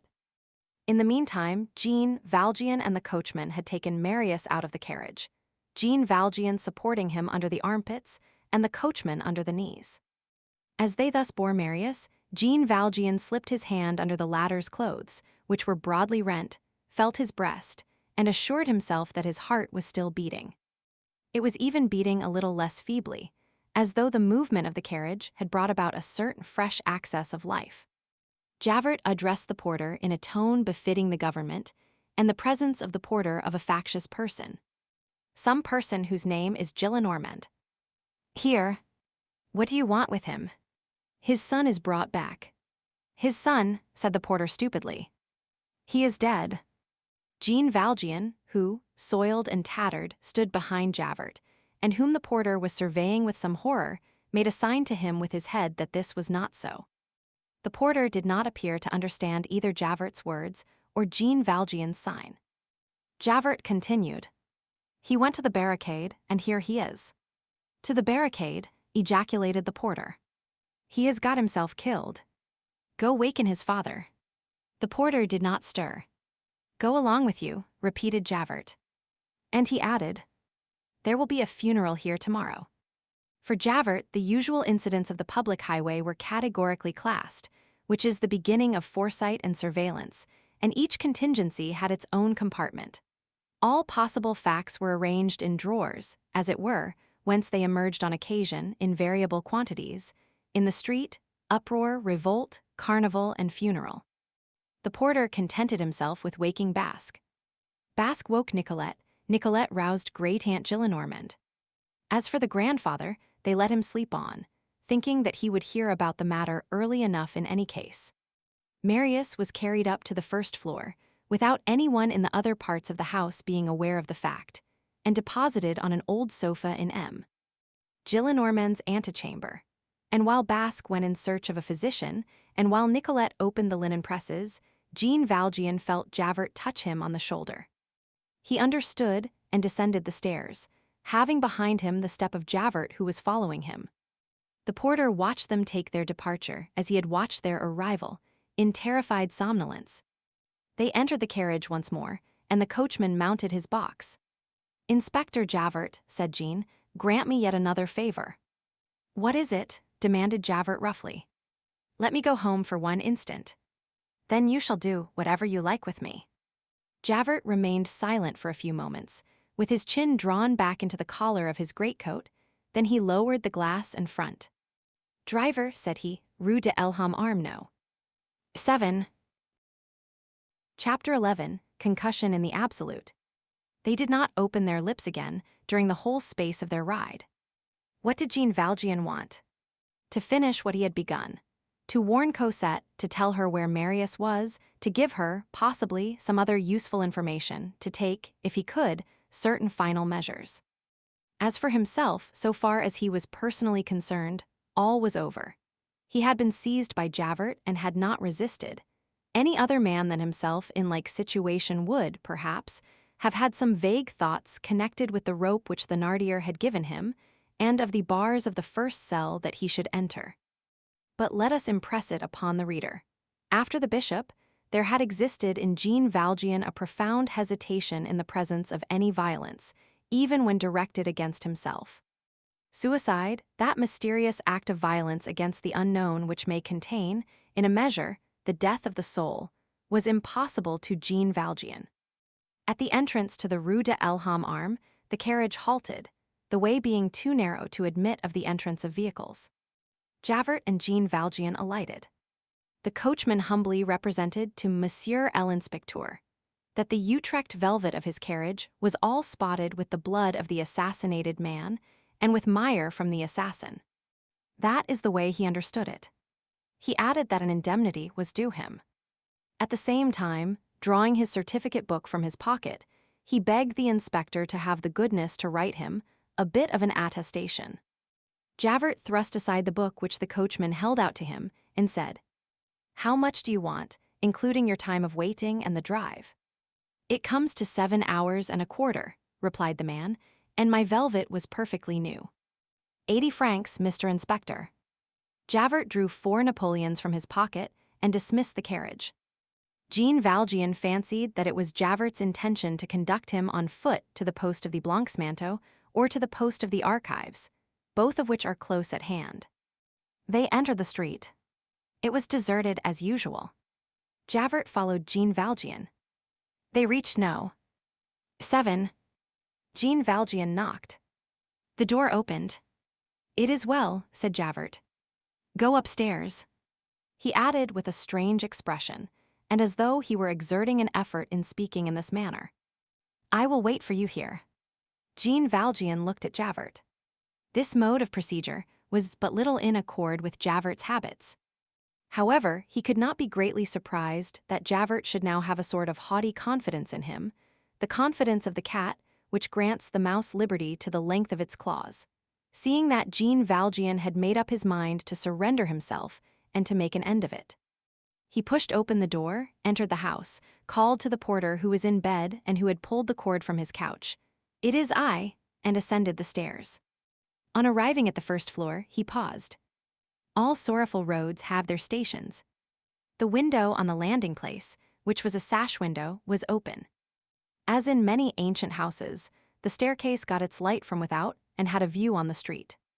The street lantern situated directly opposite cast some light on the stairs, and thus affected some economy in illumination. Jean Valjean, either for the sake of getting the air or mechanically, thrust his head out of this window. He leaned out over the street. It is short, and the lantern lighted it from end to end. Jean Valjean was overwhelmed with amazement. There was no longer anyone there. Javert had taken his departure. Chapter 12, The Grandfather. Basque and the porter had carried Marius into the drawing room, as he still lay stretched out, motionless, on the sofa upon which he had been placed on his arrival. The doctor who had been sent for had hastened thither. Aunt Gillenormand had risen. Aunt Gillenormand went and came, in a fright, wringing her hands and incapable of doing anything but saying, "Heavens! Is it possible?"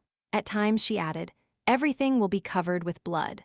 When her first horror had passed off, a certain philosophy of the situation penetrated her mind and took form in the exclamation, "It was bound to end in this way." She did not go so far as, "I told you so," which is customary on this sort of occasion. At the physician's orders, a camp bed had been prepared beside the sofa.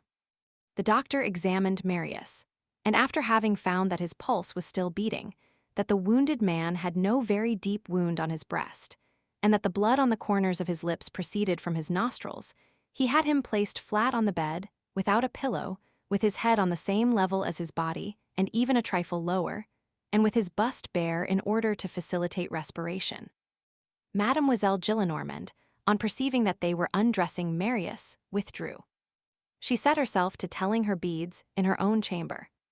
The trunk had not suffered any internal injury. A bullet, deadened by the pocketbook, had turned aside and made the tour of his ribs with a hideous laceration, which was of no great depth, and consequently not dangerous. The long, underground journey had completed the dislocation of the broken collarbone, and the disorder there was serious. The arms had been slashed with saber cuts. Not a single scar disfigured his face, but his head was fairly covered with cuts. What would be the result of these wounds on the head? Would they stop short at the hairy cuticle, or would they attack the brain? As yet, this could not be decided. A grave symptom was that they had caused a swoon, and that people do not always recover from such swoons. Moreover, the wounded man had been exhausted by hemorrhage. From the waist down, the barricade had protected the lower part of the body from injury. Basque and Nicolette tore up linen and prepared bandages. Nicolette sewed them, Basque rolled them. As lint was lacking, the doctor, for the time being, arrested the bleeding with layers of wadding. Beside the bed, 3 candles burned on a table where the case of surgical instruments lay spread out. The doctor bathed Marius, face and hair, with cold water. A full pail was reddened in an instant. The porter, candle in hand, lighted them. The doctor seemed to be pondering sadly. From time to time, he made a negative sign with his head, as though replying to some question which he had inwardly addressed to himself.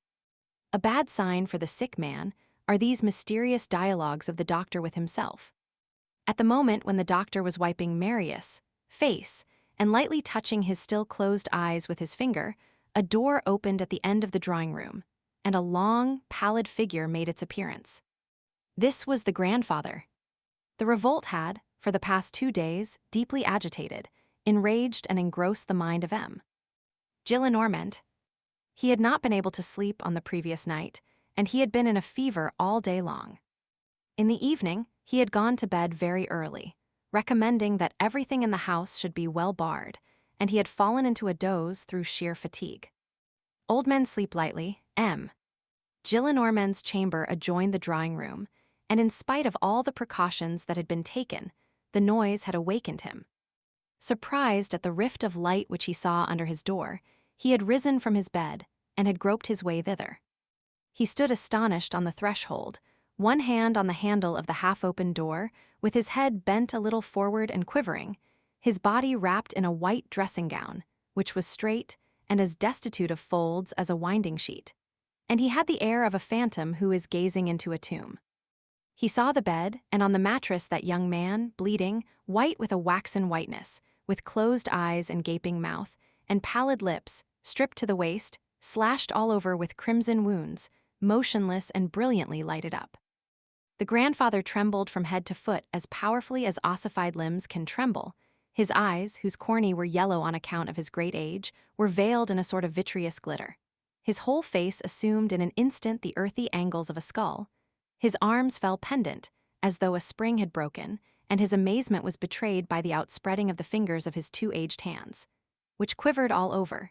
His knees formed an angle in front, allowing, through the opening in his dressing gown, a view of his poor bare legs, all bristling with white hairs, and he murmured, "Marius." "Sir," said Basque, "Monsieur has just been brought back. He went to the barricade and—" "He is dead," cried the old man in a terrible voice. "Ah, the rascal." Then a sort of sepulchral transformation straightened up this centenarian, as erect as a young man. "Sir," said he, "you are the doctor. Begin by telling me one thing. He is dead, is he not?" The doctor, who was at the highest pitch of anxiety, remained silent.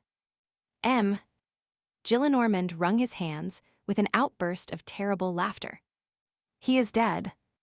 He is dead. He is dead. He has got himself killed on the barricades. Out of hatred to me. He did that to spite me. Ah, you blood drinker. This is the way he returns to me. Misery of my life, he is dead." He went to the window, threw it wide open as though he were stifling, and, erect before the darkness, he began to talk into the street, to the night. Pierced, sabered, exterminated, slashed, hacked in pieces. Just look at that, the villain. He knew well that I was waiting for him, and that I had had his room arranged, and that I had placed at the head of my bed his portrait taken when he was a little child. He knew well that he had only to come back, and that I had been recalling him for years, and that I remained by my fireside, with my hands on my knees, not knowing what to do, and that I was mad over it.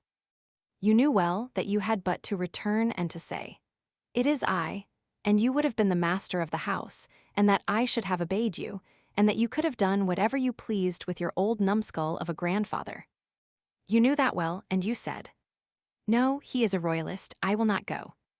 And you went to the barricades, and you got yourself killed out of malice, to revenge yourself for what I said to you about Monsieur le Duc de Berry. It is infamous.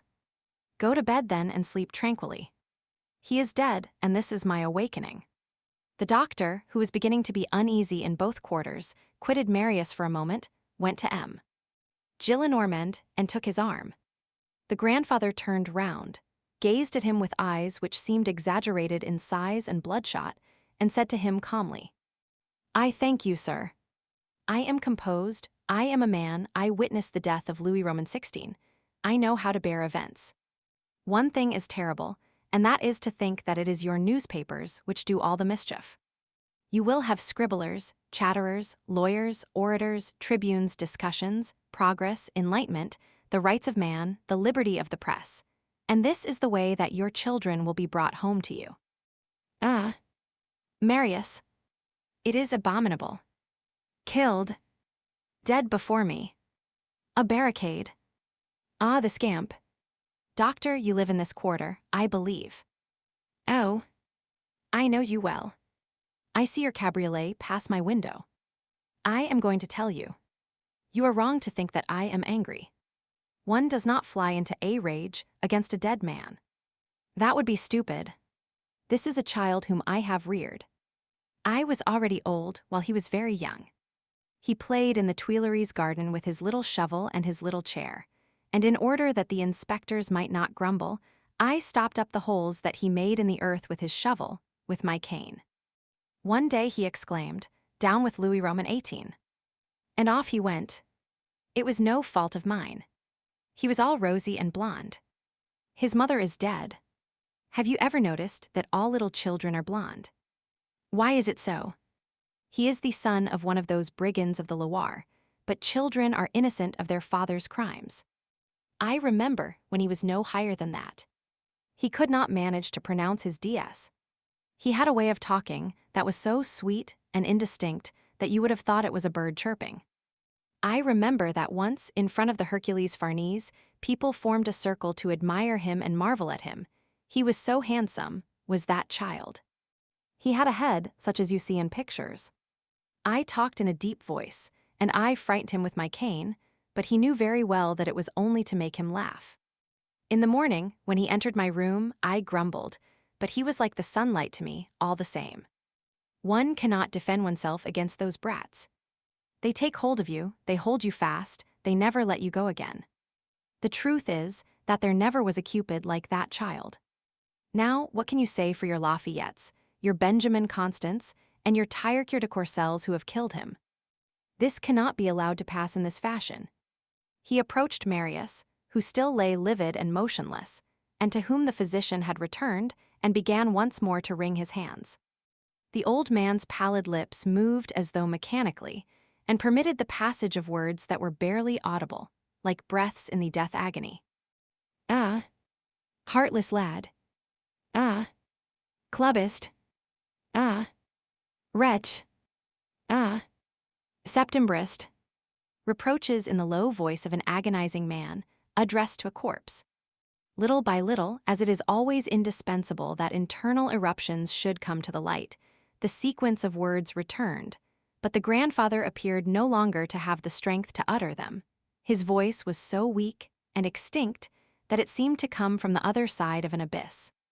"It is all the same to me, I am going to die too, that I am.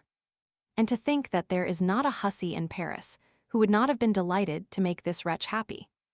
A scamp who, instead of amusing himself and enjoying life, went off to fight and get himself shot down like a brute. And for whom? Why, for the Republic, instead of going to dance at the Chaumière, as it is the duty of young folks to do. What's the use of being 20 years old? The Republic, accursed pretty folly. Poor mothers beget fine boys do. Come, he is dead. That will make 2 funerals under the same carriage gate. So you have got yourself arranged like this for the sake of General Lamarck's handsome eyes. What had that General Lamarck done to you? A slasher. A chatterbox. To get oneself killed for a dead man. If that isn't enough to drive anyone mad. Just think of it. At 20. And without so much as turning his head to see whether he was not leaving something behind him.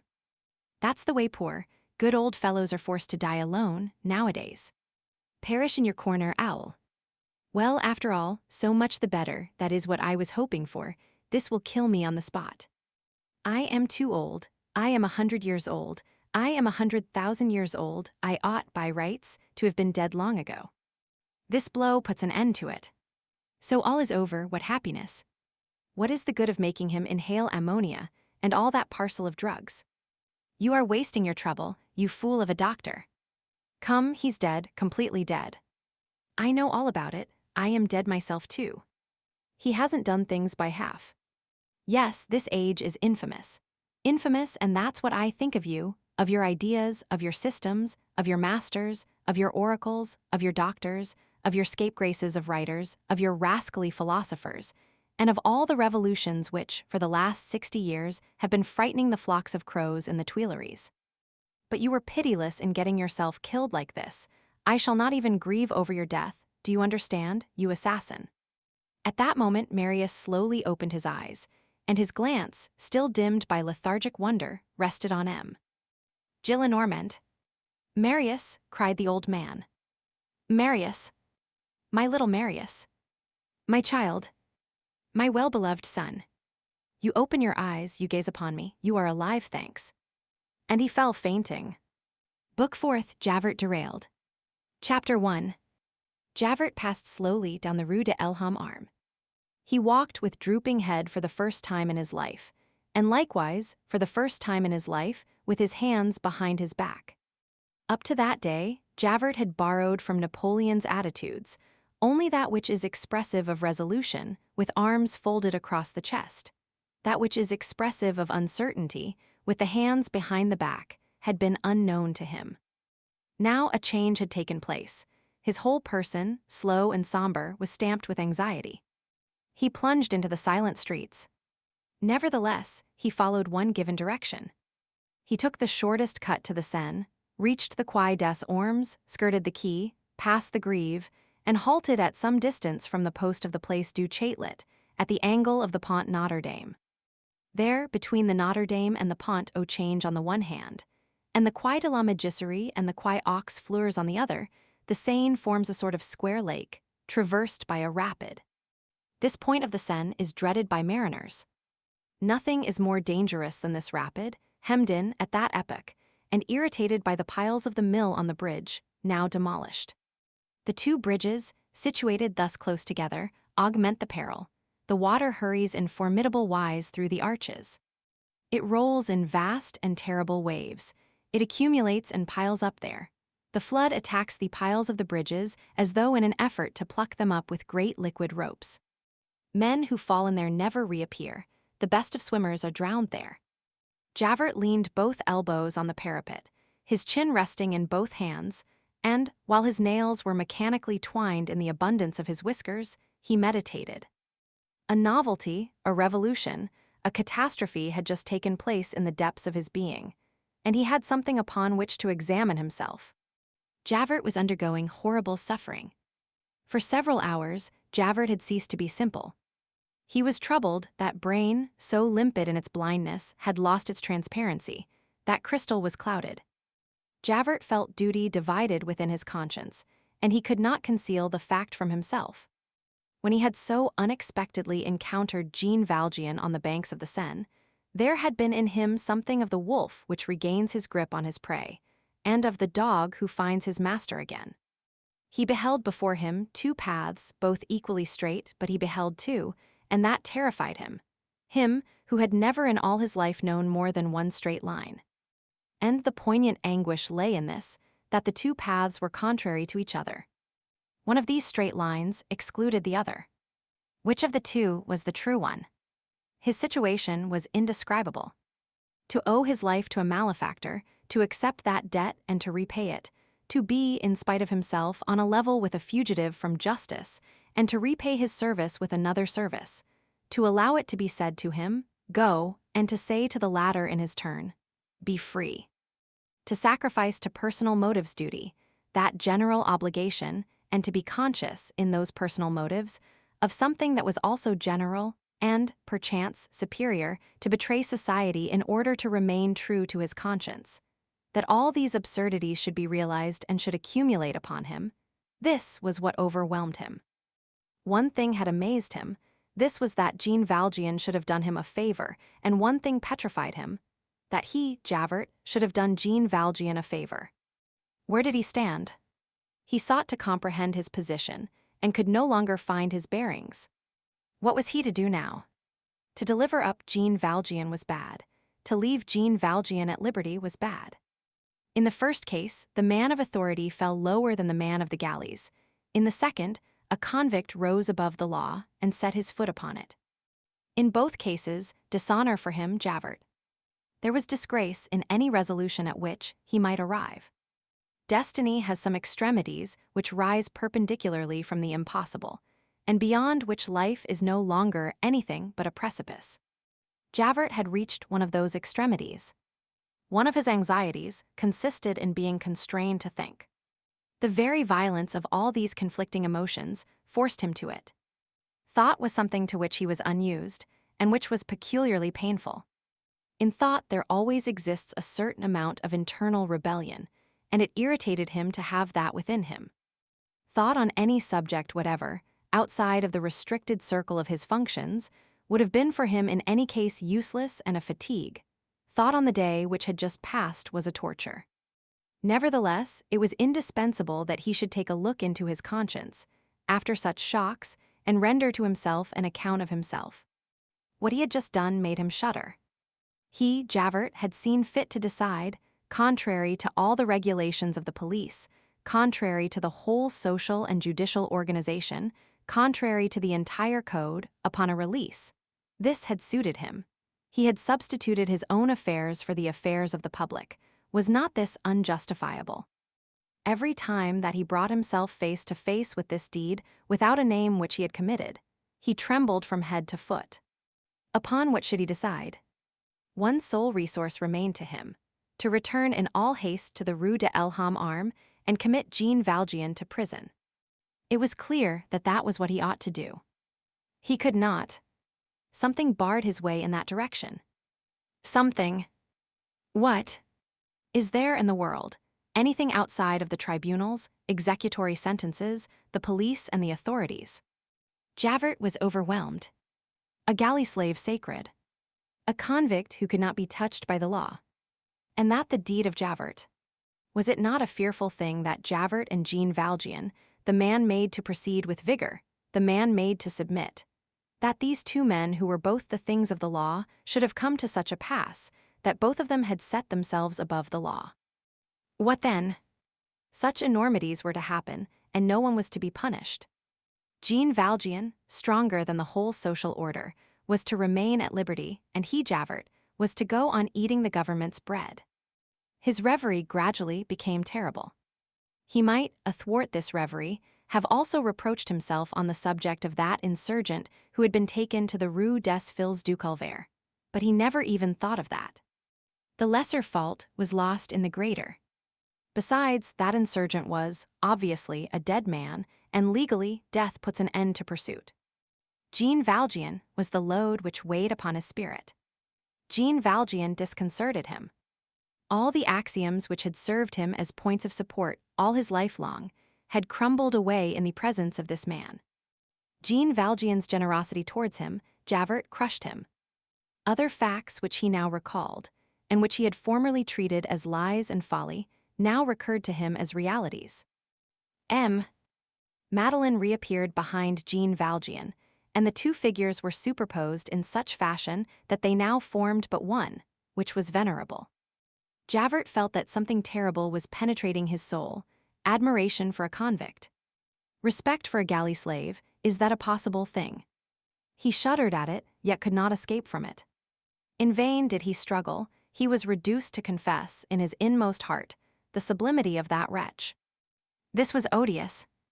A benevolent malefactor, merciful, gentle, helpful, clement, a convict, returning good for evil, giving back pardon for hatred, preferring pity to vengeance, preferring to ruin himself rather than to ruin his enemy, saving him who had smitten him, kneeling on the heights of virtue, more nearly akin to an angel than to a man. Javert was constrained to admit to himself that this monster existed. Things could not go on in this manner. Certainly, and we insist upon this point, he had not yielded without resistance to that monster, to that infamous angel, to that hideous hero, who enraged almost as much as he amazed him. 20 times, as he sat in that carriage face to face with Jean Valjean, the legal tiger had roared within him.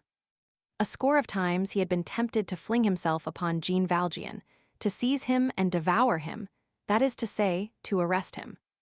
What more simple, in fact? To cry out at the first post that they passed, "Here is a fugitive from justice who has broken his ban," to summon the gendarmes and say to them, "This man is yours," then to go off, leaving that condemned man there, to ignore the rest and not to meddle further in the matter. This man is forever a prisoner of the law. The law may do with him what it will. What could be more just? Javert had said all this to himself. He had wished to pass beyond, to act, to apprehend the man, and then, as at present, he had not been able to do it. And every time that his arm had been raised convulsively towards Jean Valjean's collar, his hand had fallen back again, as beneath an enormous weight, and in the depths of his thought he had heard a voice, a strange voice crying to him, "It is well. Deliver up your Savior. Then have the basin of Pontius Pilate brought, and wash your claws." Then his reflections reverted to himself, and beside Jean Valjean glorified he beheld himself, Javert, degraded. A convict was his benefactor. But then, why had he permitted that man to leave him alive? He had the right to be killed in that barricade. He should have asserted that right. It would have been better to summon the other insurgents to his succor against Jean Valjean, to get himself shot by force. His supreme anguish was the loss of certainty. He felt that he had been uprooted. The code was no longer anything more than a stump in his hand. He had to deal with scruples of an unknown species. There had taken place within him a sentimental revelation entirely distinct from legal affirmation, his only standard of measurement hitherto. To remain in his former uprightness did not suffice. A whole order of unexpected facts had cropped up and subjugated him. A whole new world was dawning on his soul. Kindness accepted and repaid, devotion, mercy, indulgence, violences committed by pity on austerity, respect for persons, no more definitive condemnation, no more conviction, the possibility of a tear in the eye of the law, no one knows what justice according to God, running in inverse sense to justice according to men. He perceived amid the shadows the terrible rising of an unknown moral sun. It horrified and dazzled him. An owl forced to the gaze of an eagle.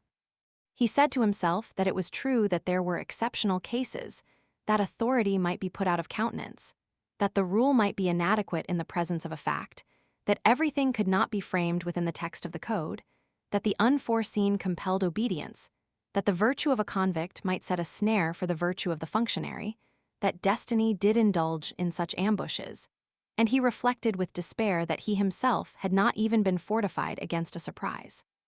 He was forced to acknowledge that goodness did exist. This convict had been good.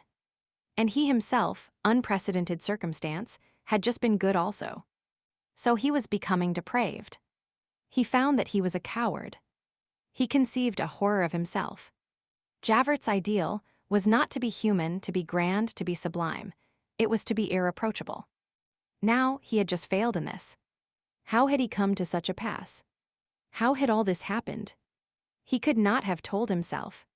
He clasped his head in both hands, but in spite of all that he could do, he could not contrive to explain it to himself. He had certainly always entertained the intention of restoring Jean Valjean to the law of which Jean Valjean was the captive, and of which he, Javert, was the slave. Not for a single instant while he held him in his grasp had he confessed to himself that he entertained the idea of releasing him. It was, in some sort, without his consciousness, that his hand had relaxed and had let him go free. All sorts of interrogation points flashed before his eyes. He put questions to himself and made replies to himself, and his replies frightened him. He asked himself, "What has that convict done, that desperate fellow, whom I have pursued even to persecution, and who has had me under his foot, and who could have avenged himself, and who owed it both to his rancor and to his safety, in leaving me my life, in showing mercy upon me? His duty? No. Something more. And I, in showing mercy upon him in my turn, what have I done? My duty? No. Something more. So there is something beyond duty? Here he took fright. His balance became disjointed. One of the scales fell into the abyss, the other rose heavenward, and Javert was no less terrified by the one which was on high than by the one which was below. Without being in the least in the world what is called Voltairean or a philosopher, or incredulous, being, on the contrary, respectful by instinct towards the established church, he knew it only as an august fragment of the social whole. Order was his dogma and sufficed for him. Ever since he had attained to man's estate and the rank of a functionary, he had centered nearly all his religion in the police. Being, and here we employ words without the least irony and in their most serious acceptation, being, as we have said, a spy as other men are priests. He had a superior, M. Gisquet, up to that day he had never dreamed of that other superior, God. This new chief, God, he became unexpectedly conscious of, and he felt embarrassed by him. This unforeseen presence threw him off his bearings. He did not know what to do with this superior, he, who was not ignorant of the fact that the subordinate is bound always to bow, that he must not disobey, nor find fault, nor discuss, and that, in the presence of a superior who amazes him too greatly, the inferior has no other resource than that of handing in his resignation. But how was he to set about handing in his resignation to God? However things might stand, and it was to this point that he reverted constantly, one fact dominated everything else for him, and that was that he had just committed a terrible infraction of the law. He had just shut his eyes on an escaped convict who had broken his ban. He had just set a galley slave at large. He had just robbed the laws of a man who belonged to them. That was what he had done. He no longer understood himself. The very reasons for his action escaped him, only their vertigo was left with him. Up to that moment, he had lived with that blind faith which gloomy probity engenders. This faith had quitted him, this probity had deserted him. All that he had believed in melted away. Truths which he did not wish to recognize were besieging him inexorably. Henceforth, he must be a different man. He was suffering from the strange pains of a conscience abruptly operated on for the cataract. He saw that which it was repugnant to him to behold. He felt himself emptied, useless, put out of joint with his past life, turned out, dissolved. Authority was dead within him. He had no longer any reason for existing. A terrible situation. To be touched. To be granite and to doubt. To be the statue of chastisement cast in one piece in the mold of the law. And suddenly, to become aware of the fact that one cherishes beneath one's breast of bronze something absurd and disobedient which almost resembles a heart.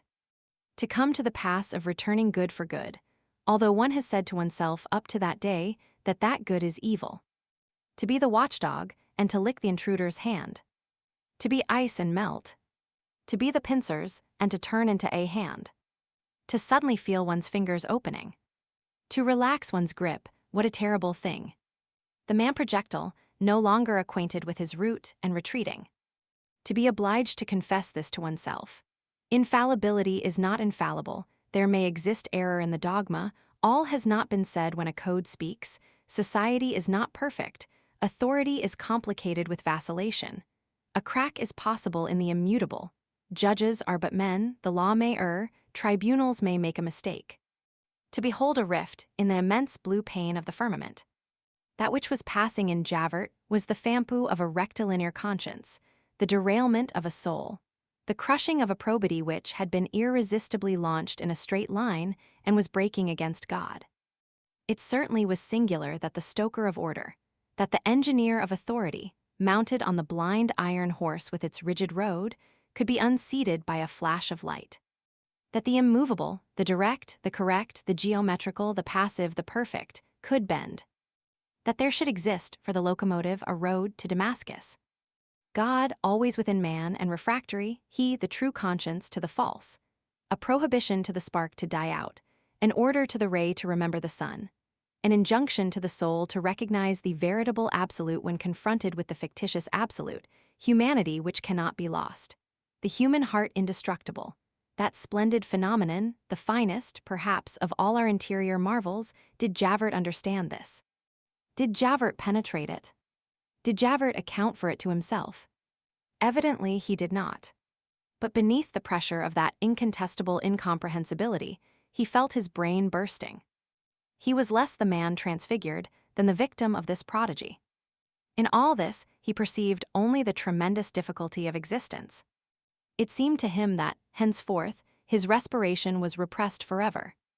He was not accustomed to having something unknown hanging over his head. Up to this point, everything above him had been, to his gaze, merely a smooth, limpid, and simple surface. There was nothing incomprehensible, nothing obscure, nothing that was not defined, regularly disposed, linked, precise, circumscribed, exact, limited, closed, fully provided for. Authority was a plain surface. There was no fall in it, no dizziness in its presence. Javert had never beheld the unknown, except from below. The irregular, the unforeseen, the disordered opening of chaos, the possible slip over a precipice. This was the work of the lower regions, of rebels, of the wicked, of wretches. Now Javert threw himself back, and he was suddenly terrified by this unprecedented apparition, a gulf on high. What? One was dismantled from top to bottom. One was disconcerted, absolutely. In what could one trust? That which had been agreed upon was giving way. What? The defect in society's armor could be discovered by a magnanimous wretch. What? An honest servitor of the law could suddenly find himself caught between two crimes, the crime of allowing a man to escape and the crime of arresting him. Everything was not settled in the orders given by the state to the functionary. There might be blind alleys in duty. What? All this was real. Was it true that an ex-ruffian, weighed down with convictions, could rise erect and end by being in the right? Was this credible? Were there cases in which the law should retire before transfigured crime and stammer its excuses? Yes, that was the state of the case. And Javert saw it. And Javert had touched it. And not only could he not deny it, but he had taken part in it. These were realities. It was abominable that actual facts could reach such deformity.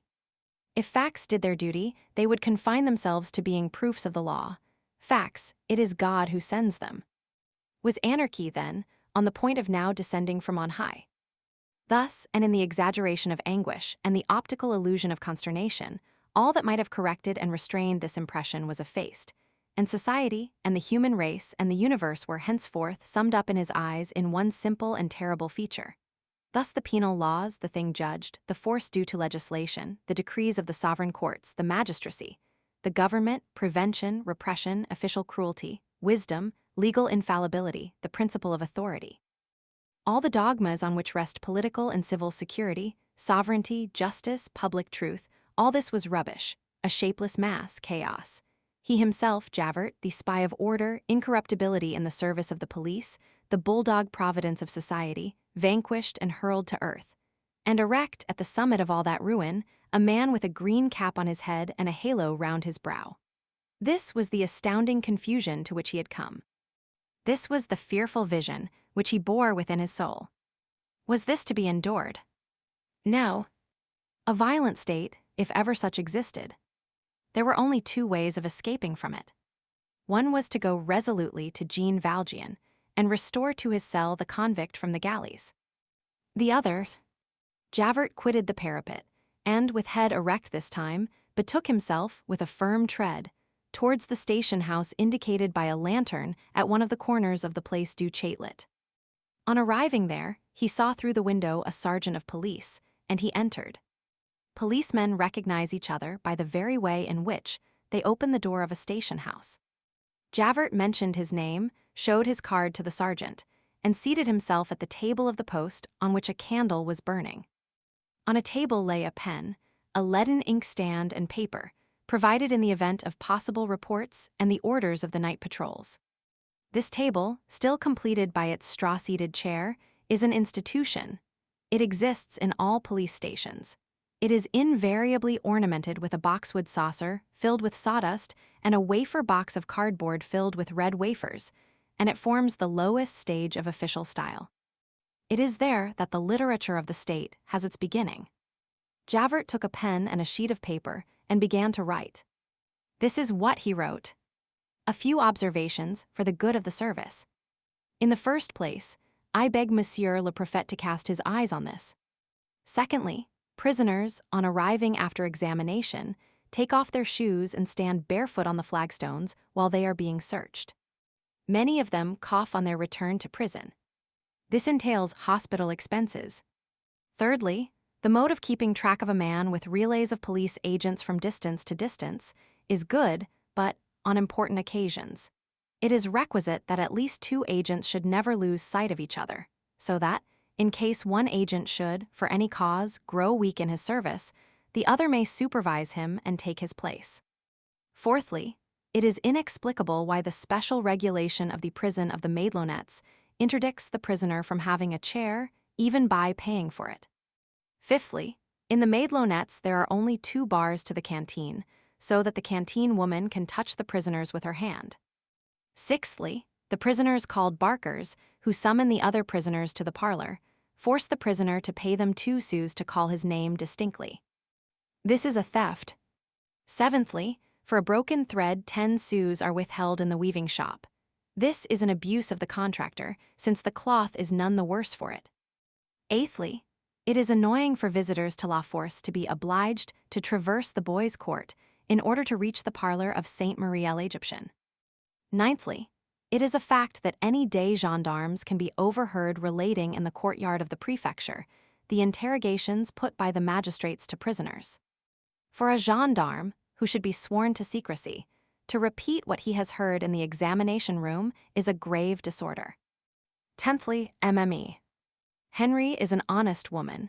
Her canteen is very neat, but it is bad to have a woman keep the wicket to the mousetrap of the secret cells. This is unworthy of the conciergerie of a great civilization. Javert wrote these lines in his calmest and most correct chirography, not omitting a single comma and making the paper screech under his pen. Below the last line he signed, Javert, Inspector of the First Class, the post of the Place du Châtelet, June 7, 1832, about 1 o'clock in the morning. Javert dried the fresh ink on the paper, folded it like a letter, sealed it, wrote on the back, "Note for the administration," left it on the table, and quitted the post. The glazed and grated door fell to behind him. Again, he traversed the Place du Châtelet diagonally, regained the key, and returned with automatic precision to the very point which he had abandoned a quarter of an hour previously, leaned on his elbows, and found himself again in the same attitude on the same paving stone of the parapet. He did not appear to have stirred. The darkness was complete. It was the sepulchral moment which follows midnight. A ceiling of clouds concealed the stars. Not a single light burned in the houses of the city. No one was passing. All of the streets and quays which could be seen were deserted. Notre Dame and the towers of the courthouse seemed features of the night. A street lantern reddened the margin of the quay. The outlines of the bridges lay shapeless in the mist one behind the other. Recent rains had swollen the river. The spot where Javert was leaning was, it will be remembered, situated precisely over the rapids of the Seine, perpendicularly above that formidable spiral of whirlpools which loose and knot themselves again like an endless screw. Javert bent his head and gazed. All was black. Nothing was to be distinguished. A sound of foam was audible, but the river could not be seen. At moments in that dizzy depth, a gleam of light appeared and undulated vaguely, water possessing the power of taking light, no one knows whence, and converting it into a snake. The light vanished, and all became indistinct once more. Immensity seemed thrown open there. What lay below was not water, it was a gulf. The wall of the quay, abrupt, confused, mingled with the vapors, instantly concealed from sight, produced the effect of an escarpment of the infinite. Nothing was to be seen, but the hostile chill of the water and the stale odor of the wet stones could be felt. A fierce breath rose from this abyss. The flood in the river, divined rather than perceived, the tragic whispering of the waves, the melancholy vastness of the arches of the bridge, the imaginable fall into that gloomy void, into all that shadow was full of horror. Javert remained motionless for several minutes, gazing at this opening of shadow. He considered the invisible with a fixity that resembled attention. The water roared. All at once he took off his hat and placed it on the edge of the quay. A moment later, a tall black figure, which a belated passerby in the distance might have taken for a phantom, appeared erect upon the parapet of the quay, bent over towards the Seine, then drew itself up again and fell straight down into the shadows. A dull splash followed, and the shadow alone was in the secret of the convulsions of that obscure form which had disappeared beneath the water. Book 5th, Grandson and Grandfather. Chapter 1, in which the tree with the zinc plaster appears again. Some time after the events which we have just recorded, Sieur Boulatruelle experienced a lively emotion. Sieur Boulatruelle was that road mender of Montfermeil, whom the reader has already seen in the gloomy parts of this book.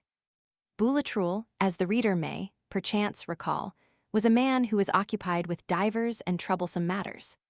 He broke stones and damaged travelers on the highway. Road mender and thief as he was, he cherished one dream. He believed in the treasures buried in the forest of Montfermeil.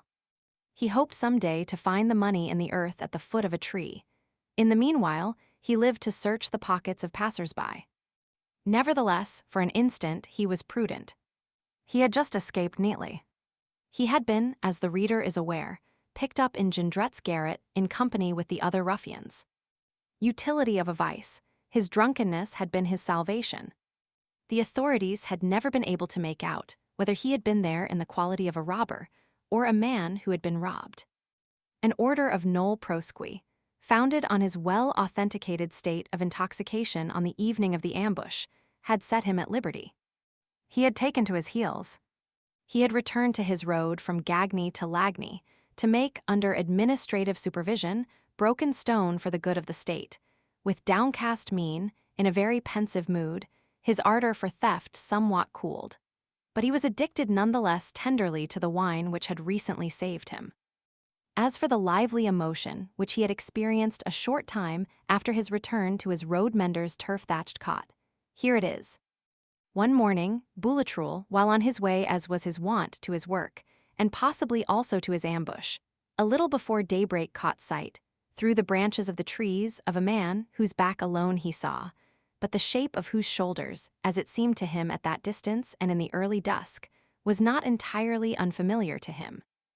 Boulatruelle, although intoxicated, had a correct and lucid memory, a defensive arm that is indispensable to anyone who is at all in conflict with legal order.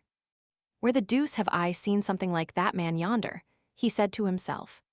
But he could make himself no answer, except that the man resembled someone of whom his memory preserved a confused trace.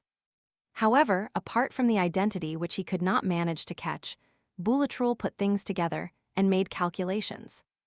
This man did not belong in the countryside. He had just arrived there. On foot, evidently. No public conveyance passes through Montfermeil at that hour. He had walked all night. Whence came he? Not from a very great distance, for he had neither haversack nor bundle. From Paris, no doubt. Why was he in these woods? Why was he there at such an hour? What had he come there for? Boulatruelle thought of the treasure. By dint of ransacking his memory, he recalled in a vague way that he had already, many years before, had a similar alarm in connection with a man who produced on him the effect that he might well be this very individual. "By the deuce," said Boulatruelle, "I'll find him again. I'll discover the parish of that parishioner. This prowler of Patron-Minette has a reason, and I'll know it. People can't have secrets in my forest if I don't have a finger in the pie." He took his pickaxe, which was very sharply pointed. "There now," he grumbled, "is something that will search the earth and a man." And as one knots one thread to another thread, he took up the line of march at his best pace in the direction which the man must follow, and set out across the thickets. When he had compassed 100 strides, the day, which was already beginning to break, came to his assistance. Footprints stamped in the sand, weeds trodden down here and there, heather crushed, young branches in the brushwood bent, and in the act of straightening themselves up again with the graceful deliberation of the arms of a pretty woman who stretches herself when she wakes, pointed out to him a sort of track. He followed it, then lost it. Time was flying. He plunged deeper into the woods and came to a sort of eminence. An early huntsman who was passing in the distance along a path, whistling the air of Guillory, suggested to him the idea of climbing a tree. Old as he was agile. There stood close at hand a beech tree of great size, worthy of Tityrus and of Boulatruelle. Boulatruelle ascended the beech as high as he was able. The idea was a good one. On scrutinizing the solitary waste on the side, where the forest is thoroughly entangled and wild, Boulatruelle suddenly caught sight of his man. Hardly had he got his eye upon him when he lost sight of him. The man entered, or rather, glided into, an open glade at a considerable distance, masked by large trees, but with which Boulatruelle was perfectly familiar, on account of having noticed, near a large pile of porous stones, an ailing chestnut tree bandaged with a sheet of zinc nailed directly upon the bark. This glade was the one which was formerly called the Blaireau Bottom. The heap of stones, destined for no one knows what employment, which was visible there 30 years ago, is doubtless still there. Nothing equals a heap of stones in longevity, unless it is a board fence. They are temporary expedients. What a reason for lasting! Boulatruelle, with the rapidity of joy, dropped rather than descended from the tree. The lair was unearthed. The question now was to seize the beast. That famous treasure of his dreams was probably there. It was no small matter to reach that glade. By the beaten paths, which indulge in 1,000 teasing zigzags, it required a good quarter of an hour. In a bee-line, through the underbrush, which is peculiarly dense, very thorny, and very aggressive in that locality, a full half-hour was necessary. Boulatruelle committed the error of not comprehending this. He believed in the straight line, a respectable optical illusion which ruins many a man. The thicket, bristling as it was, struck him as the best road. "Let's take to the wolves Rue de Rivoli," said he.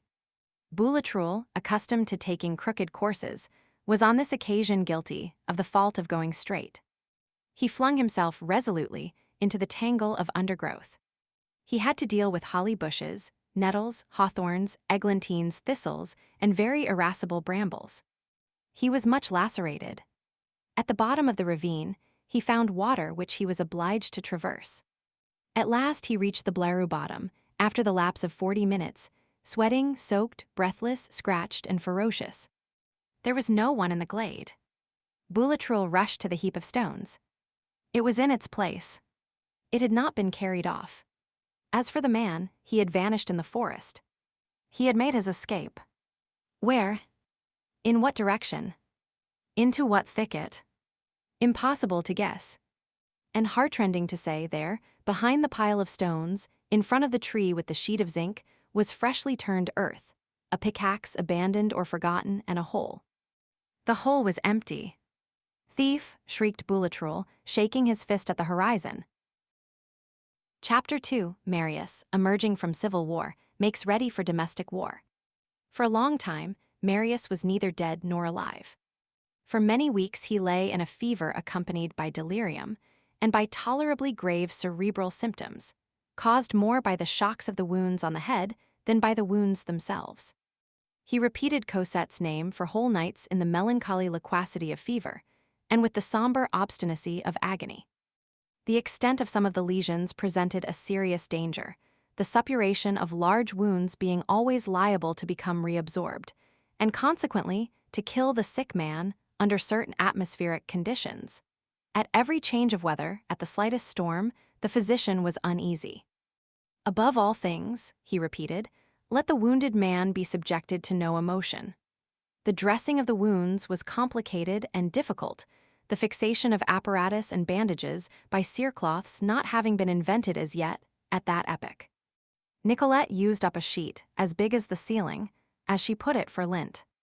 It was not without difficulty that the chloruretted lotions and the nitrate of silver overcame the gangrene. As long as there was any danger, Gillenormand, seated in despair at his grandson's pillow, was, like Marius, neither alive nor dead. Every day, sometimes twice a day, a very well-dressed gentleman with white hair, such was the description given by the porter, came to inquire about the wounded man and left a large package of lint for the dressings. Finally, on the 7th of September, 4 months to a day, after the sorrowful night when he had been brought back to his grandfather in a dying condition, the doctor declared that he would answer for Marius. Convalescence began. But Marius was forced to remain for 2 months more stretched out on a long chair, on account of the results called up by the fracture of his collarbone. There always is a last wound like that which will not close, and which prolongs the dressings indefinitely, to the great annoyance of the sick person. However, this long illness and this long convalescence saved him from all pursuit.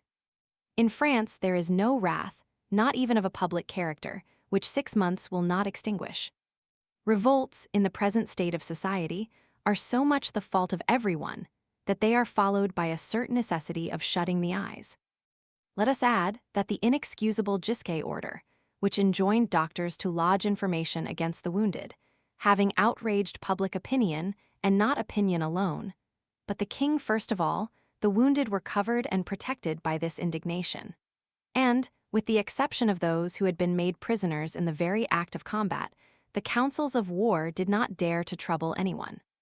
So Marius was left in peace. Gillenormand first passed through all manner of anguish, and then through every form of ecstasy. It was found difficult to prevent his passing every night beside the wounded man.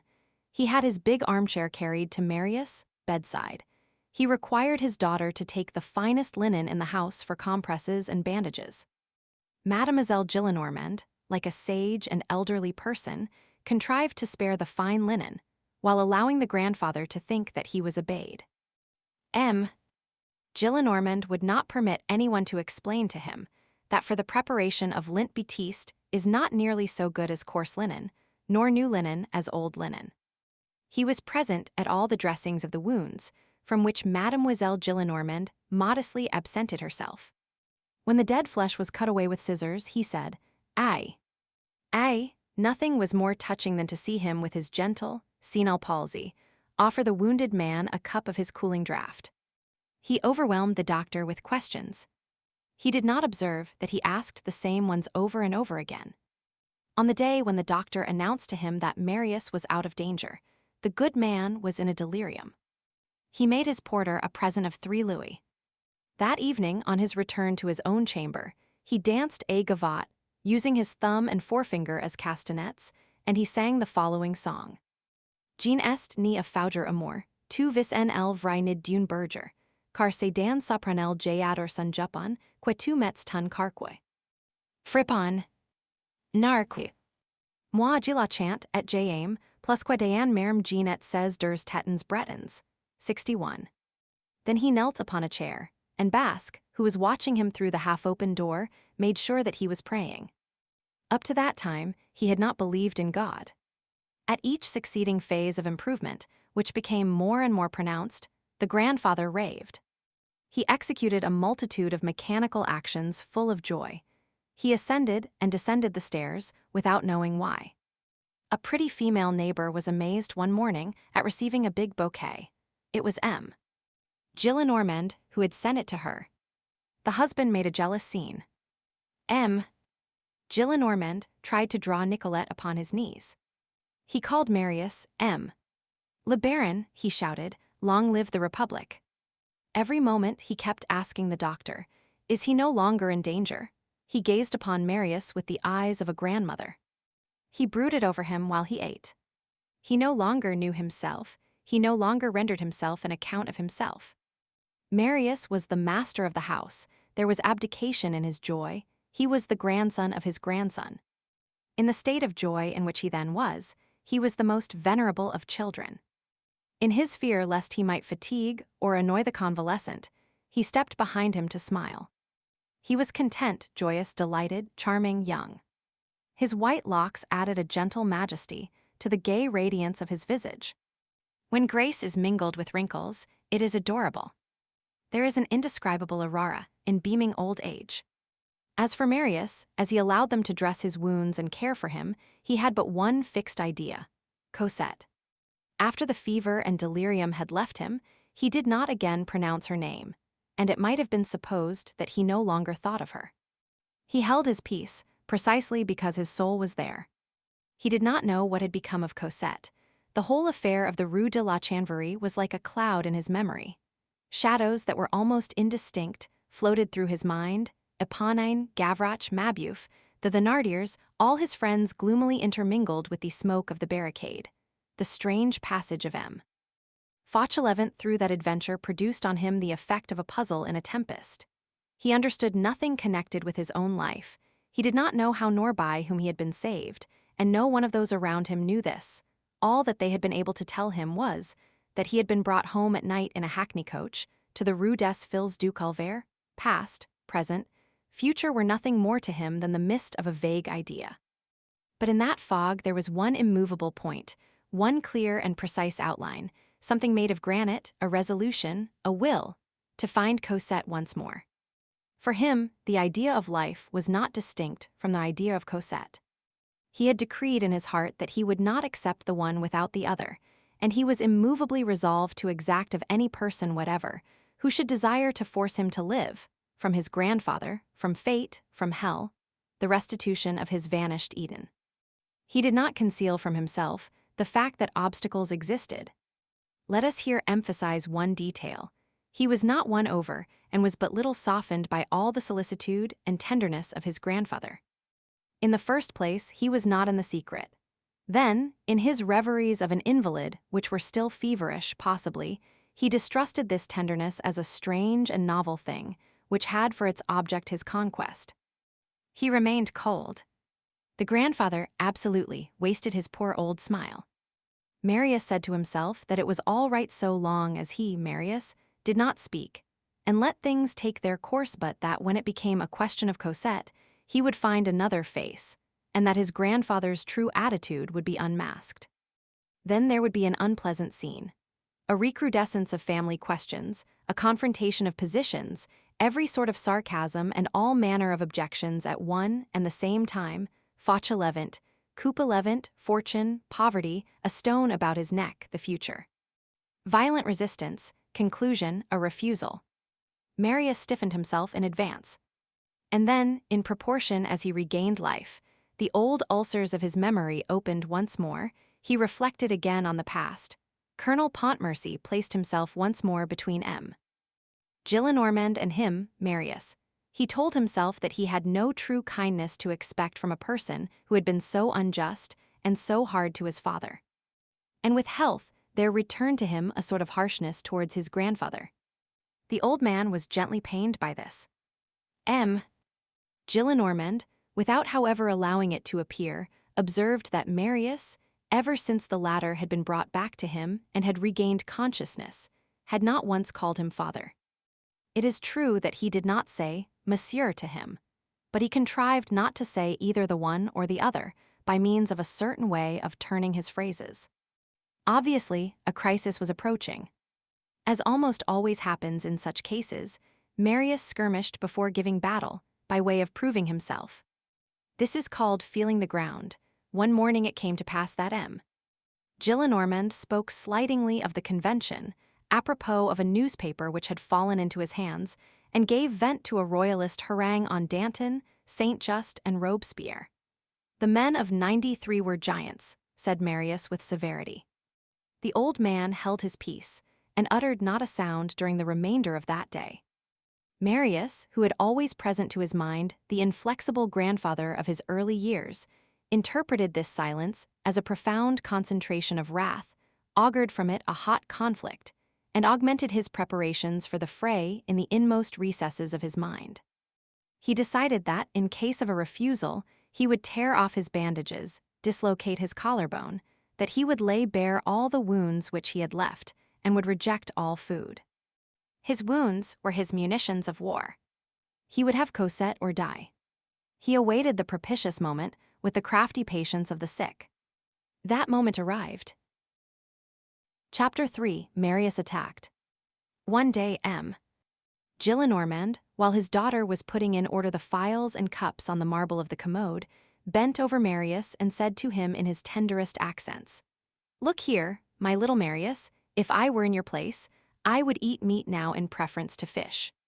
A fried sole is excellent to begin a convalescence with, but a good cutlet is needed to put a sick man on his feet." Marius, who had almost entirely recovered his strength, collected the whole of it, drew himself up into a sitting posture, laid his two clenched fists on the sheets of his bed, looked his grandfather in the face, assumed a terrible air, and said, "This leads me to say something to you." "What is it?" "That I wish to marry." "Agreed," said his grandfather, and he burst out laughing. "How agreed?" "Yes, agreed. You shall have your little girl." Marius, stunned and overwhelmed with the dazzling shock, trembled in every limb. M. Gillenormand went on. "Yes, you shall have her, that pretty little girl of yours. She comes every day in the shape of an old gentleman to inquire after you. Ever since you were wounded, she has passed her time in weeping and making lint. I have made inquiries. She lives in the Rue de Elham Arm, no. 7. There we have it. So you want her. Well, you shall have her. You're caught. You had arranged your little plot, you had said to yourself, I'm going to signify this squarely to my grandfather, to that mummy of the Regency and of the Directory, to that ancient beau, to that Dorante Turngerant. He has indulged in his frivolities also, that he has, and he has had his love affairs, and his grisettes and his cosettes. He has made his rustle, he has had his wings, he has eaten of the bread of spring. He certainly must remember it. You take the cockchafer by the horns. That's good. I offer you a cutlet and you answer me, by the way, I want to marry. There's a transition for you. You reckoned on a bickering. You do not know that I am an old coward. What do you say to that? You are vexed. You did not expect to find your grandfather still more foolish than yourself. You are wasting the discourse which you meant to bestow upon me, Mr. Lawyer, and that's vexatious.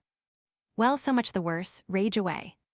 I'll do whatever you wish, and that cuts you short, imbecile. Listen. I have made my inquiries, I'm cunning too. She is charming, she is discreet, it is not true about the Lancer. She has made heaps of lint, she's a jewel, she adores you. If you had died, there would have been 3 of us, her coffin would have accompanied mine. I have had an idea, ever since you have been better, of simply planting her at your bedside. but it is only in romances that young girls are brought to the bedsides of handsome, young, wounded men who interest them. It is not done. What would your aunt have said to it? You were nude 3/4 of the time, my good fellow. Ask Nicolette, who has not left you for a moment, if there was any possibility of having a woman here. And then, what would the doctor have said? A pretty girl does not cure a man of fever. In short, it's all right, let us say no more about it, all's said, all's done, it's all settled, take her. Such is my ferocity. You see, I perceived that you did not love me. I said to myself, here now, I have my little Cosette right under my hand, I'm going to give her to him, he will be obliged to love me a little then, or he must tell the reason why. Ah. So you thought that the old man was going to storm, to put on a big voice, to shout no, and to lift his cane at all that aurora. Not a bit of it. Cosette, so be it, love, so be it, I ask nothing better. Pray take the trouble of getting married, sir. Be happy, my well-beloved child. That said, the old man burst forth into sobs. And he seized Marius' head, and pressed it with both arms against his breast, and both fell to weeping. This is one of the forms of supreme happiness. Father, cried Marius. Ah, so you love me, said the old man. An ineffable moment ensued. They were choking and could not speak. At length the old man stammered. Come. His mouth is unstopped at last. He has said, Father, to me. Marius disengaged his head from his grandfather's arms and said gently, But father, now that I am quite well, it seems to me that I might see her. Agreed again, you shall see her tomorrow. Father. What? Why not today? Well, today then. Let it be today. You have called me father 3 times, and it is worth it. I will attend to it. She shall be brought hither. Agreed, I tell you. It has already been put into verse.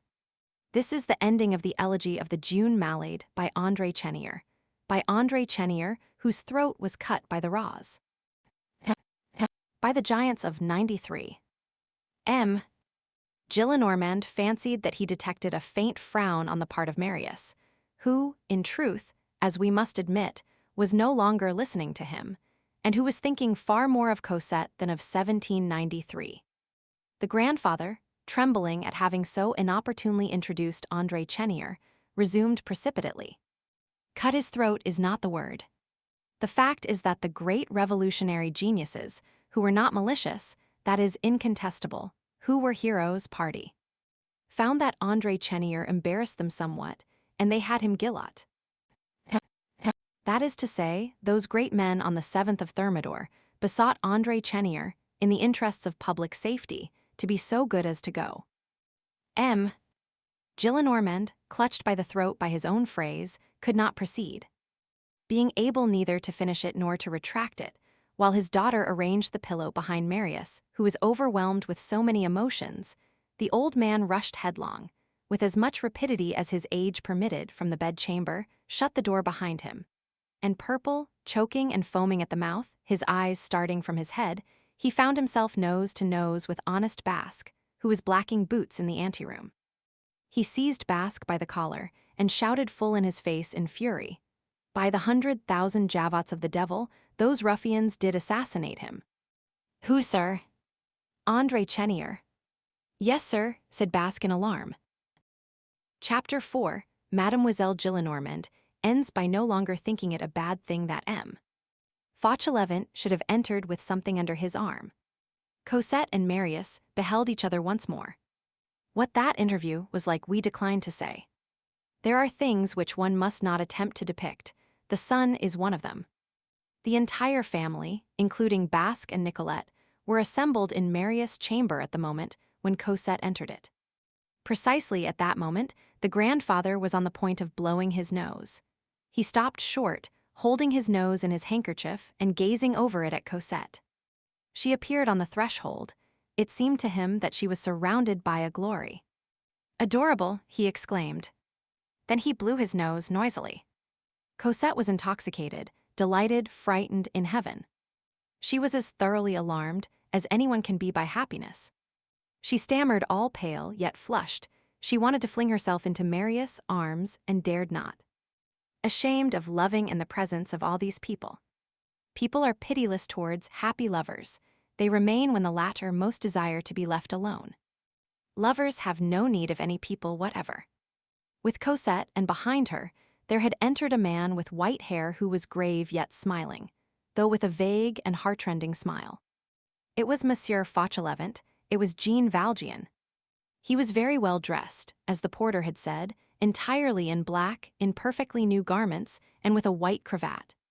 The porter was 1,000 leagues from recognizing in this correct bourgeois, in this probable notary, the fear-inspiring bearer of the corpse, who had sprung up at his door on the night of the 7th of June, tattered, muddy, hideous, haggard, his face masked in blood and mire, supporting in his arms the fainting Marius.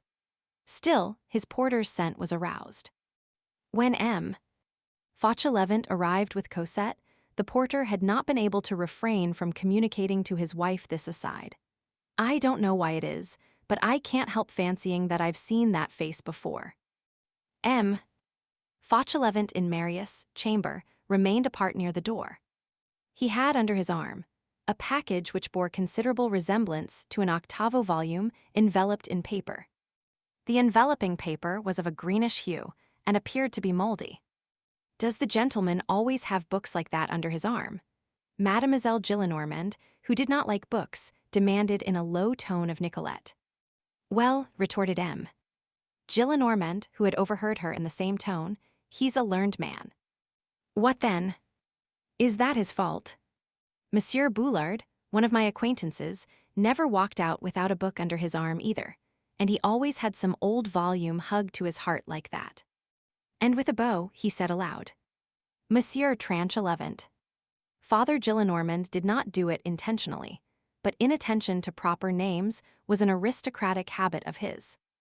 Monsieur Tranchelevent, I have the honor of asking you, on behalf of my grandson Baron Marius Pontmercy, for the hand of Mademoiselle. Monsieur Tranchelevent bowed. That's settled, said the grandfather. And turning to Marius and Cosette, with both arms extended in blessing, he cried, Permission to adore each other. They did not require him to repeat it twice. So much the worse. The chirping began. They talked low. Marius, resting on his elbow on his reclining chair, Cosette standing beside him.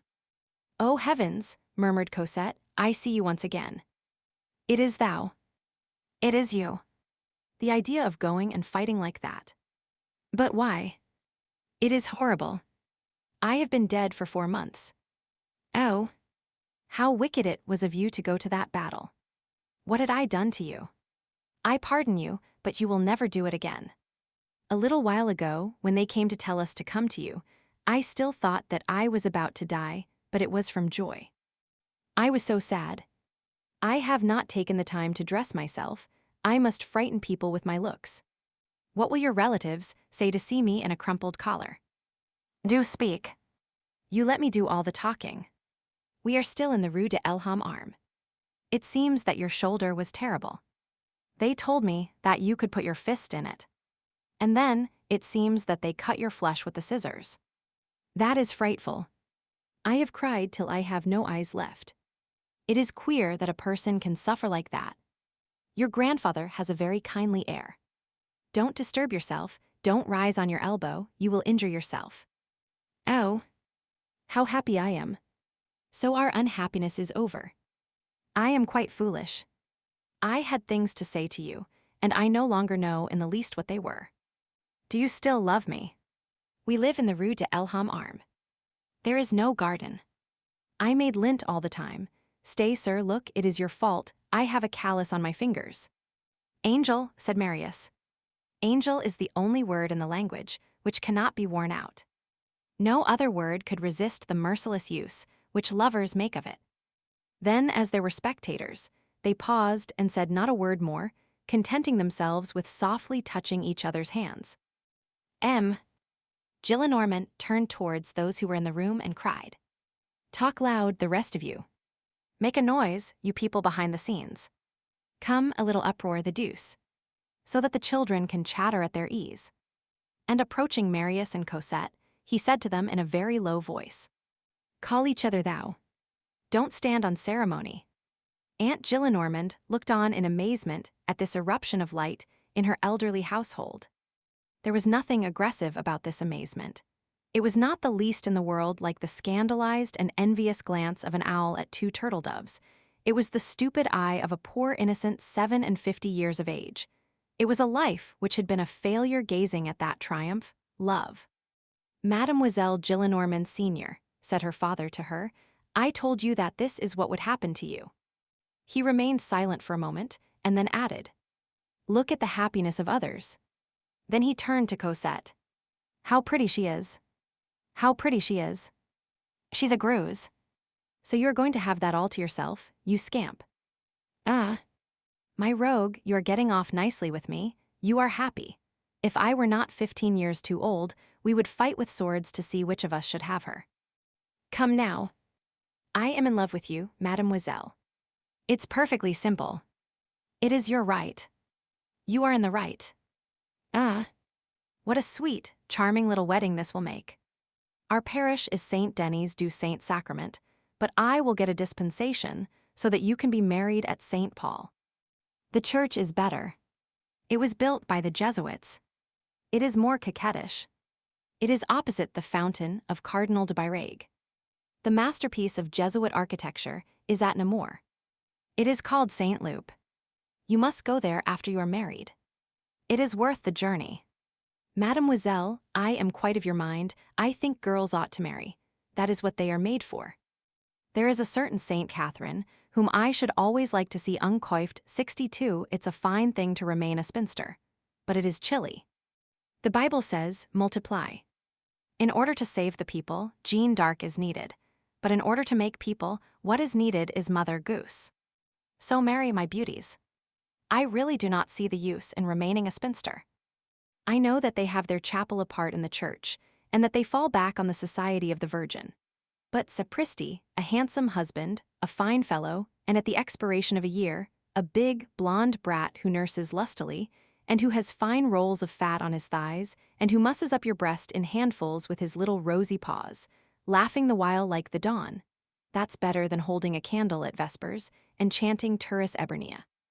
The grandfather executed a pirouette on his 80-year-old heels, and began to talk again like a spring that has broken loose once more. Ainsi bornant les curs de tes rervisories, alsip il est donc vrai, dans pu tu te maries. 63. By the way, what is it, father? Have not you an intimate friend? Yes, Courfeyrac. What has become of him? He is dead. That is good. He seated himself near them, made Cosette sit down, and took their 4 hands in his aged and wrinkled hands. She is exquisite, this darling. She's a masterpiece, this Cosette. She is a very little girl and a very great lady. She will only be a baroness, which is a come down for her. She was born a marquise. What eyelashes she has. Get it well fixed in your noddles, my children, that you are in the true road. Love each other. Be foolish about it. Love is the folly of men and the wit of God. Adore each other. Only, he added, suddenly becoming gloomy, what a misfortune. It has just occurred to me. More than half of what I possess is swallowed up in an annuity. So long as I live, it will not matter, but after my death, a score of years hence, ah. My poor children, you will not have a sou. Your beautiful white hands, Madame la Baronne, will do the devil the honor of pulling him by the tail. 64. At this point they heard a grave and tranquil voice say, Mademoiselle Euphrasie, Fauchelevent possesses 600,000 francs. It was the voice of Jean Valjean.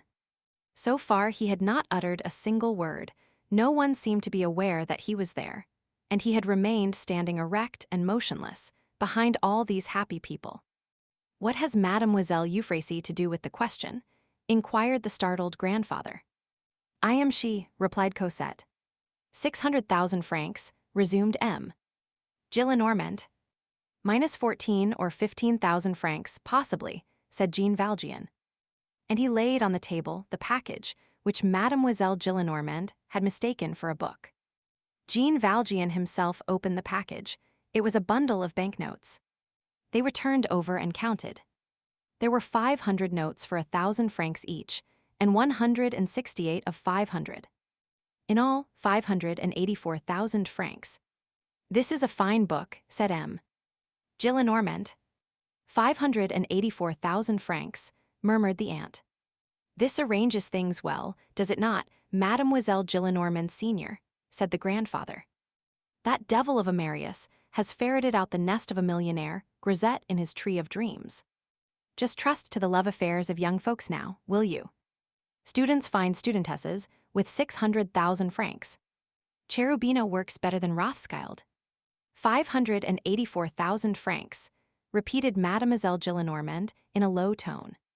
584. One might as well say 600,000. As for Marius and Cosette, they were gazing at each other while this was going on. They hardly heeded this detail. Chapter 5. Deposit your money in a forest rather than with a notary.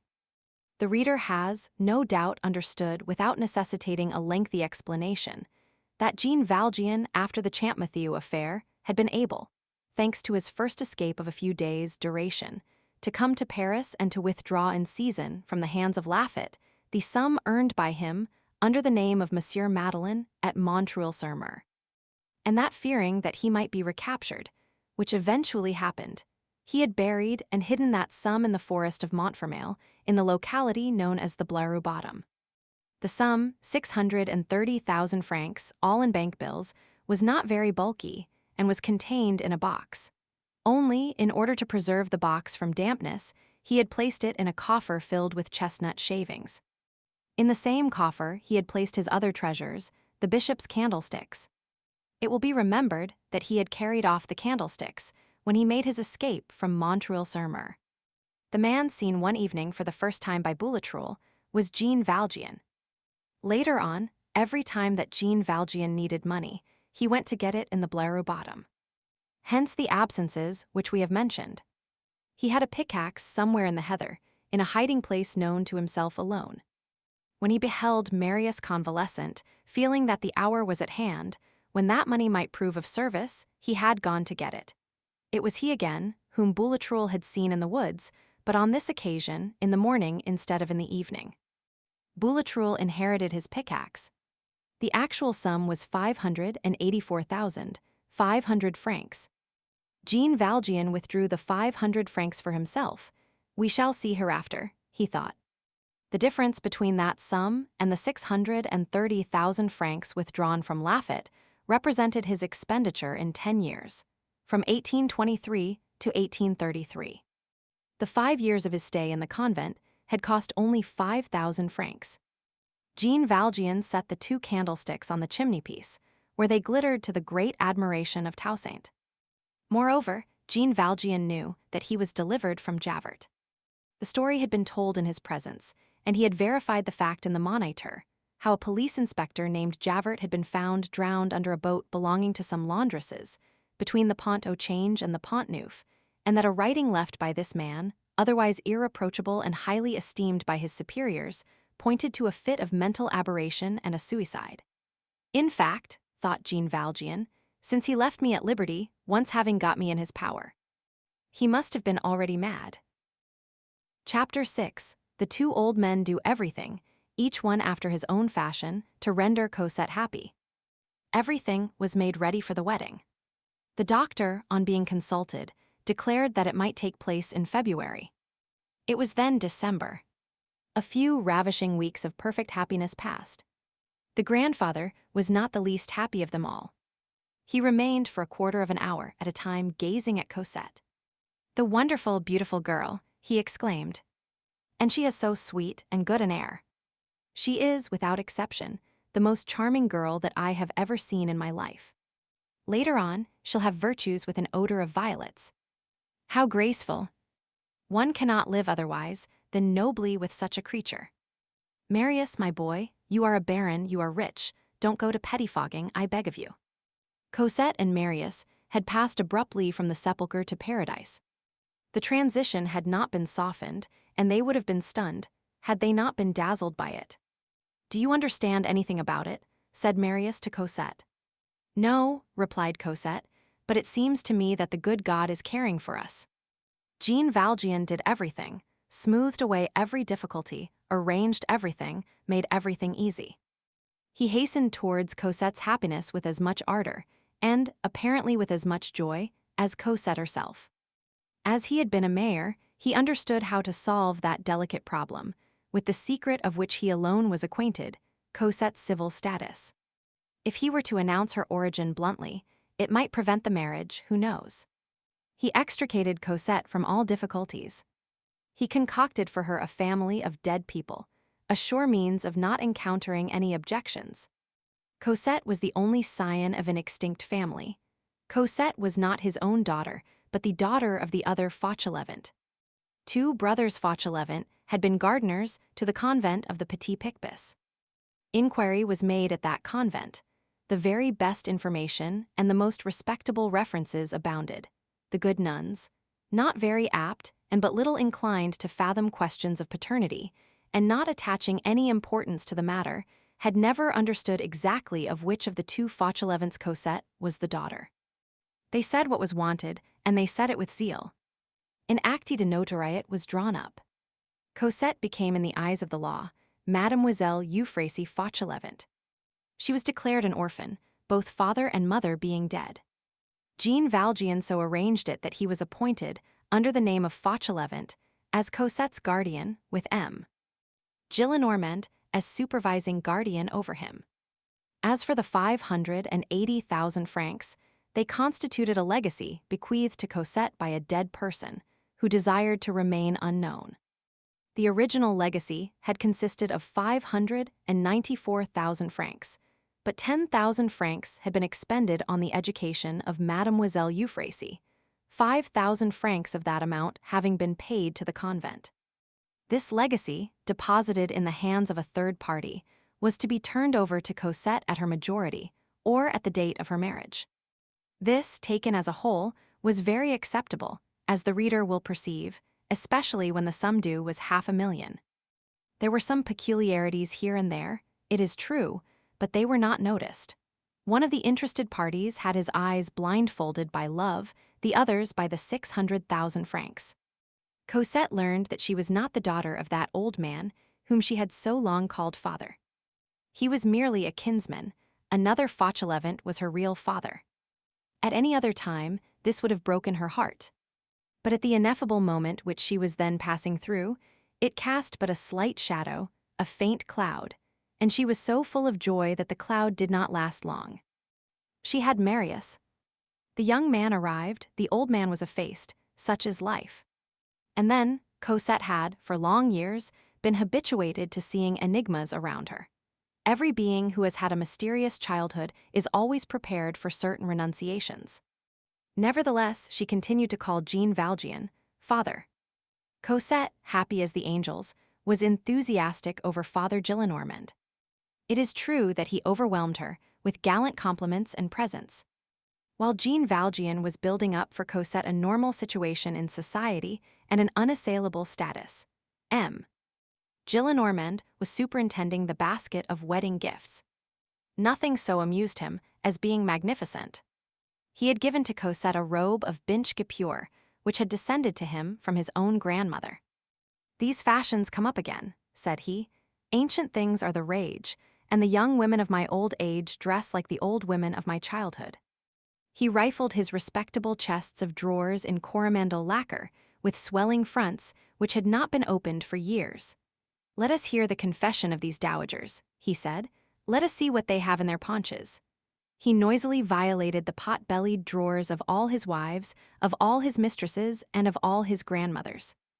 Pekins, damasks, lampas, painted moires, robes of shot gros de tour, India kerchiefs embroidered in gold that could be washed, dauphins without a right or wrong side. In the piece, Genoa and a Lenken point lace. Parures in antique goldsmith's work, ivory bonbon boxes ornamented with microscopic battles, gewgaws, and ribbons. He lavished everything on Cosette. Cosette, amazed, desperately in love with Marius, and wild with gratitude towards M. Gillenormand, dreamed of a happiness without limit clothed in satin and velvet. Her wedding basket seemed to her to be upheld by seraphim. Her soul flew out into the azure depths, with wings of Mechlin lace. The intoxication of the lovers was only equaled, as we have already said, by the ecstasy of the grandfather. A sort of flourish of trumpets went on in the Rue des Filles du Calvaire. Every morning, a fresh offering of bric-a-brac from the grandfather to Cosette. All possible knickknacks glittered around her. One day Marius, who was fond of talking gravely in the midst of his bliss, said, apropos of I know not what incident, "The men of the Revolution are so great that they have the prestige of the ages, like Cato and like Phocion, and each one of them seems to me an antique memory." "Moire antique," exclaimed the old gentleman. "Thanks, Marius. That is precisely the idea of which I was in search." And on the following day, a magnificent dress of Tirose-colored moire antique was added to Cosette's wedding presents. From these fripperies, the grandfather extracted a bit of wisdom. Love is all very well, but there must be something else to go with it. The useless must be mingled with happiness. Happiness is only the necessary. Season that enormously with the superfluous for me. A palace in her heart. Her heart and the Louvre. Her heart and the grand waterworks of Versailles. Give me my shepherdess and try to make her a duchess. Fetch me fillies crowned with cornflowers and add 100,000 francs income. Open for me a bucolic perspective as far as you can see, beneath a marble colonnade. I consent to the bucolic and also to the fairy spectacle of marble and gold. Dry happiness resembles dry bread. One eats but one does not dine. I want the superfluous, the useless, the extravagant excess, that which serves no purpose. I remember to have seen, in the Cathedral of Strasbourg, a clock as tall as a 3-story house which marked the hours, which had the kindness to indicate the hour, but which had not the air of being made for that, and which after having struck midday or midnight, midday the hour of the sun or midnight the hour of love, or any other hour that you like, gave you the moon and the stars, the earth and the sea, birds and fishes, Phobos and Phoebe, and a host of things which emerged from a niche, and the 12 apostles, and the Emperor Charles V, and Eponine and Sabinus, and a throng of little gilded goodmen, who played on the trumpet to boot. Without reckoning delicious chimes, which it sprinkled through the air, on every occasion, without anyone's knowing why, is a petty bald clock face, which merely tells the hour equal to that. For my part, I am of the opinion of the big clock of Strasbourg, and I prefer it to the cuckoo clock from the Black Forest. Gillenormand talked nonsense in connection with the wedding, and all the fripperies of the 18th century passed pell-mell through his dithyrambs. You are ignorant of the art of festivals. You do not know how to organize a day of enjoyment in this age, he exclaimed. Your 19th century is weak. It lacks excess. It ignores the rich, it ignores the noble. In everything it is clean-shaven. Your third estate is insipid, colorless, odorless, and shapeless. The dreams of your bourgeois who set up, as they express it, a pretty boudoir freshly decorated, violet, ebony, and calico. Make way. Make way. The seer curmudgeon is marrying Mademoiselle Clutchpenny. Sumptuousness and splendor. A louis d'or has been stuck to a candle. There's the epoch for you. My demand is that I may flee from it beyond the Sarmatians. In 1787, I predict that all was lost, from the day when I beheld the Duc de Rohan, Prince de Leon, Duc de Chabot, Duc de Montbazon, Marquis de Soubise, Vicomte de Thouars, peer of France, go to Longchamps in a tape-coup. That has borne its fruits. In this century, men attend to business. They gamble on change, they win money, they are stingy. People take care of their surfaces and varnish them. Everyone is dressed as though just out of a bandbox, washed, soaped, scraped, shaved, combed, waked, smoothed, rubbed, brushed, cleaned on the outside, irreproachable, polished as a pebble, discreet, neat, and at the same time, death of my life, in the depths of their consciences they have dung heaps and cesspools that are enough to make a cowherd who blows his nose in his fingers recoil.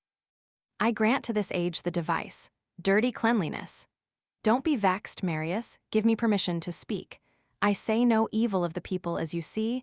I am always harping on your people, but do look favorably on my dealing a bit of a slap to the bourgeoisie. I belong to it. He who loves well lashes well. Thereupon, I say plainly that nowadays people marry, but that they no longer know how to marry. It is true, I regret the grace of the ancient manners. I regret everything about them. Their elegance, their chivalry, those courteous and delicate ways, that joyous luxury which everyone possessed, music forming part of the wedding, a symphony above stairs, a beating of drums below stairs, the dances, the joyous faces round the table, the fine-spun gallant compliments, the songs, the fireworks, the frank laughter, the devil's own row, the huge knots of ribbon. I regret the bride's garter. The bride's garter is cousin to the girdle of Venus. On what does the war of Troy turn? On Helen's garter parbleu. Why did they fight? Why did Diom the divine break over the head of Myrion's, that great brazen helmet of 10 points?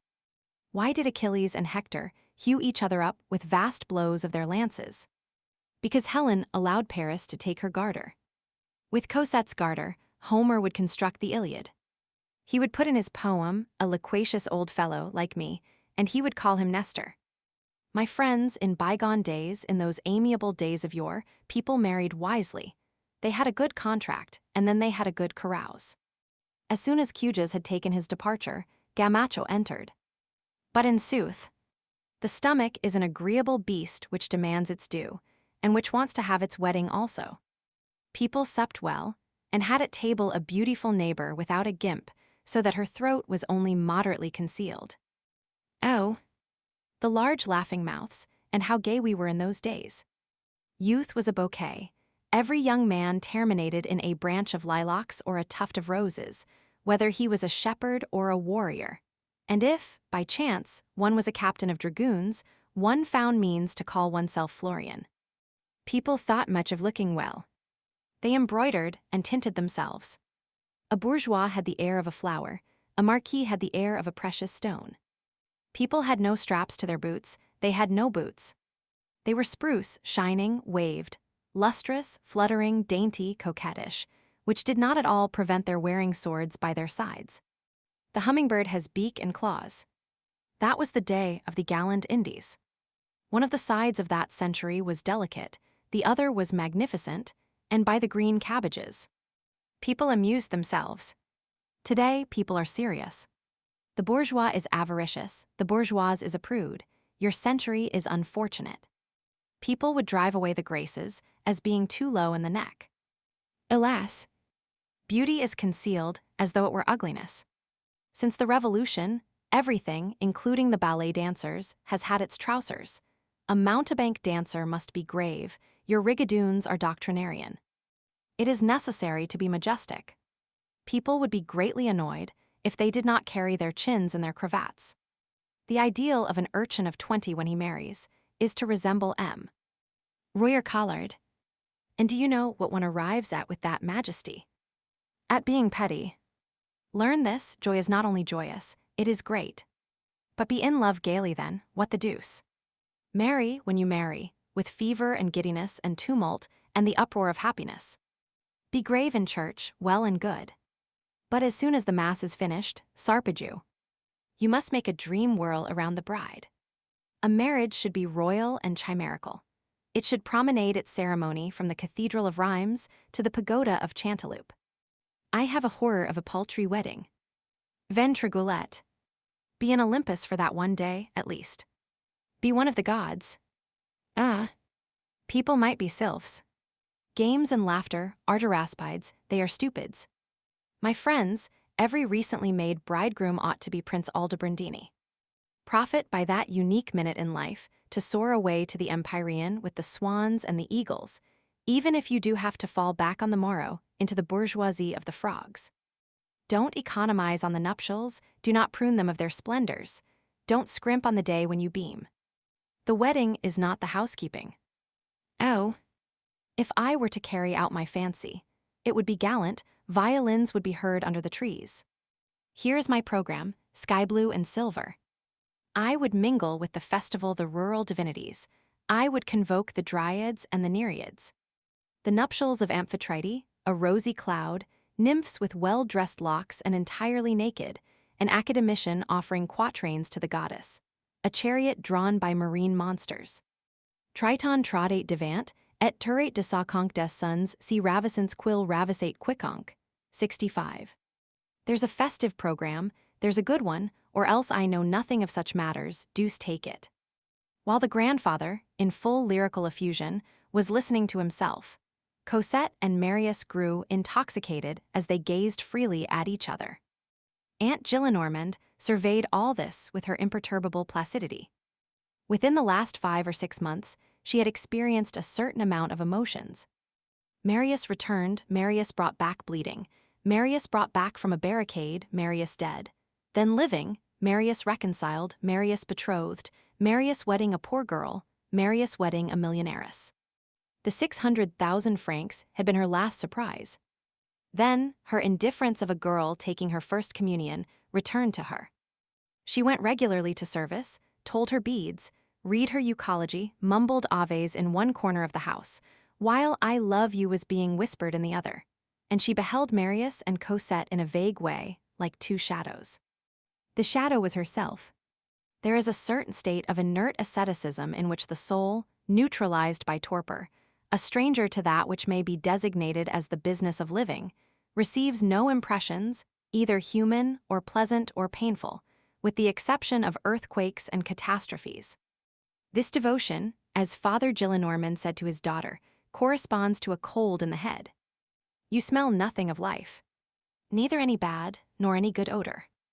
Moreover, the 600,000 francs had settled the elderly spinster's indecision. Her father had acquired the habit of taking her so little into account that he had not consulted her in the matter of consent to Marius' marriage. He had acted impetuously, according to his wont, having a despot-turned-slave but a single thought, to satisfy Marius. As for the aunt, it had not even occurred to him that the aunt existed, and that she could have an opinion of her own, and, sheep as she was, this had vexed her. Somewhat resentful in her inmost soul, but impassible externally, she had said to herself, "My father has settled the question of the marriage without reference to me. I shall settle the question of the inheritance without consulting him." She was rich, in fact, and her father was not. She had reserved her decision on this point. It is probable that, had the match been a poor one, she would have left him poor. So much the worse for my nephew. He is wedding a beggar, let him be a beggar himself. But Cosette's 500,000 pleased the aunt, and altered her inward situation so far as this pair of lovers were concerned. One owes some consideration to 600,000 francs, and it was evident that she could not do otherwise than leave her fortune to these young people, since they did not need it. It was arranged that the couple should live with the grandfather, M. Gillenormand insisted on resigning to them his chamber, the finest in the house. "That will make me young again," he said. "It's an old plan of mine. I have always entertained the idea of having a wedding in my chamber." He furnished this chamber with a multitude of elegant trifles. He had the ceiling and walls hung with an extraordinary stuff, which he had by him in the piece, and which he believed to have emanated from Utrecht, with a buttercup-colored satin ground, covered with velvet auricula blossoms. "It was with that stuff," said he, "that the bed of the Duchesse d'Anville at La Roche-Guyon was draped." On the chimney-piece, he set a little figure in Saxe porcelain, carrying a muff against her nude stomach. M. Gillenormand's library became the lawyer's study, which Marius needed. A study, it will be remembered, being required by the Council of the Order. Chapter 7. The effects of dreams mingled with happiness. The lovers saw each other every day. Cosette came with M. Fauchelevent. "This is reversing things," said Mademoiselle Gillenormand, "to have the bride come to the house to do the courting like this." But Marius' convalescence had caused the habit to become established, and the armchairs of the Rue des Filles du Calvaire, better adapted to interviews than the straw chairs of the Rue de Elham Arm, had rooted it. Marius and M. Fauchelevent saw each other, but did not address each other. It seemed as though this had been agreed upon. Every girl needs a chaperone. Cosette could not have come without M. Fauchelevent. In Marius' eyes, M. Fauchelevent was the condition attached to Cosette. He accepted it. By dint of discussing political matters, vaguely and without precision, from the point of view of the general amelioration of the fate of all men, they came to say a little more than yes and no. Once, on the subject of education, which Marius wished to have free and obligatory, multiplied under all forms lavished on everyone, like the air and the sun in a word, respirable for the entire population. They were in unison, and they almost conversed. Fauchelevent talked well, and even with a certain loftiness of language, still he lacked something indescribable. Fauchelevent possessed something less and also something more than a man of the world. Marius, inwardly, and in the depths of his thought, surrounded with all sorts of mute questions this Fauchelevent, who was to him simply benevolent and cold. There were moments when doubts as to his own recollections occurred to him. There was a void in his memory, a black spot, an abyss excavated by 4 months of agony. Many things had been lost therein. He had come to the point of asking himself whether it were really a fact that he had seen Fauchelevent, so serious and so calm a man, in the barricade. This was not, however, the only stupor which the apparitions and the disappearances of the past had left in his mind. It must not be supposed that he was delivered from all those obsessions of the memory which force us, even when happy, even when satisfied, to glance sadly behind us. The head which does not turn backwards towards horizons that have vanished contains neither thought nor love. At times, Marius clasped his face between his hands, and the vague and tumultuous past traversed the twilight which reigned in his brain. Again he beheld Mabeuf fall, he heard Gavroche singing amid the grapeshot. He felt beneath his lips the cold brow of Eponine. Enjolras, Courfeyrac, Jean Prouvaire, Combeferre, Bossuet, Grantaire, all his friends rose erect before him, then dispersed into thin air. Were all those dear, sorrowful, valiant, charming, or tragic beings merely dreams? Had they actually existed? The revolt had enveloped everything in its smoke. These great fevers create great dreams. He questioned himself, he felt himself, all these vanished realities made him dizzy. Where were they all then? Was it really true that all were dead? A fall into the shadows had carried off all except himself. It all seemed to him to have disappeared, as though behind the curtain of a theater.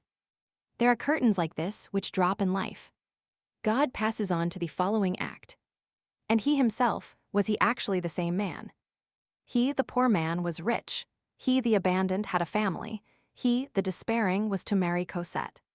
It seemed to him that he had traversed a tomb, and that he had entered into it black and had emerged from it white, and in that tomb the others had remained. At certain moments, all these beings of the past, returned and present, formed a circle around him and overshadowed him. Then he thought of Cosette and recovered his serenity, but nothing less than this felicity could have sufficed to efface that catastrophe. Fauchelevent almost occupied a place among these vanished beings.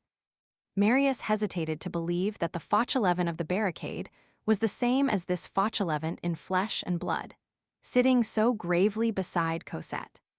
The first was, probably, one of those nightmares occasioned and brought back by his hours of delirium. However, the natures of both men were rigid, no question from Marius to Fauchelevent was possible. Such an idea had not even occurred to him. We have already indicated this characteristic detail. Two men who have a secret in common, and who, by a sort of tacit agreement, exchange not a word on the subject, are less rare than is commonly supposed. Once only did Marius make the attempt. He introduced into the conversation the Rue de la Chanvrerie, and turning to Fauchelevent, he said to him, "Of course, you are acquainted with that street." "What street?" "The Rue de la Chanvrerie." "I have no idea of the name of that street," replied Fauchelevent, in the most natural manner in the world. The response which bore upon the name of the street, and not upon the street itself, appeared to Marius to be more conclusive than it really was.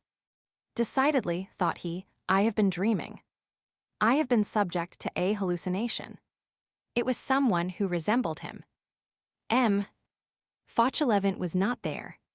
Chapter 8, Two Men Impossible to Find. Marius' enchantment, great as it was, could not efface from his mind other preoccupations. While the wedding was in preparation, and while awaiting the date fixed upon, he caused difficult and scrupulous retrospective researches to be made. He owed gratitude in various quarters. He owed it on his father's account, he owed it on his own. There was Thénardier, there was the unknown man who had brought him, Marius, back to Gillenormand. Marius endeavored to find these two men, not intending to marry, to be happy, and to forget them, and fearing that, were these debts of gratitude not discharged, they would leave a shadow on his life, which promised so brightly for the future. It was impossible for him to leave all these arrears of suffering behind him, and he wished, before entering joyously into the future, to obtain a quittance from the past. That Thénardier was a villain detracted nothing from the fact that he had saved Colonel Pontmercy.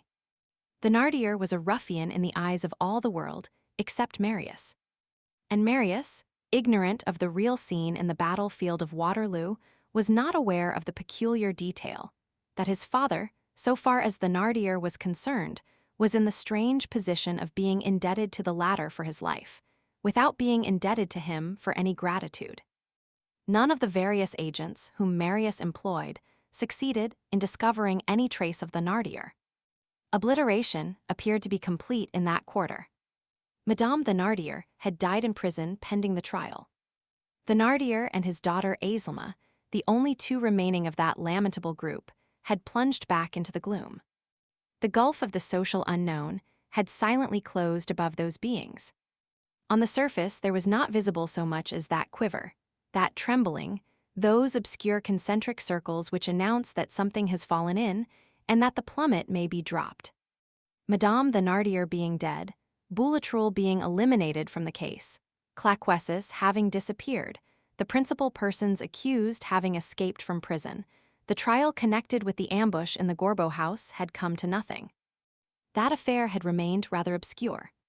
The bench of assizes had been obliged to content themselves with two subordinates. Panchaud, alias Printanier, alias Bigrenail, and Demi-Liard, alias Dumilliards, who had been inconsistently condemned, after a hearing of both sides of the case, to 10 years in the galleys.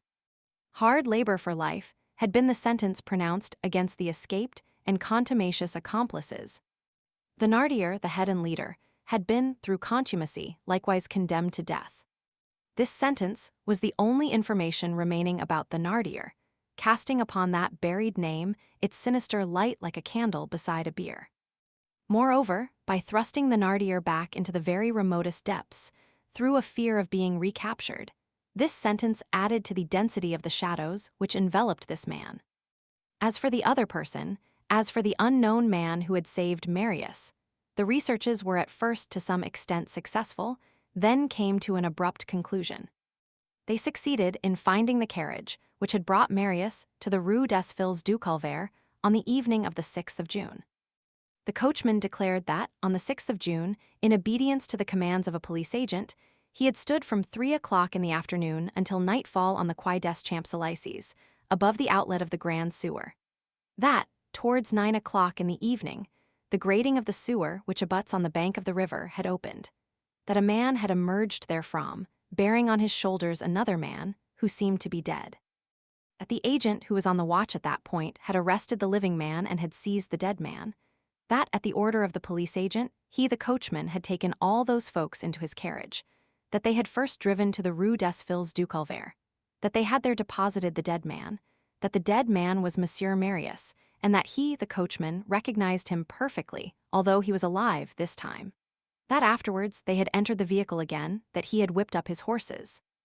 A few paces from the gate of the archives, they had called to him to halt. That there, in the street, they had paid him and left him, and that the police agent had led the other man away, that he knew nothing more, that the night had been very dark. Marius, as we have said, recalled nothing. He only remembered that he had been seized from behind by an energetic hand at the moment when he was falling backwards into the barricade. Then, everything vanished so far as he was concerned. He had only regained consciousness at M. Gillenormand S. He was lost in conjectures. He could not doubt his own identity. Still, how had it come to pass that, having fallen in the Rue de la Chanvrerie, he had been picked up by the police agent on the banks of the Seine, near the Pont des Invalides? Someone had carried him from the Quartier des Halles to the Champs-Élysées. And how? Through the sewer. Unheard of devotion. Someone. Who? This was the man for whom Marius was searching. Of this man, who was his savior, nothing, not a trace, not the faintest indication. Marius, although forced to preserve great reserve in that direction, pushed his inquiries as far as the prefecture of police. There, no more than elsewhere, did the information obtained lead to any enlightenment. The prefecture knew less about the matter than did the hackney coachman.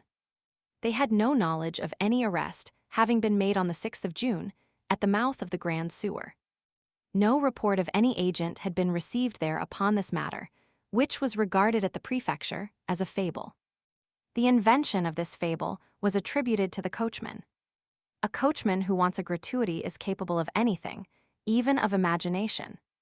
The fact was assured, nevertheless, and Marius could not doubt it, unless he doubted his own identity, as we have just said. Everything about this singular enigma was inexplicable. What had become of that man, that mysterious man, whom the coachman had seen emerge from the grating of the Grand Sewer bearing upon his back the unconscious Marius, and whom the police agent on the watch had arrested in the very act of rescuing an insurgent? What had become of the agent himself? Why had this agent preserved silence? Had the man succeeded in making his escape? Had he bribed the agent? Why did this man give no sign of life to Marius, who owed everything to him? His disinterestedness was no less tremendous than his devotion. Why had not that man appeared again? Perhaps he was above compensation, but no one is above gratitude. Was he dead? Who was the man? What sort of a face had he? No one could tell him this. The coachman answered. The night was very dark.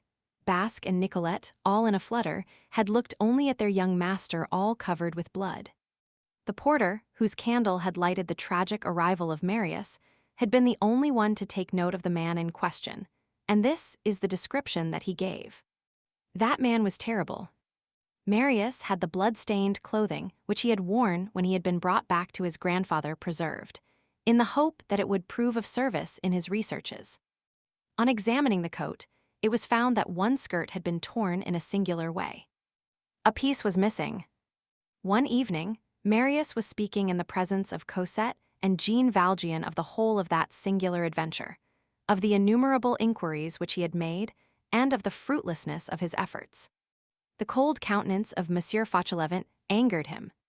He exclaimed, with a vivacity which had something of wrath in it, "Yes, that man, whoever he may have been, was sublime. Do you know what he did, sir? He intervened like an archangel. He must have flung himself into the midst of the battle, have stolen me away, have opened the sewer, have dragged me into it, and have carried me through it. He must have traversed more than a league and a half in those frightful subterranean galleries, bent over, weighed down, in the dark, in the cesspool. More than a league and a half, sir, with a corpse upon his back. And with what object? With the sole object of saving the corpse. And that corpse I was. He said to himself, there may still be a glimpse of life there, perchance. I will risk my own existence for that miserable spark. And his existence he risked not once but 20 times. And every step was a danger. The proof of it is that on emerging from the sewer, he was arrested. Do you know, sir, that that man did all this? And he had no recompense to expect. What was I? An insurgent. What was I? One of the conquered. Oh, if Cosette's 600,000 francs were mine. They are yours, interrupted Jean Valjean. Well, resumed Marius, I would give them all to find that man once more. Jean Valjean remained silent. Book 6, The Sleepless Night. Chapter 1, the 16th of February, 1833. The night of the 16th to the 17th of February, 1833, was a blessed night. Above its shadows, heaven stood open. It was the wedding night of Marius and Cosette. The day had been adorable. It had not been the grand festival dreamed by the grandfather, a fairy spectacle with a confusion of cherubim and cupids over the heads of the bridal pair, a marriage worthy to form the subject of a painting to be placed over a door, but it had been sweet and smiling. The manner of marriage in 1833 was not the same as it is today. France had not yet borrowed from England that supreme delicacy of carrying off one's wife, of fleeing, on coming out of church, of hiding oneself with shame from one's happiness, and of combining the ways of a bankrupt with the delights of the Song of Songs. People had not yet grasped to the full the chastity, exquisiteness, and decency of jolting their paradise in a posting chaise, of breaking up their mystery with click-clacks, of taking for a nuptial bed the bed of an inn, and of leaving behind them, in a commonplace chamber, at so much a night, the most sacred of the souvenirs of life mingled pell-mell with the tête-à-tête of the conductor of the diligence and the maid-servant of the inn. In this second half of the 19th century in which we are now living, the mayor and his scarf, the priest and his chasuble, the law and God no longer suffice. They must be eked out by the postilion de Longjumeau. A blue waistcoat turned up with red, and with bell buttons, a plaque like a vant brace, knee breeches of green leather, oaths to the Norman horses with their tails knotted up, false galloons, varnished hat, long powdered locks, an enormous whip, and tall boots.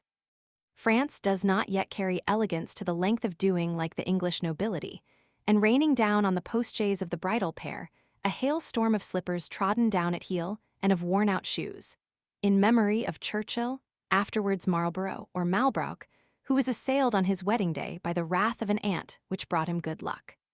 Old shoes and slippers do not, as yet, form a part of our nuptial celebrations. But patience, as good taste continues to spread, we shall come to that. In 1833, 100 years ago, marriage was not conducted at a full trot.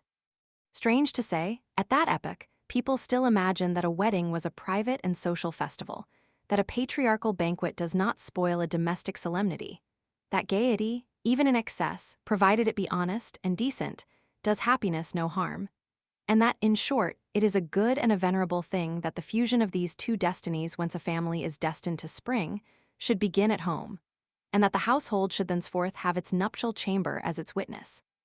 And people were so immodest as to marry in their own homes. The marriage took place, therefore, in accordance with this now superannuated fashion, at M. Gillenormand's house. Natural and commonplace as this matter of marrying is, the banns to publish, the papers to be drawn up, the mayoralty, and the church produce some complication. They could not get ready before the 16th of February. Now we note this detail, for the pure satisfaction of being exact. It chanced that the 16th fell on Shrove Tuesday. Hesitations, scruples, particularly on the part of Aunt Gillenormand. Shrove Tuesday, exclaimed the grandfather, so much the better.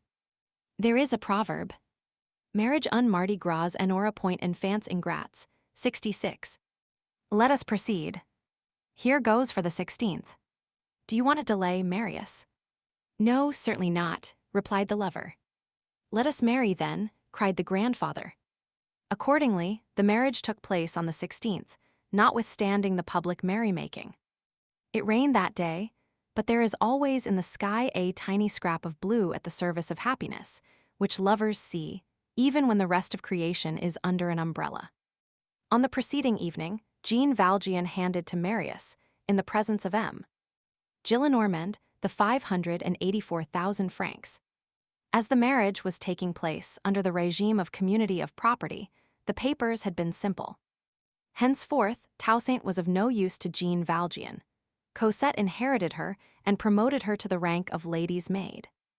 As for Jean Valjean, a beautiful chamber in the Gillenormand house had been furnished expressly for him, and Cosette had said to him in such an irresistible manner, "Father, I entreat you," that she had almost persuaded him to promise that he would come and occupy it.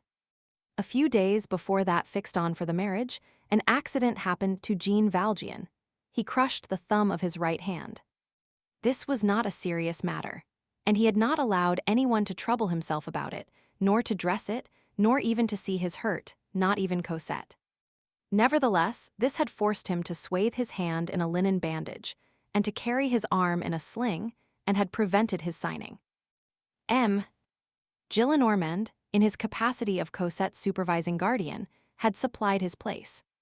We will not conduct the reader either to the mayor's office or to the church.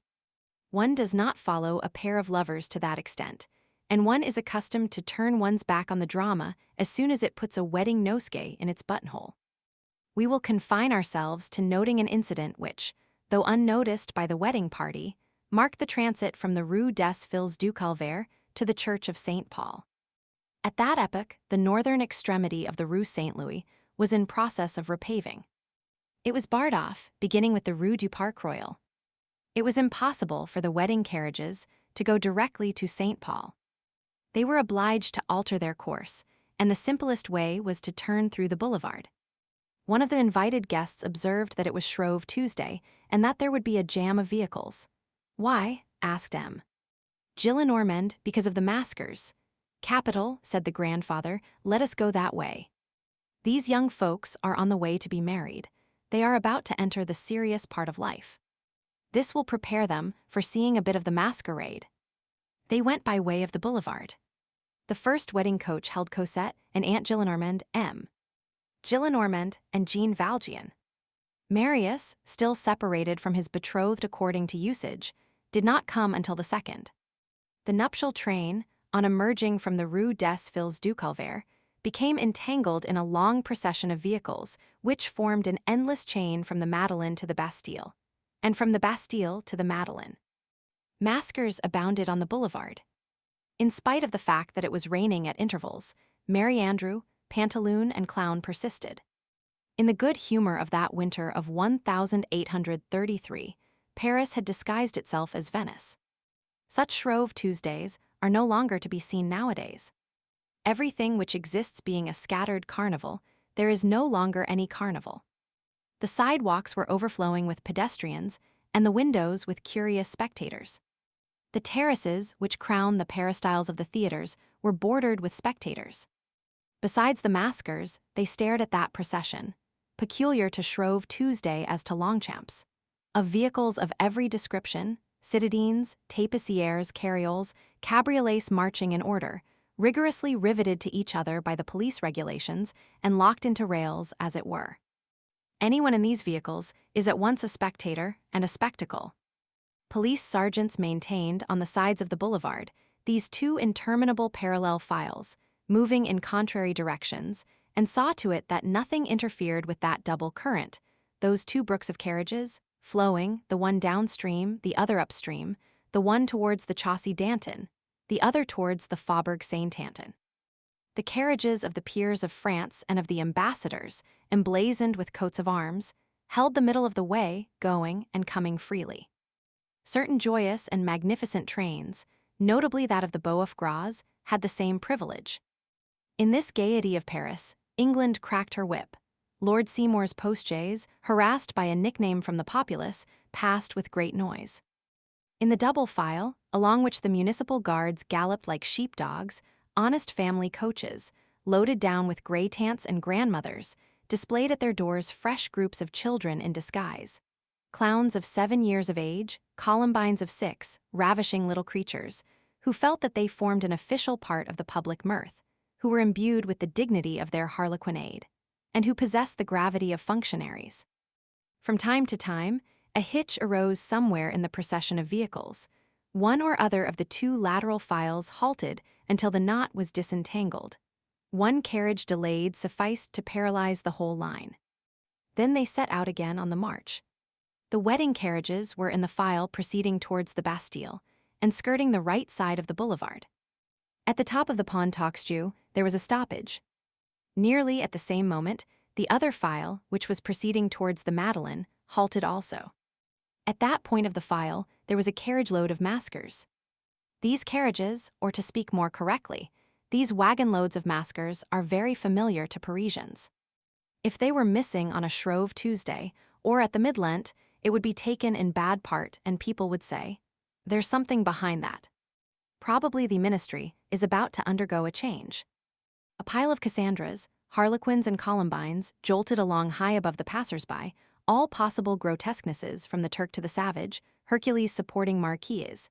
Fishwives who would have made Rabelais stop up his ears just as the Maenads made Aristophanes drop his eyes, tow wigs, pink tights.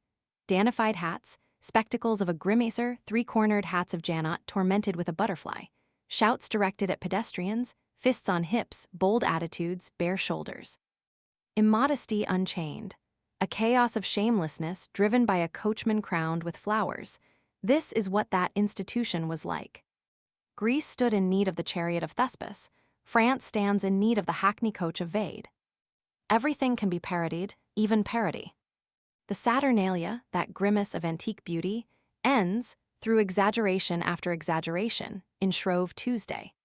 And the bacchanal, formerly crowned with sprays of vine leaves and grapes, inundated with sunshine, displaying her marble breast in a divine semi-nudity, having at the present day lost her shape under the soaked rags of the north, has finally come to be called the Jack Pudding. The tradition of carriage loads of maskers runs back to the most ancient days of the monarchy.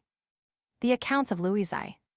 Allot to the bailiff of the palace 20 sous tournois for 3 coaches of masquerades in the crossroads. In our day, these noisy heaps of creatures are accustomed to have themselves driven in some ancient cuckoo carriage, whose imperial they load down, or they overwhelm a hired landau, with its top thrown back, with their tumultuous groups. 20 of them ride in a carriage, intended for 6. They cling to the seats, to the rumble on the cheeks of the hood on the shafts. They even bestride the carriage lamps. They stand, sit, lie, with their knees drawn up in a knot and their legs hanging. The women sit on the men's laps. Far away, above the throng of heads, their wild pyramid is visible. These carriage loads form mountains of mirth in the midst of the rout. Call, Panard, and Pyern flow from it, enriched with slang. This carriage, which has become colossal through its freight, has an air of conquest. Uproar reigns in front, tumult behind. People vociferate, shout, howl, there they break forth and writhe with enjoyment. Gaiety roars. Sarcasm flames forth, joviality is flaunted like a red flag. 2 jades their drag farce blossomed forth into an apotheosis. It is the triumphal car of laughter. A laughter that is too cynical to be frank. In truth, this laughter is suspicious. This laughter has a mission. It is charged with proving the carnival to the Parisians. These fishwife vehicles, in which one feels one knows not what shadows, set the philosopher to thinking. There is government therein. There one lays one's finger on a mysterious affinity between public men and public women. It certainly is sad that turpitude heaped up should give a sum total of gaiety, that by piling ignominy upon opprobrium the people should be enticed, that the system of spying and serving as caryatids to prostitution should amuse the rabble when it confronts them, that the crowd loves to behold that monstrous living pile of tinsel rags, half dung, half light, roll by on 4 wheels howling and laughing, that they should clap their hands at this glory composed of all shames. That there would be no festival for the populace, did not the police promenade in there midst these sorts of 20-headed hydras of joy. But what can be done about it? These beribboned and beflowered tumbrils of mire are insulted and pardoned by the laughter of the public. The laughter of all is the accomplice of universal degradation. Certain unhealthy festivals disaggregate the people and convert them into the populace. And populaces, like tyrants, require buffoons. The king has Roquelaure, the populace has the Merry Andrew. Paris is a great, mad city on every occasion that it is a great, sublime city.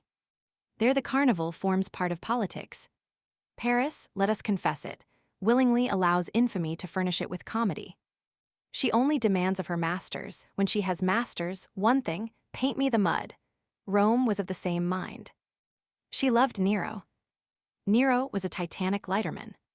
Chance ordained, as we have just said, that one of these shapeless clusters of masked men and women, dragged about on a vast calash, should halt on the left of the boulevard, while the wedding train halted on the right.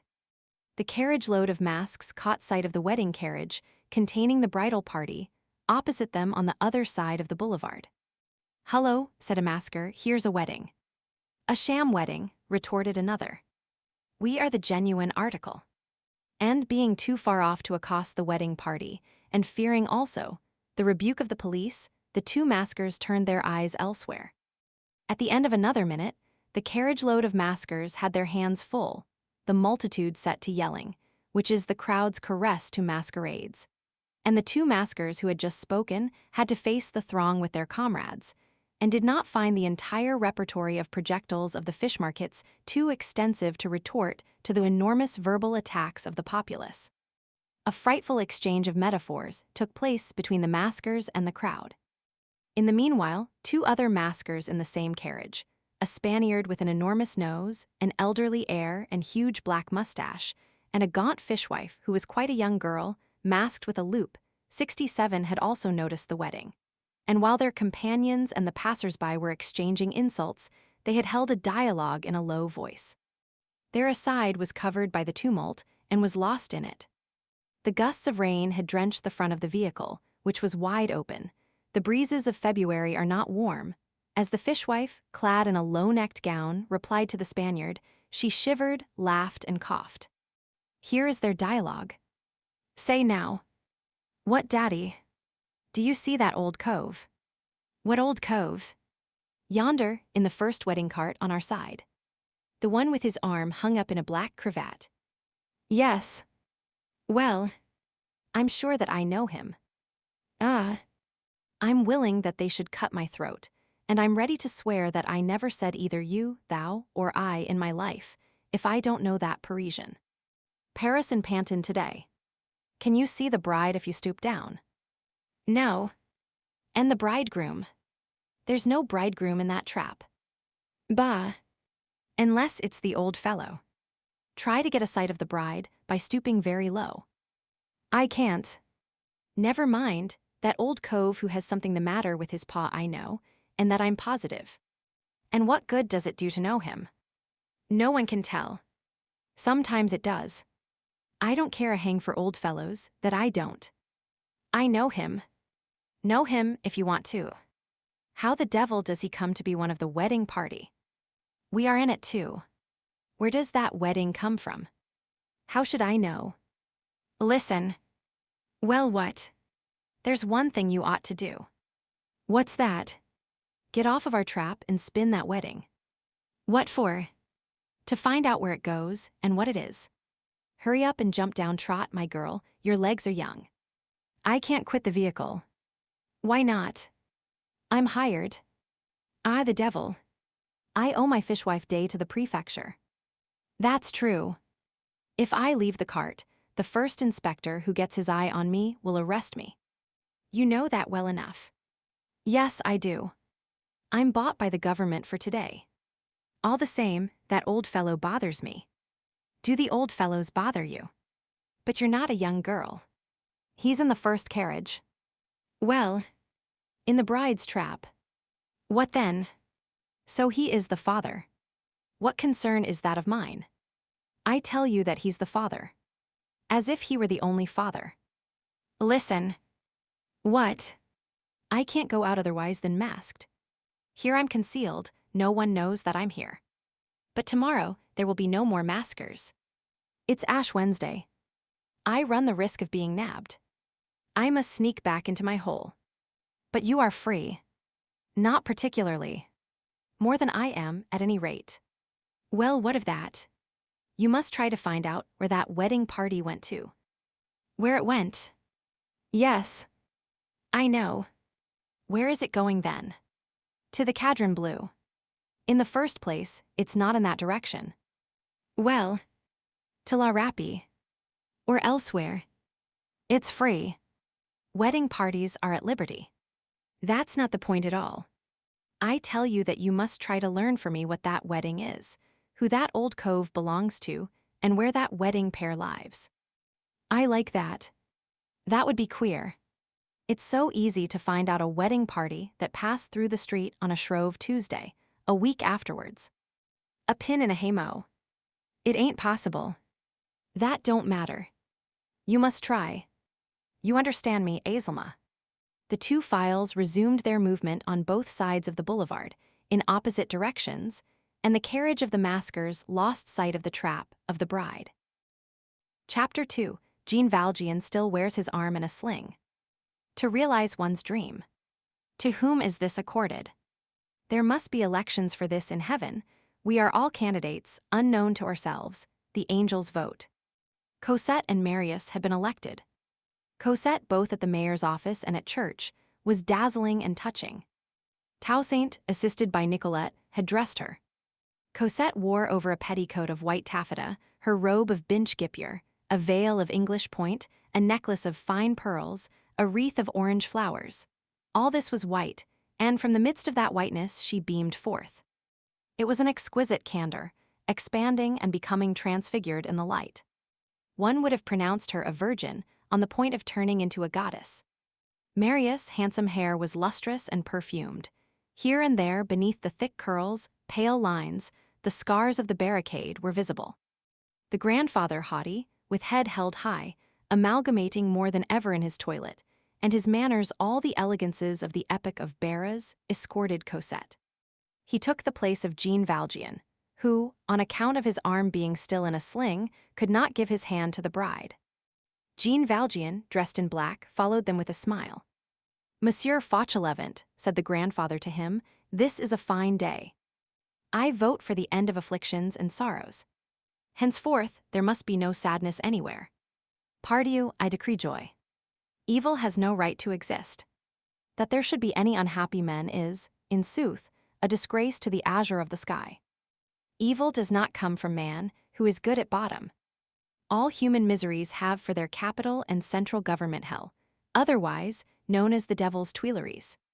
Good, here I am uttering demagogical words. As far as I am concerned, I have no longer any political opinions. Let all men be rich, that is to say, mirthful, and I confine myself to that." When, at the conclusion of all the ceremonies, after having pronounced before the mayor and before the priest all possible yeses, after having signed the registers at the municipality and at the sacristy, after having exchanged their rings, after having knelt side by side under the pall of white moire in the smoke of the censer, they arrived, hand in hand, admired and envied by all, Marius in black, she in white, preceded by the Suisse, with the epaulets of a colonel, tapping the pavement with his halberd. Between two rows of astonished spectators, at the portals of the church, both leaves of which were thrown wide open, ready to enter their carriage again, and all being finished, Cosette still could not believe that it was real. She looked at Marius, she looked at the crowd, she looked at the sky. It seemed as though she feared that she should wake up from her dream. Her amazed and uneasy air added something indescribably enchanting to her beauty. They entered the same carriage to return home, Marius beside Cosette. M. Gillenormand and Jean Valjean sat opposite them. Aunt Gillenormand had withdrawn 1 degree and was in the second vehicle. "My children," said the grandfather, "here you are, Monsieur le Baron and Madame la Baronne, with an income of 30,000 livres." And Cosette, nestling close to Marius, caressed his ear with an angelic whisper. "So it is true. My name is Marius. I am Madame Thou." These two creatures were resplendent. They had reached that irrevocable and irrecoverable moment, at the dazzling intersection of all youth and all joy. They realized the verses of Jean Prouvaire. They were 40 years old taken together. It was marriage sublimated. These two children were two lilies. They did not see each other, they did not contemplate each other. Cosette perceived Marius in the midst of a glory. Marius perceived Cosette on an altar. And on that altar, and in that glory, the two apotheoses mingling in the background, one knows not how. Behind a cloud for Cosette, in a flash for Marius, there was the ideal thing, the real thing, the meeting of the kiss and the dream, the nuptial pillow. All the torments through which they had passed came back to them in intoxication. It seemed to them that their sorrows, their sleepless nights, their tears, their anguish, their terrors, their despair, converted into caresses and rays of light, rendered still more charming the charming hour which was approaching, and that their griefs were but so many handmaidens who were preparing the toilet of joy. How good it is to have suffered! Their unhappiness formed a halo round their happiness. The long agony of their love was terminating in an ascension. It was the same enchantment in two souls, tinged with voluptuousness in Marius and with modesty in Cosette. They said to each other in low tones, "We will go back to take a look at our little garden in the Rue Plumet." The folds of Cosette's gown lay across Marius. Such a day is an ineffable mixture of dream and of reality. One possesses and one supposes. One still has time before one to divine. The emotion on that day, of being at midday and of dreaming of midnight, is indescribable. The delights of these two hearts overflowed upon the crowd, and inspired the passers-by with cheerfulness. People halted in the Rue Saint-Anton, in front of St. Paul, to gaze through the windows of the carriage at the orange flowers quivering on Cosette's head. Then they returned home to the Rue des Filles du Calvaire. Marius, triumphant and radiant, mounted side by side with Cosette the staircase up which he had been borne in a dying condition. The poor who had trooped to the door and who shared their purses blessed them. There were flowers everywhere. The house was no less fragrant than the church. After the incense, roses. They thought they heard voices caroling in the infinite. They had God in their hearts. Destiny appeared to them like a ceiling of stars. Above their heads, they beheld the light of a rising sun. All at once the clock struck. Marius glanced at Cosette's charming bare arm, and at the rosy things which were vaguely visible through the lace of her bodice. And Cosette, intercepting Marius' glance, blushed to her very hair. Quite a number of old family friends of the Gillenormand family had been invited. They pressed about Cosette. Each one vied with the rest in saluting her as Madame la Baronne. The officer, Théodule Gillenormand, now a captain, had come from Chartres, where he was stationed in garrison, to be present at the wedding of his cousin Pontmercy. Cosette did not recognize him. He, on his side, habituated as he was to have women consider him handsome, retained no more recollection of Cosette than of any other woman. How right I was not to believe in that story about the lancer, said Father Gillenormand to himself. Cosette had never been more tender with Jean Valjean. She was in unison with Father Gillenormand. While he erected joy into aphorisms and maxims, she exhaled goodness like a perfume. Happiness desires that all the world should be happy. She regained, for the purpose of addressing Jean Valjean, inflections of voice belonging to the time when she was a little girl. She caressed him with her smile. A banquet had been spread in the dining room. Illumination as brilliant as the daylight is the necessary seasoning of a great joy. Mist and obscurity are not accepted by the happy. They do not consent to be black. The night, yes, the shadows, no. If there is no sun, one must be made. The dining room was full of gay things. In the center, above the white and glittering table, was a Venetian luster with flat plates, with all sorts of colored birds, blue, violet, red, and green, perched amid the candles. Around the chandelier, girandoles on the walls, sconces with triple and quintuple branches. Mirrors, silverware, glassware, plate, porcelain, faience, pottery, gold, and silversmith's work, all was sparkling and gay. The empty spaces between the candelabra were filled in with bouquets, so that where there was not a light, there was a flower. In the antechamber, 3 violins and a flute softly played quartets by Haydn. Jean Valjean had seated himself on a chair in the drawing room, behind the door, the leaf of which folded back upon him in such a manner as to nearly conceal him. A few moments before they sat down to table, Cosette came, as though inspired by a sudden whim, and made him a deep courtesy, spreading out her bridal toilet with both hands, and with a tenderly roguish glance, she asked him, "Father, are you satisfied?" "Yes," said Jean Valjean, "I am content." "Well then, laugh." Jean Valjean began to laugh. A few moments later, Basque announced that dinner was served. The guests, preceded by M. Gillenormand with Cosette on his arm, entered the dining room, and arranged themselves in the proper order around the table. 2 large armchairs figured on the right and left of the bride, the first for M. Gillenormand, the other for Jean Valjean. M. Gillenormand took his seat. The other armchair remained empty. They looked about for M.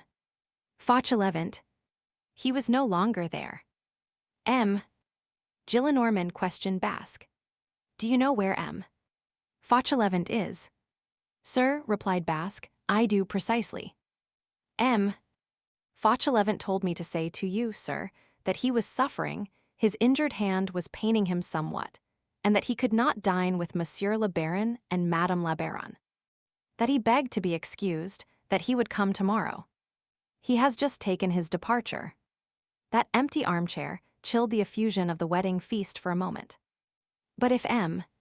Fauchelevent was absent, M. Gillenormand was present, and the grandfather beamed for 2. He affirmed that M. Fauchelevent had done well to retire early, if he were suffering, but that it was only a slight ailment. This declaration sufficed. Moreover, what is an obscure corner in such a submersion of joy? Cosette and Marius were passing through one of those egotistical and blessed moments when no other faculty is left to a person than that of receiving happiness. And then an idea occurred to M. Gillenormand, pardieu, this armchair is empty. Come hither, Marius. Your aunt will permit it, although she has a right to you. This armchair is for you. That is legal and delightful. Fortunatus beside Fortunata, applause from the whole table.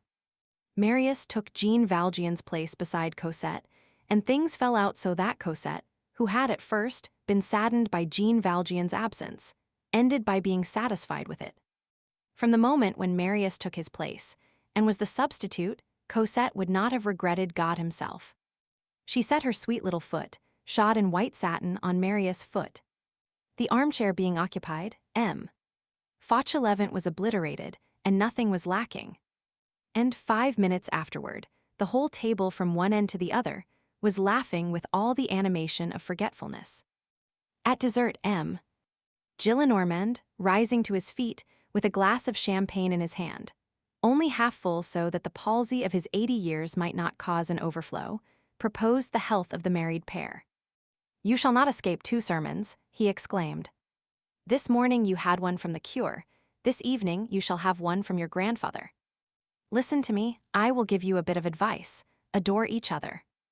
I do not make a pack of gyrations, I go straight to the mark, be happy. In all creation, only the turtle-doves are wise. Philosophers say, moderate your joys. I say, give rein to your joys. Be as much smitten with each other as fiends. Be in a rage about it. The philosophers talk stuff and nonsense. I should like to stuff their philosophy down their gullets again. Can there be too many perfumes, too many open rosebuds, too many nightingales singing, too many green leaves, too much aurora in life? Can people love each other too much? Can people please each other too much? Take care, Estelle, thou art too pretty. Have a care, Nemorin, thou art too handsome. Find stupidity in sooth. Can people enchant each other too much, cajole each other too much, charm each other too much? Can one be too much alive, too happy? Moderate your joys. Ah, indeed. Down with the philosophers. Wisdom consists in jubilation. Make merry, let us make merry. Are we happy because we are good, or are we good because we are happy? Is the Sancy diamond called the Sancy because it belonged to Harley de Sancy, or because it weighs 600 carats? I know nothing about it, life is full of such problems. The important point is to possess the Sancy and happiness. Let us be happy without quibbling and quirking. Let us obey the sun blindly. What is the sun? It is love. He who says love says woman. Behold omnipotence, women. Ask that demagogue of a Marius if he is not the slave of that little tyrant of a Cosette. And of his own free will, too, the coward. Woman. There is no Robespierre who keeps his place, but woman reigns. I am no longer royalist, except towards that royalty. What is Adam? The kingdom of Eve. No 89 for Eve. There has been the royal scepter surmounted by a fleur-de-lis, there has been the imperial scepter surmounted by a globe, there has been the scepter of Charlemagne, which was of iron, there has been the scepter of Louis the Great, which was of gold. The revolution twisted them between its thumb and forefinger halfpenny straws. It is done with, it is broken, it lies on the earth, there is no longer any scepter, but make me a revolution against that little embroidered handkerchief, which smells of patchouli. I should like to see you do it. Try. Why is it so solid? Because it is a gewgaw. You are the 19th century. Well, what then? And we have been as foolish as you. Do not imagine that you have effected much change in the universe, because your trip gallant is called the cholera morbus, and because your pori is called the cachuca. In fact, the women must always be loved. I defy you to escape from that. These friends are our angels. Yes, love, woman, the kiss forms a circle from which I defy you to escape. And, for my own part, I should be only too happy to re-enter it. Which of you has seen the planet Venus, the coquette of the abyss, the Celimene of the ocean, rise in the infinite, calming all here below? The ocean is a rough Alcestis. Well, grumble as he will, when Venus appears he is forced to smile. That brute beast submits. We are all made so. Wrath, tempest, claps of thunder, foam to the very ceiling. A woman enters on the scene, a planet rises, flat on your face. Marius was fighting 6 months ago, today he is married. That is well. Yes, Marius, yes, Cosette, you are in the right. exist boldly for each other, make us burst with rage that we cannot do the same, idealize each other.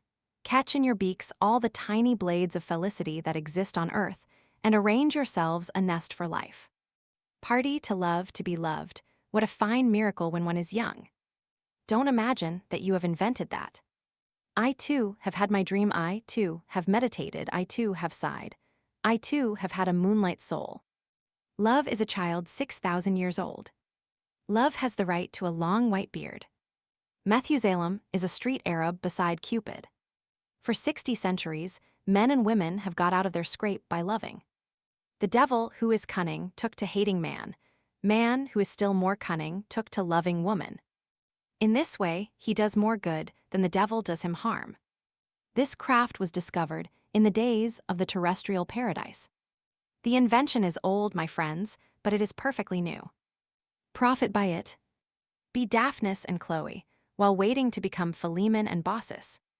Manage so that, when you are with each other, nothing shall be lacking to you, and that Cosette may be the sun for Marius, and that Marius may be the universe to Cosette. Cosette, let your fine weather be the smile of your husband. Marius, let your rain be your wife's tears. And let it never rain in your household. You have filched the winning number in the lottery. You have gained the great prize, guard it well, keep it under lock and key, do not squander it, adore each other and snap your fingers at all the rest. Believe what I say to you. It is good sense. And good sense cannot lie. Be a religion to each other. Each man has his own fashion of adoring God. Saperlot. The best way to adore God is to love one's wife. I love thee, that's my catechism. He who loves is orthodox. The oath of Henry Roman IV. Places sanctity somewhere between feasting and drunkenness. Vener Saint Gris. I don't belong to the religion of that oath. Woman is forgotten in it. This astonishes me on the part of Henry Roman IV. My friends, long live women. I am old, they say. It's astonishing how much I feel in the mood to be young. I should like to go and listen to the bagpipes in the woods. Children who contrive to be beautiful and contented, that intoxicates me. I would like greatly to get married, if anyone would have me. It is impossible to imagine that God could have made us for anything but this. To idolize, to coo, to preen ourselves, to be dove-like, to be dainty, to bill and coo our loves from morn to night, to gaze at one's image in one's little wife, to be proud, to be triumphant, to plume oneself. That is the aim of life. There, let not that displease you which we used to think in our day, when we were young folks. Ah! Ver to bembach. What charming women there were in those days, and what pretty little faces, and what lovely lasses. I committed my ravages among them. Then love each other. If people did not love each other, I really do not see what use there would be in having any springtime.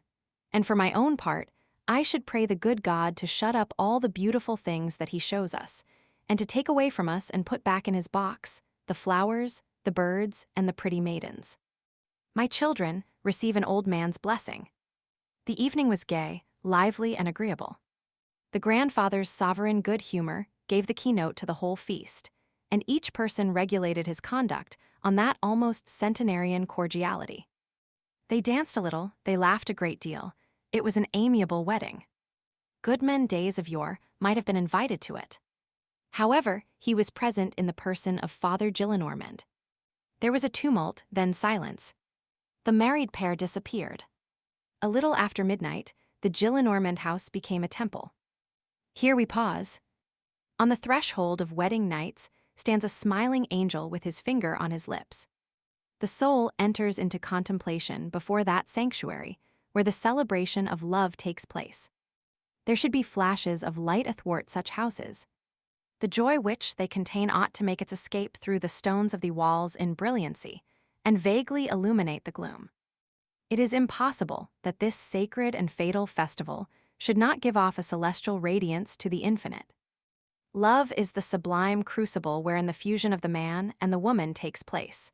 The being one, the being triple, the being final, the human trinity proceeds from it.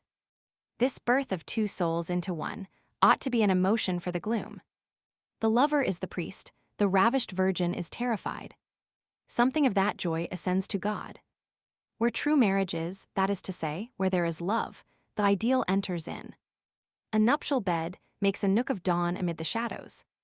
If it were given to the eye of the flesh to scan the formidable and charming visions of the upper life, it is probable that we should behold the forms of night, the winged unknowns, the blue passers of the invisible, bend down, a throng of somber heads around the luminous house, satisfied, showering benedictions, pointing out to each other the virgin wife gently alarmed, sweetly terrified, and bearing the reflection of human bliss upon their divine countenances.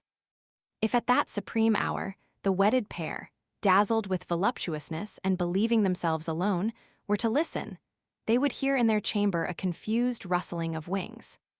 Perfect happiness implies a mutual understanding with the angels. That dark little chamber has all heaven for its ceiling. When two mouths, rendered sacred by love, approach to create, it is impossible that there should not be, above that ineffable kiss, a quivering throughout the immense mystery of stars. These felicities are the true ones. There is no joy outside of these joys. Love is the only ecstasy. All the rest weeps. To love or to have loved, this suffices. Demand nothing more. There is no other pearl to be found in the shadowy folds of life. To love is a fulfillment. Chapter 3: The Inseparable. What had become of Jean Valjean? Immediately after having laughed at Cosette's graceful command, when no one was paying any heed to him, Jean Valjean had risen and had gained the antechamber unperceived. This was the very room which, 8 months before, he had entered black with mud, with blood and powder, bringing back the grandson to the grandfather. The old wainscoting was garlanded with foliage and flowers. The musicians were seated on the sofa on which they had laid Marius down. Basque, in a black coat, knee breeches, white stockings, and white gloves, was arranging roses round all of the dishes that were to be served. Jean Valjean pointed to his arm in its sling, charged Basque to explain his absence, and went away. The long windows of the dining room opened on the street. Jean Valjean stood for several minutes, erect and motionless in the darkness, beneath those radiant windows. He listened. The confused sounds of the banquet reached his ear. He heard the loud, commanding tones of the grandfather, the violins, the clatter of the plates, the bursts of laughter, and through all that merry uproar, he distinguished Cosette's sweet and joyous voice. He quitted the Rue des Filles du Calvaire and returned to the Rue de l'Homme Armé. In order to return thither, he took the Rue Saint-Louis, the Rue Culture Saint Catherine, and the Blancs Manteau. It was a little longer, but it was the road through which, for the last 3 months, he had become accustomed to pass every day on his way from the Rue de l'Homme Armé to the Rue des Filles du Calvaire, in order to avoid the obstructions and the mud in the Rue Ville du Temple. This road, through which Cosette had passed, excluded for him all possibility of any other itinerary. Jean Valjean entered his lodgings. He lighted his candle and mounted the stairs. The apartment was empty. Even Toussaint was no longer there. Jean Valjean's step made more noise than usual in the chambers. All the cupboards stood open. He penetrated to Cosette's bedroom. There were no sheets on the bed. The pillow, covered with ticking and without a case or lace, was laid on the blankets folded up on the foot of the mattress, whose covering was visible, and on which no one was ever to sleep again. All the little feminine objects which Cosette was attached to had been carried away. Nothing remained except the heavy furniture and the 4 walls. Toussaint's bed was despoiled in like manner. One bed only was made up, and seemed to be waiting someone, and this was Jean Valjean's bed. Jean Valjean looked at the walls, closed some of the cupboard doors, and went and came from one room to another. Then he sought his own chamber once more, and set his candle on a table. He had disengaged his arm from the sling, and he used his right hand as though it did not hurt him. He approached his bed, and his eyes rested, was it by chance? Was it intentionally? On the inseparable of which Cosette had been jealous, on the little portmanteau which never left him. On his arrival in the Rue de l'Homme Armé, on the 4th of June, he had deposited it on a round table near the head of his bed. He went to this table with a sort of vivacity, took a key from his pocket, and opened the valise. From it he slowly drew forth the garments in which, 10 years before, Cosette had quitted Montfermeil. First the little gown, then the black fichu, then the stout, coarse child's shoes which Cosette might almost have worn still, so tiny were her feet, then the fustian bodice which was very thick, then the knitted petticoat, next the apron with pockets, then the woolen stockings. These stockings, which still preserved the graceful form of a tiny leg, were no longer than Jean Valjean's hand. All this was black of hue.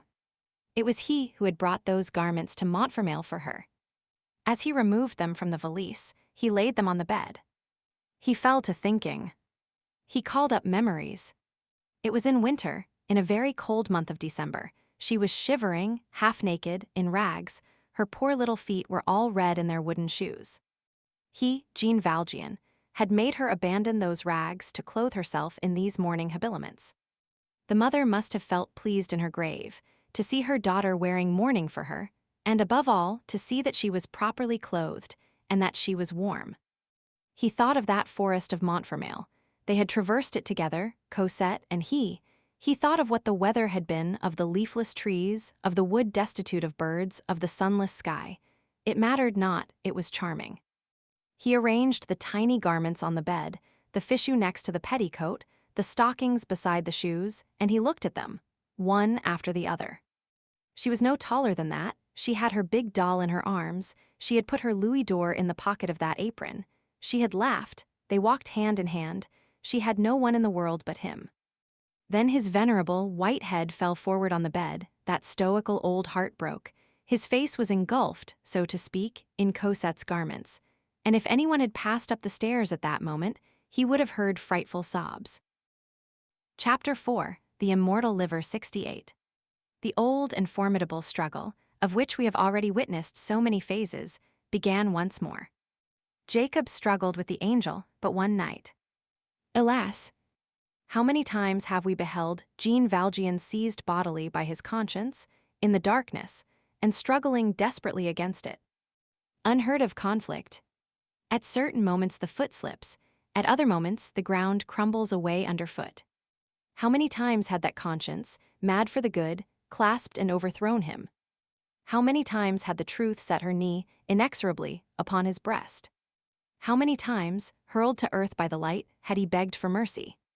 How many times had that implacable spark, lighted within him, and upon him by the bishop, dazzled him by force when he had wished to be blind? How many times had he risen to his feet in the combat, held fast to the rock, leaning against sophism, dragged in the dust, now getting the upper hand of his conscience, again overthrown by it? How many times, after an equivoque, after the specious and treacherous reasoning of egotism, had he heard his irritated conscience cry in his ear, "A trip! You wretch!" How many times had his refractory thoughts rattled convulsively in his throat, under the evidence of duty?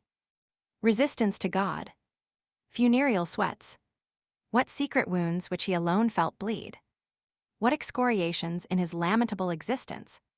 How many times he had risen bleeding, bruised, broken, enlightened, despair in his heart's serenity in his soul. And vanquished, he had felt himself the conqueror. And after having dislocated, broken, and rent his conscience with red-hot pincers, it had said to him, as it stood over him, formidable, luminous, and tranquil, "Now go in peace." But on emerging from so melancholy a conflict, what a lugubrious peace, alas! Nevertheless, that night Jean Valjean felt that he was passing through his final combat. A heart-rending question presented itself. Predestinations are not all direct. They do not open out in a straight avenue before the predestined man. They have blind courts, impassable alleys, obscure turns, disturbing crossroads offering the choice of many ways. Jean Valjean had halted at that moment, at the most perilous of these crossroads. He had come to the supreme crossing of good and evil. He had that gloomy intersection beneath his eyes. On this occasion once more, as had happened to him already in other sad vicissitudes, two roads opened out before him, the one tempting, the other alarming. Which was he to take? He was counseled to the one which alarmed him by that mysterious index finger, which we all perceive whenever we fix our eyes on the darkness. Once more, Jean Valjean had the choice between the terrible port and the smiling ambush. Is it then true?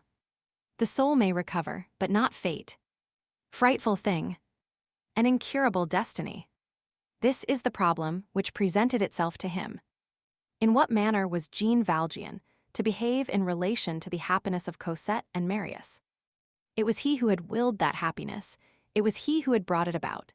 He had himself buried it in his entrails, and at that moment, when he reflected on it, he was able to enjoy the sort of satisfaction which an armorer would experience on recognizing his factory mark on a knife, on withdrawing it, all smoking, from his own breast. Cosette had Marius, Marius possessed Cosette. They had everything, even riches. And this was his doing. But what was he, Jean Valjean, to do with this happiness, now that it existed, now that it was there? Should he force himself on this happiness? Should he treat it as belonging to him? No doubt Cosette did belong to another, but should he, Jean Valjean, retain of Cosette all that he could retain? Should he remain the sort of father, half seen but respected, which he had hitherto been? Should he, without saying a word, bring his past to that future?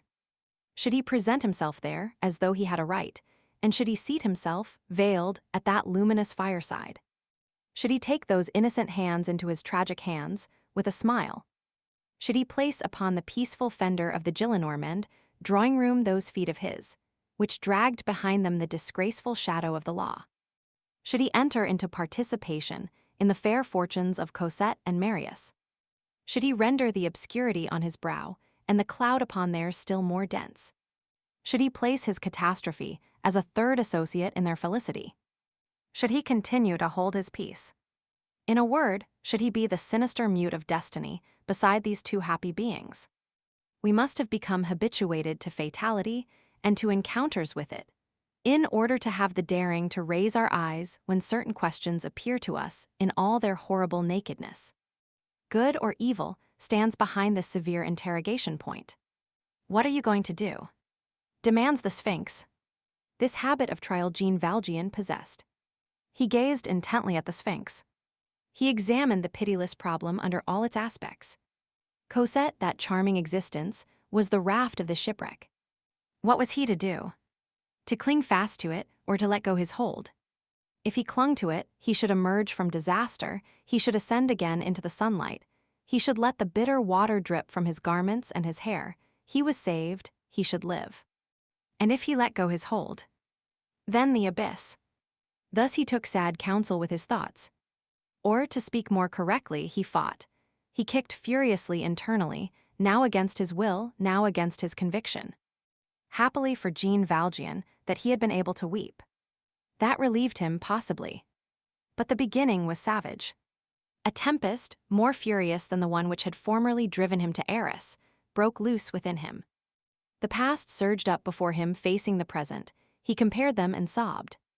The silence of tears once opened, the despairing man writhed. He felt that he had been stopped short. Alas!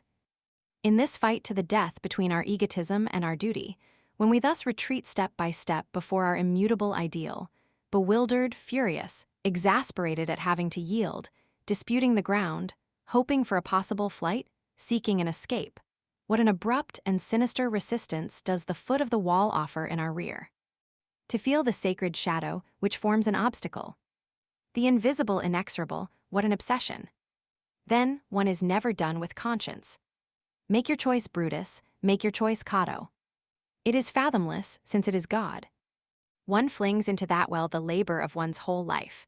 One flings in one's fortune. One flings in one's riches. One flings in one's success. One flings in one's liberty or fatherland. One flings in one's well-being. One flings in one's repose. One flings in one's joy. More. More. More. Empty the vase. Tip the urn. One must finish by flinging in one's heart. Somewhere in the fog of the ancient hells, there is a ton like that. Is not one pardonable, if one at last refuses? Can the inexhaustible have any right? Are not chains which are endless above human strength? Who would blame Sisyphus and Jean Valjean for saying, "It is enough"? The obedience of matter is limited by friction. Is there no limit to the obedience of the soul? If perpetual motion is impossible, can perpetual self-sacrifice be exacted? The first step is nothing, it is the last which is difficult. What was the Champmathieu affair in comparison with Cosette's marriage, and of that which it entailed. What is a re-entrance into the galleys, compared to entrance into the void? O first step that must be descended, how somber art thou! O second step, how black art thou! How could he refrain from turning aside his head this time? Martyrdom is sublimation, corrosive sublimation. It is a torture which consecrates. One can consent to it for the first hour. One seats oneself on the throne of glowing iron. One places on one's head the crown of hot iron. One accepts the globe of red-hot iron. One takes the scepter of red-hot iron, but the mantle of flame still remains to be donned, and comes there not a moment when the miserable flesh revolts and when one abdicates from suffering? At length, Jean Valjean entered into the peace of exhaustion. He weighed, he reflected, he considered the alternatives, the mysterious balance of light and darkness. Should he impose his galleys on those two dazzling children, or should he consummate his irremediable engulfment by himself? On one side lay the sacrifice of Cosette, on the other that of himself. At what solution should he arrive? What decision did he come to? What resolution did he take? What was his own, inward, definitive response to the unbribable interrogatory of fatality? What door did he decide to open? Which side of his life did he resolve upon closing and condemning? Among all the unfathomable precipices which surrounded him, which was his choice?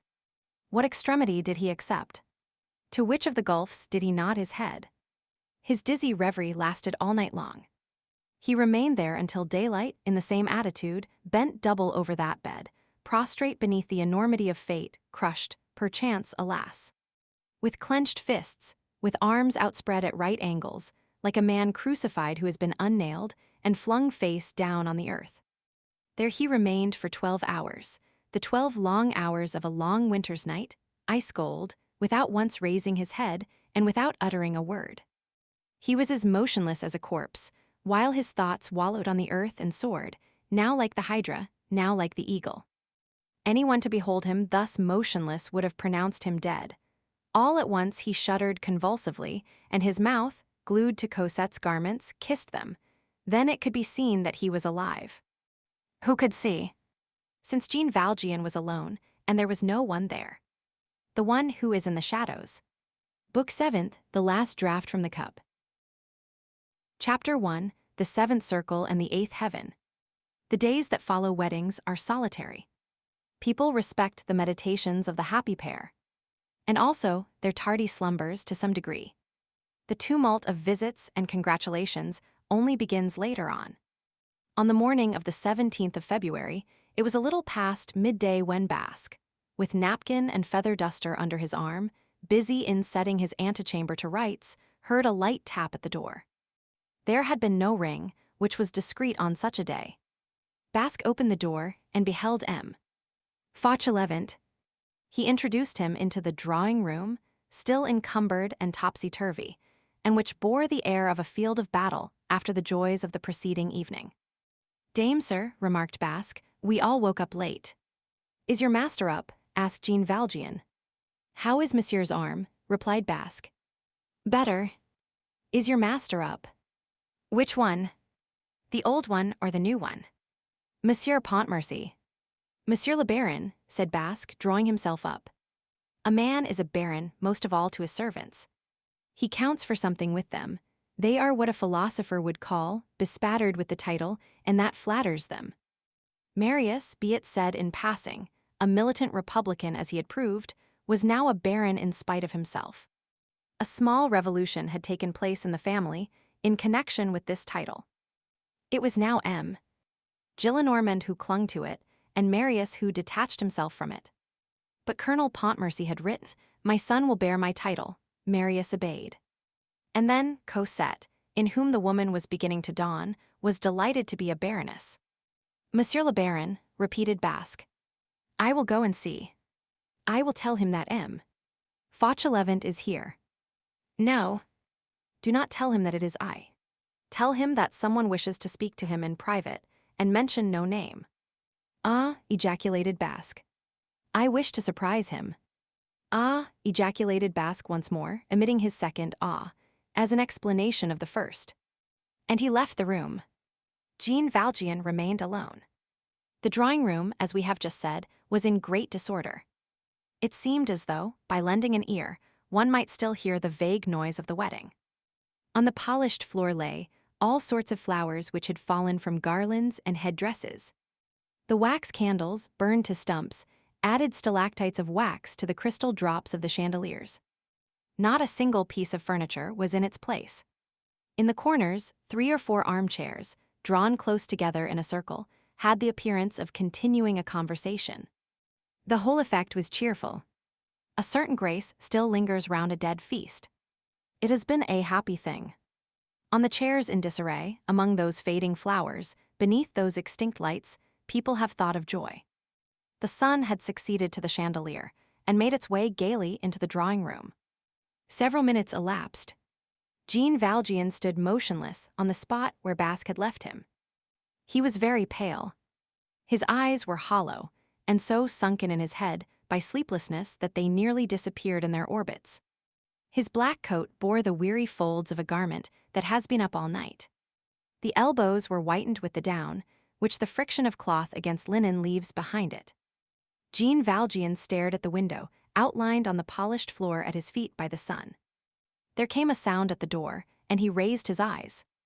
Marius entered, his head well up, his mouth smiling, an indescribable light on his countenance, his brow expanded, his eyes triumphant. He had not slept either. "It is you, father," he exclaimed, on catching sight of Jean Valjean. That idiot of a Basque had such a mysterious air. "But you have come too early. It is only 12:30. Cosette is asleep." That word, father, said to M. Fauchelevent by Marius, signified supreme felicity. There had always existed, as the reader knows, a lofty wall, a coldness and a constraint between them, ice which must be broken or melted. Marius had reached that point of intoxication when the wall was lowered, when the ice dissolved, and when M. Fauchelevent was to him, as to Cosette, a father. He continued. His words poured forth, as is the peculiarity of divine paroxysms of joy. "How glad I am to see you. If you only knew how we missed you yesterday. Good morning, father. How is your hand? Better, is it not?" And, satisfied with the favorable reply which he had made to himself, he pursued. "We have both been talking about you. Cosette loves you so dearly. You must not forget that you have a chamber here. We want nothing more to do with the Rue de l'Homme Armé. We will have no more of it at all. How could you go to live in a street like that, which is sickly, which is disagreeable, which is ugly, which has a barrier at one end where one is cold, and into which one cannot enter? You are to come and install yourself here. And this very day. Or you will have to deal with Cosette. She means to lead us all by the nose, I warn you. You have your own chamber here, it is close to ours, it opens on the garden. The trouble with the clock has been attended to, the bed is made, it is all ready, you have only to take possession of it. Near your bed Cosette has placed a huge, old, easy chair covered with Utrecht velvet, and she has said to it, 'Stretch out your arms to him.' A nightingale comes to the clump of acacias opposite your windows every spring. In 2 months more you will have it. You will have its nest on your left and ours on your right. By night it will sing, and by day Cosette will prattle. Your chamber faces due south. Cosette will arrange your books for you, your voyages of Captain Cook and the other, Vancouver's and all your affairs. I believe that there is a little valise to which you are attached. I have fixed upon a corner of honor for that. You have conquered my grandfather, you suit him. We will live together. Do you play whist? You will overwhelm my grandfather with delight if you play whist. It is you who shall take Cosette to walk on the days when I am at the courts. You shall give her your arm, you know, as you used to in the Luxembourg. We are absolutely resolved to be happy. And you shall be included in it, in our happiness, do you hear, father? Come, will you breakfast with us today? Sir, said Jean Valjean, I have something to say to you. I am an ex-convict. The limit of shrill sounds perceptible can be overleaped, as well in the case of the mind as in that of the ear. These words, I am an ex-convict, proceeding from the mouth of M. Fauchelevent and entering the ear of Marius, overshot the possible. It seemed to him that something had just been said to him, but he did not know what. He stood with his mouth wide open. Then he perceived that the man who was addressing him was frightful. Wholly absorbed in his own dazzled state, he had not, up to that moment, observed the other man's terrible pallor. Jean Valjean untied the black cravat which supported his right arm, unrolled the linen from around his hand, bared his thumb, and showed it to Marius. "There is nothing the matter with my hand," said he. Marius looked at the thumb. "There has not been anything the matter with it," went on Jean Valjean. "There was, in fact, no trace of any injury." Jean Valjean continued. "It was fitting that I should be absent from your marriage. I absented myself as much as was in my power. So I invented this injury in order that I might not commit a forgery, that I might not introduce a flaw into the marriage documents, in order that I might escape from signing." Marius stammered. "What is the meaning of this?" "The meaning of it is," replied Jean Valjean, "that I have been in the galleys." "You are driving me mad," exclaimed Marius in terror. "Monsieur Pontmercy," said Jean Valjean, "I was 19 years in the galleys." "For theft." "Then I was condemned for life for theft, for a second offense. At the present moment, I have broken my ban." In vain did Marius recoil before the reality, refuse the fact, resist the evidence. He was forced to give way. He began to understand, and as always happens in such cases, he understood too much. An inward shudder of hideous enlightenment flashed through him, an idea which made him quiver traversed his mind. He caught a glimpse of a wretched destiny for himself in the future. Say all, he cried. "You are Cosette's father." And he retreated a couple of paces, with a movement of indescribable horror. Jean Valjean elevated his head with so much majesty of attitude that he seemed to grow even to the ceiling. "It is necessary that you should believe me here, sir, although our oath to others may not be received in law." Here he paused, then, with a sort of sovereign and sepulchral authority, he added, articulating slowly and emphasizing the syllables.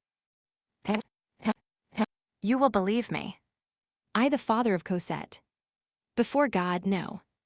Monsieur le Baron Pontmercy, I am a peasant of Faverolles. I earned my living by pruning trees. My name is not Fauchelevent, but Jean Valjean. I am not related to Cosette. Reassure yourself." Marius stammered. "Who will prove that to me?" "I. Since I tell you so." Marius looked at the man. He was melancholy yet tranquil. No lie could proceed from such a calm. That which is icy is sincere. The truth could be felt in that chill of the tomb. "I believe you," said Marius. Jean Valjean bent his head, as though taking note of this, and continued. "What am I to Cosette? A passerby. 10 years ago, I did not know that she was in existence. I love her, it is true. One loves a child whom one has seen when very young, being old oneself. When one is old, one feels oneself a grandfather towards all little children. You may, it seems to me, suppose that I have something which resembles a heart. She was an orphan, without either father or mother. She needed me. That is why I began to love her. Children are so weak that the first comer, even a man like me, can become their protector. I have fulfilled this duty towards Cosette. I do not think that so slight a thing can be called a good action, but if it be a good action, well, say that I have done it. Register this attenuating circumstance. Today Cosette passes out of my life, our two roads part. Henceforth, I can do nothing for her. She is Madame Pontmercy. Her providence has changed, and Cosette gains by the change. All is well. As for the 600,000 francs, you do not mention them to me, but I forestall your thought, they are a deposit. How did that deposit come into my hands? What does that matter? I restore the deposit. Nothing more can be demanded of me. I complete the restitution by announcing my true name. That concerns me. I have a reason for desiring that you should know who I am." And Jean Valjean looked Marius full in the face. All that Marius experienced was tumultuous and incoherent. Certain gusts of destiny produce these billows in our souls. We have all undergone moments of trouble in which everything within us is dispersed.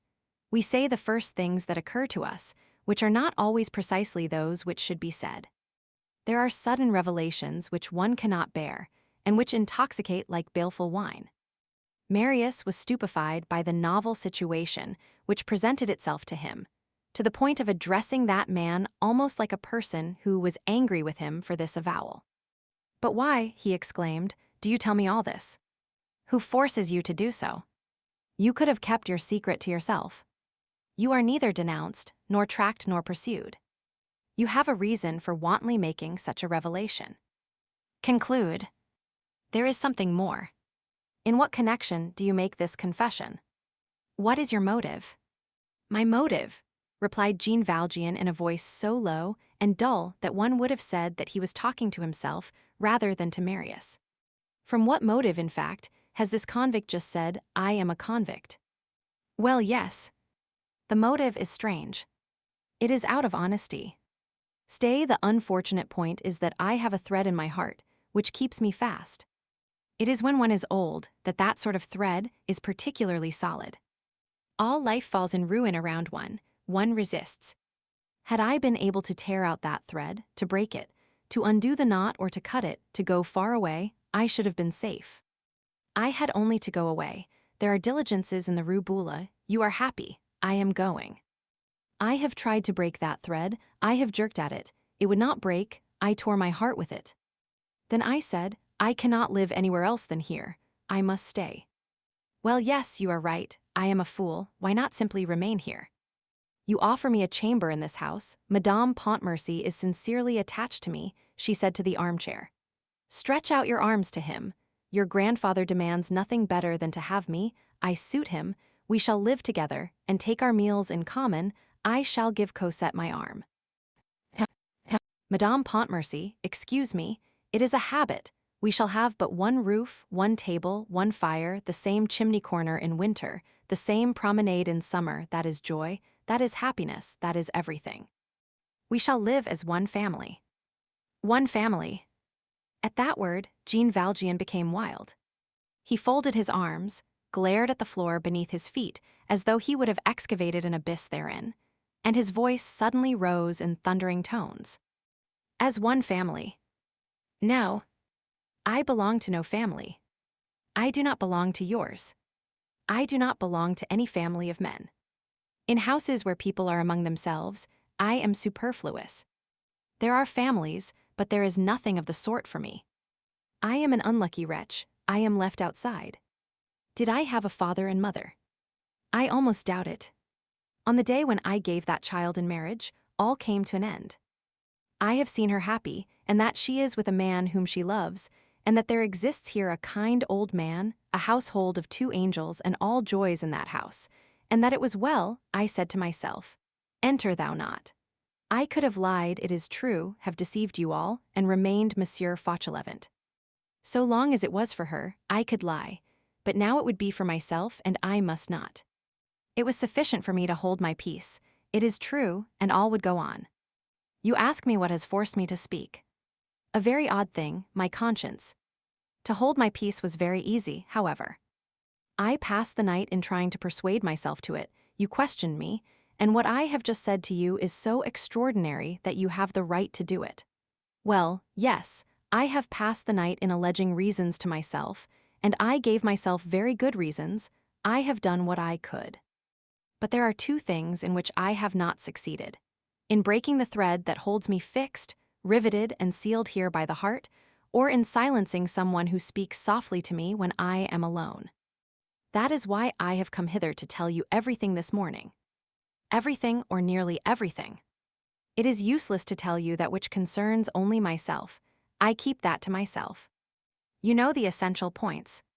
So I have taken my mystery and have brought it to you. And I have disemboweled my secret before your eyes. It was not a resolution that was easy to take. I struggled all night long. You think that I did not tell myself that this was no Champmathieu affair, that by concealing my name I was doing no one any injury, that the name of Fauchelevent had been given to me by Fauchelevent himself out of gratitude for a service rendered to him, and that I might assuredly keep it, and that I should be happy in that chamber which you offer me, that I should not be in anyone's way, that I should be in my own little corner, and that, while you would have Cosette. I should have the idea that I was in the same house with her. Each one of us would have had his share of happiness. If I continued to be Monsieur Fauchelevent, that would arrange everything. Yes, with the exception of my soul. There was joy everywhere upon my surface, but the bottom of my soul remained black. It is not enough to be happy, one must be content. Thus I should have remained Monsieur Fauchelevent, thus I should have concealed my true visage, thus, in the presence of your expansion, I should have had an enigma, thus, in the midst of your full noonday, I should have had shadows, thus, without crying. Where? I should have simply introduced the galleys to your fireside. I should have taken my seat at your table with the thought that if you knew who I was, you would drive me from it. I should have allowed myself to be served by domestics who, had they known, would have said, "How horrible!" I should have touched you with my elbow, which you have a right to dislike. I should have filched your clasps of the hand. There would have existed in your house a division of respect between venerable white locks and tainted white locks. At your most intimate hours, when all hearts thought themselves open to the very bottom to all the rest, when we four were together, your grandfather, you two, and myself, a stranger would have been present. I should have been side by side with you in your existence, having for my only care not to disarrange the cover of my dreadful pit. Thus I, a dead man, should have thrust myself upon you who are living beings. I should have condemned her to myself forever. You and Cosette and I would have had all three of our heads in the green cap. Does it not make you shudder? I am only the most crushed of men. I should have been the most monstrous of men. And I should have committed that crime every day. And I should have had that face of night upon my visage every day. Every day. And I should have communicated to you a share in my taint every day. Every day. To you, my dearly beloved, my children, to you, my innocent creatures. Is it nothing to hold one's peace? Is it a simple matter to keep silence? No, it is not simple. There is a silence which lies. And my lie, and my fraud, and my indignity, and my cowardice, and my treason, and my crime, I should have drained drop by drop, I should have spit it out, then swallowed it again. I should have finished at midnight and have begun again at midday, and my good morning would have lied, and my good night would have lied, and I should have slept on it. I should have eaten it with my bread, and I should have looked Cosette in the face, and I should have responded to the smile of the angel by the smile of the damned soul. And I should have been an abominable villain. Why should I do it? In order to be happy. In order to be happy. Have I the right to be happy? I stand outside of life, sir. Jean Valjean paused. Marius listened. Such chains of ideas and of anguishes cannot be interrupted. Jean Valjean lowered his voice once more, but it was no longer a dull voice. It was a sinister voice. You ask why I speak. I am neither denounced, nor pursued, nor tracked, you say. Yes. I am denounced. Yes. I am tracked. By whom? By myself. It is I who bar the passage to myself, and I drag myself, and I push myself, and I arrest myself, and I execute myself. And when one holds oneself, one is firmly held. And seizing a handful of his own coat by the nape of the neck, and extending it towards Marius. Do you see that fist? He continued. Don't you think that it holds that collar in such a wise as not to release it? Well, conscience is another grasp. If one desires to be happy, sir, one must never understand duty, for, as soon as one has comprehended it, it is implacable. One would say that it punished you for comprehending it, but no, it rewards you, for it places you in a hell where you feel God beside you. One has no sooner lacerated his own entrails than he is at peace with himself. And with a poignant accent, he added, Monsieur Pontmercy, this is not common sense, I am an honest man. It is by degrading myself in your eyes that I elevate myself in my own. This has happened to me once before, but it was less painful then. It was a mere nothing. Yes, an honest man. I should not be so if, through my fault, you had continued to esteem me. Now that you despise me, I am so. I have that fatality hanging over me that, not being able to ever have anything but stolen consideration, that consideration humiliates me and crushes me inwardly. And, in order that I may respect myself, it is necessary that I should be despised. Then I straighten up again. I am a galley slave who obeys his conscience. I know well that that is most improbable. But what would you have me do about it? It is the fact. I have entered into engagements with myself, I keep them. There are encounters which bind us, there are chances which involve us in duties. You see, Monsieur Pontmercy, various things have happened to me in the course of my life. Again Jean Valjean paused, swallowing his saliva with an effort, as though his words had a bitter aftertaste, and then he went on. When one has such a horror hanging over one has not the right to make others share it without their knowledge. One has not the right to make them slip over one's own precipice without their perceiving it. One has not the right to let one's red blouse drag upon them. One has no right to slyly encumber with one's misery the happiness of others. It is hideous to approach those who are healthy, and to touch them in the dark with one's ulcer. In spite of the fact that Fauchelevent lent me his name, I have no right to use it. He could give it to me, but I could not take it. A name is an I. You see, sir, that I have thought somewhat, I have read a little, although I am a peasant, and you see that I express myself properly. I understand things. I have procured myself an education. Well, yes, to abstract a name and to place oneself under it is dishonest. Letters of the alphabet can be filched, like a purse or a watch. To be a false signature in flesh and blood, to be a living false key. To enter the house of honest people by picking their lock, never more to look straight forward, to forever eye askance, to be infamous within the eye, no. No. No. No. No. It is better to suffer, to bleed, to weep, to tear one's skin from the flesh with one's nails, to pass nights writhing in anguish, to devour oneself body and soul. That is why I have just told you all this. Wantonly, as you say. He drew a painful breath and hurled this final word. In days gone by, I stole a loaf of bread in order to live. Today, in order to live, I will not steal a name. To live, interrupted Marius. You do not need that name in order to live. I understand the matter, said Jean Valjean, raising and lowering his head several times in succession.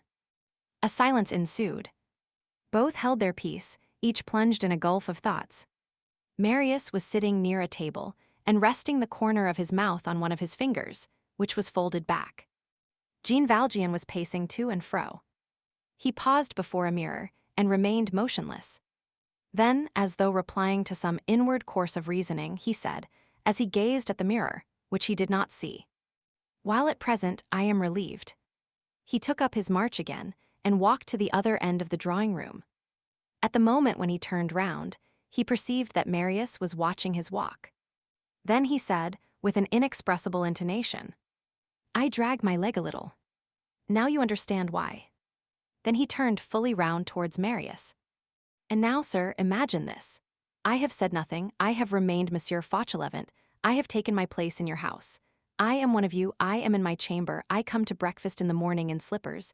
In the evening all three of us go to the play, I accompany Madame Pontmercy to the Tuileries. And to the Place Royale, we are together, you think me your equal. One fine day you are there, and I am there, we are conversing, we are laughing. All at once you hear a voice shouting this name, Jean Valjean. And behold, that terrible hand, the police, darts from the darkness, and abruptly tears off my mask." Again he paused. Marius had sprung to his feet with a shudder. Jean Valjean resumed. "What do you say to that?" Marius, silence answered for him.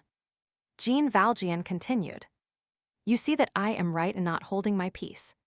Be happy, be in heaven, be the angel of an angel, exist in the sun, be content therewith, and do not trouble yourself about the means which a poor damned wretch takes to open his breast and force his duty to come forth. You have before you, sir, a wretched man." Marius slowly crossed the room, and when he was quite close to Jean Valjean, he offered the latter his hand. But Marius was obliged to step up and take that hand which was not offered. Jean Valjean let him have his own way, and it seemed to Marius that he pressed a hand of marble. "My grandfather has friends," said Marius. "I will procure your pardon." "It is useless," replied Jean Valjean. "I am believed to be dead, and that suffices. The dead are not subjected to surveillance. They are supposed to rot in peace. Death is the same thing as pardon. and disengaging the hand which Marius held, he added, with a sort of inexorable dignity, "Moreover, the friend to whom I have recourse is the doing of my duty, and I need but one pardon, that of my conscience." At that moment, a door at the other end of the drawing-room opened gently halfway, and in the opening Cosette's head appeared. They saw only her sweet face, her hair was in charming disorder, her eyelids were still swollen with sleep. She made the movement of a bird, which thrusts its head out of its nest, glanced first at her husband, then at Jean Valjean, and cried to them with a smile, so that they seemed to behold a smile at the heart of a rose. "I will wager that you are talking politics. How stupid that is, instead of being with me." Jean Valjean shuddered. "Cosette," stammered Marius. And he paused. One would have said that they were two criminals. Cosette, who was radiant, continued to gaze at both of them. There was something in her eyes, like gleams of paradise. "I have caught you in the very act," said Cosette. "Just now, I heard my father Fauchelevent through the door saying, 'Conscience. Doing my duty. That is politics, indeed it is. I will not have it. People should not talk politics the very next day. It is not right. You are mistaken." "Cosette," said Marius, "we are talking business. We are discussing the best investment of your 600,000 francs. "That is not it at all," interrupted Cosette. "I am coming. Does anybody want me here?" And passing resolutely through the door, she entered the drawing-room. She was dressed in a voluminous white dressing gown, with 1,000 folds and large sleeves which, starting from the neck, fell to her feet. In the golden heavens of some ancient Gothic pictures, there are these charming sacks fit to clothe the angels. She contemplated herself from head to foot in a long mirror, then exclaimed, in an outburst of ineffable ecstasy, "There was once a king and a queen. Oh, how happy I am." That said, she made a curtsy to Marius and to Jean Valjean. "There," said she, "I am going to install myself near you in an easy chair. We breakfast in half an hour. You shall say anything you like. I know well that men must talk, and I will be very good." Marius took her by the arm and said lovingly to her, "We are talking business." "By the way," said Cosette, "I have opened my window. A flock of parrots has arrived in the garden, birds, not maskers. Today is Ash Wednesday, but not for the birds. I tell you that we are talking business. Go, my little Cosette, leave us alone for a moment. We are talking figures. That will bore you. You have a charming cravat on this morning, Marius. You are very dandified, Monseigneur. No, it will not bore me. I assure you that it will bore you. No. Since it is you. I shall not understand you, but I shall listen to you. When one hears the voices of those whom one loves, one does not need to understand the words that they utter. That we should be here together, that is all that I desire. I shall remain with you, Bah. You are my beloved Cosette. Impossible. Impossible. Yes. Very good, said Cosette. I was going to tell you some news. I could have told you that your grandfather is still asleep, that your aunt is at Mass, that the chimney in my father Fauchelevent's room smokes, that Nicolette has sent for the chimney sweep, that Toussaint and Nicolette have already quarreled, that Nicolette makes sport of Toussaint's stammer. Well, you shall know nothing. Ah. It is impossible. You shall see, gentlemen, that I in my turn can say, it is impossible. Then who will be caught? I beseech you, my little Marius, let me stay here with you too. I swear to you that it is indispensable that we should be alone. Well, am I anybody? Jean Valjean had not uttered a single word. Cosette turned to him. In the first place, father, I want you to come and embrace me. What do you mean by not saying anything instead of taking my part? Who gave me such a father as that? You must perceive that my family life is very unhappy. My husband beats me. Come, embrace me instantly. Jean Valjean approached. Cosette turned toward Marius. As for you, I shall make a face at you. Then she presented her brow to Jean Valjean. Jean Valjean advanced a step toward her. Cosette recoiled. Father, you are pale. Does your arm hurt you? It is well, said Jean Valjean. Did you sleep badly? No. Are you sad? No. Embrace me if you are well, if you sleep well, if you are content, I will not scold you. And again she offered him her brow. Jean Valjean dropped a kiss upon that brow whereon rested a celestial gleam. Smile. Jean Valjean obeyed. It was the smile of a spectre. Now, defend me against my husband. Cosette. Ejaculated Marius. Get angry, father. Say that I must stay. You can certainly talk before me. So you think me very silly. What you say is astonishing. Business, placing money in a bank, a great matter truly. Men make mysteries out of nothing. I am very pretty this morning. Look at me, Marius. And with an adorable shrug of the shoulders and an indescribably exquisite pout, she glanced at Marius. I love you, said Marius. I adore you, said Cosette. And they fell irresistibly into each other's arms. Now, said Cosette, adjusting a fold of her dressing gown with a triumphant little grimace, I shall stay. No, not that, said Marius in a supplicating tone. We have to finish something. Still no. Marius assumed a grave tone. I assure you, Cosette, that it is impossible. You put on your man's voice, sir. That is well, I go. You, father, have not upheld me. Monsieur my father, monsieur my husband, you are tyrants. I shall go and tell grandpapa. If you think that I am going to return and talk platitudes to you, you are mistaken. I am proud. I shall wait for you now. You shall see that it is you who are going to be bored without me. I am going, it is well. And she left the room. 2 seconds later, the door opened once more, her fresh and rosy head was again thrust between the 2 leaves, and she cried to them, I am very angry indeed. The door closed again, and the shadows descended once more. It was as though a ray of sunlight should have suddenly traversed the night, without itself being conscious of it. Marius made sure that the door was securely closed. Poor Cosette, he murmured, when she finds out. At that word, Jean Valjean trembled in every limb. He fixed on Marius a bewildered eye. Cosette. Oh yes, it is true, you are going to tell Cosette about this. That is right. Stay, I had not thought of that. One has the strength for one thing, but not for another. Sir, I conjure you, I entreat now, sir, give me your most sacred word of honor that you will not tell her. Is it not enough that you should know it? I have been able to say it myself without being forced to it. I could have told it to the universe, to the whole world. It was all one to me. But she does not know what it is. It would terrify her. What a convict.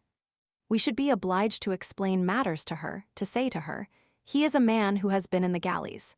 She saw the chain gang pass by one day. Oh. My God. He dropped into an armchair and hid his face in his hands. His grief was not audible, but from the quivering of his shoulders, it was evident that he was weeping. Silent tears, terrible tears. There is something of suffocation in the sob. He was seized with a sort of convulsion. He threw himself against the back of the chair as though to gain breath, letting his arms fall, and allowing Marius to see his face inundated with tears, and Marius heard him murmur, so low that his voice seemed to issue from fathomless depths. Oh, would that I could die. Be at your ease, said Marius. I will keep your secret for myself alone. And less touched, perhaps, than he ought to have been, but forced, for the last hour, to familiarize himself with something as unexpected as it was dreadful, gradually beholding the convict superposed before his very eyes, upon M. Fauchelevent, overcome, little by that lugubrious reality, and led by the natural inclination of the situation, to recognize the space which had just been placed between that man and himself, Marius added, It is impossible that I should not speak a word to you with regard to the deposit which you have so faithfully and honestly remitted. That is an act of probity. It is just that some recompense should be bestowed on you. Fix the sum yourself, it shall be counted out to you. Do not fear to set it very high. I thank you, sir, replied Jean Valjean gently. He remained in thought for a moment, mechanically passing the tip of his forefinger across his thumbnail, then he lifted up his voice. All is nearly over. But one last thing remains for me. What is it? Jean Valjean struggled with what seemed a last hesitation, and without voice, without breath, he stammered rather than said. Now that you know, do you think, sir, you who are the master, that I ought not to see Cosette any more? I think that would be better, replied Marius coldly. I shall never see her more, murmured Jean Valjean. And he directed his steps towards the door. He laid his hand on the knob, the latch yielded, the door opened. Jean Valjean pushed it open far enough to pass through, stood motionless for a second, then closed the door again and turned to Marius. He was no longer pale, he was livid. There were no longer any tears in his eyes, but only a sort of tragic flame. His voice had regained a strange composure. Stay, sir, he said. If you will allow it, I will come to see her. I assure you that I desire it greatly. If I had not cared to see Cosette, I should not have made to you the confession that I have made. I should have gone away. But, as I desired to remain in the place where Cosette is, and to continue to see her, I had to tell you about it honestly. You follow my reasoning, do you not? It is a matter easily understood. You see, I have had her with me for more than 9 years. We lived first in that hut on the boulevard, then in the convent, then near the Luxembourg. That was where you saw her for the first time. You remember her blue plush hat. Then we went to the Quartier des Invalides, where there was a railing on a garden, the Rue Plumet. I lived in a little back courtyard, whence I could hear her piano. That was my life. We never left each other. That lasted for 9 years and some months. I was like her own father, and she was my child. I do not know whether you understand, Monsieur Pontmercy, but to go away now, never to see her again, never to speak to her again, to no longer have anything would be hard. If you do not disapprove of it, I will come to see Cosette from time to time. I will not come often. I will not remain long. You shall give orders that I am to be received in the little waiting room. On the ground floor. I could enter perfectly well by the back door, but that might create surprise perhaps, and it would be better, I think, for me to enter by the usual door. Truly, sir, I should like to see a little more of Cosette. As rarely as you please. Put yourself in my place, I have nothing left but that. And then we must be cautious. If I no longer come at all, it would produce a bad effect, it would be considered singular. What I can do, by the way, is to come in the afternoon, when night is beginning to fall.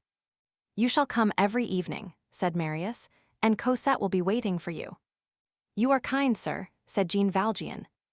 Marius saluted Jean Valjean, happiness escorted despair to the door, and these two men parted. Chapter 2. The obscurities which a revelation can contain. Marius was quite upset. The sort of estrangement which he had always felt towards the man beside whom he had seen Cosette was now explained to him. There was something enigmatic about that person, of which his instinct had warned him. This enigma was the most hideous of disgraces, the galleys. This Fauchelevent was the convict Jean Valjean. To abruptly find such a secret in the midst of one's happiness resembles the discovery of a scorpion in a nest of turtle-doves. Was the happiness of Marius and Cosette thenceforth condemned to such a neighborhood? Was this an accomplished fact? Did the acceptance of that man form a part of the marriage now consummated? Was there nothing to be done? Had Marius wedded the convict as well? In vain may one be crowned with light and joy, in vain may one taste the grand purple hour of life, happy love. Such shocks would force even the archangel in his ecstasy, even the demigod in his glory, to shudder. As is always the case in changes of view of this nature, Marius asked himself whether he had nothing with which to reproach himself. Had he been wanting in divination? Had he been wanting in prudence? Had he involuntarily dulled his wits? A little, perhaps. Had he entered upon this love affair, which had ended in his marriage to Cosette, without taking sufficient precautions to throw light upon the surroundings? He admitted, it is thus, by a series of successive admissions of ourselves in regard to ourselves, that life amends us, little by little.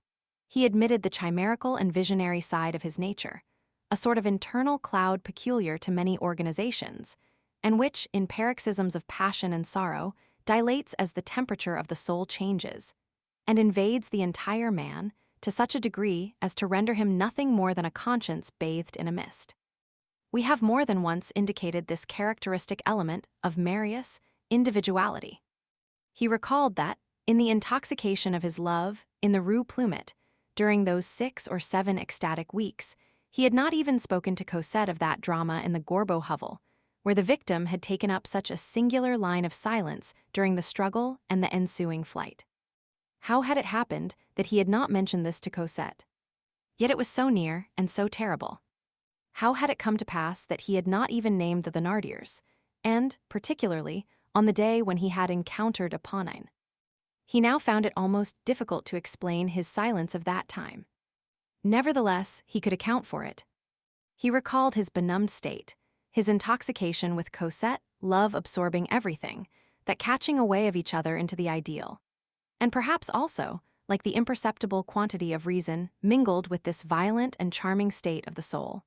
A vague, dull instinct impelling him to conceal and abolish in his memory that redoubtable adventure, contact with which he dreaded, in which he did not wish to play any part, his agency in which he had kept secret, and in which he could be neither narrator nor witness without being an accuser. Moreover, these few weeks had been a flash of lightning. There had been no time for anything except love. In short, having weighed everything, turned everything over in his mind, examined everything, whatever might have been the consequences if he had told Cosette about the Gorbeau ambush, even if he had discovered that Jean Valjean was a convict, would that have changed him, Marius? Would that have changed her, Cosette? Would he have drawn back? Would he have adored her any the less? Would he have refrained from marrying her? No. Then there was nothing to regret, nothing with which he need reproach himself. All was well.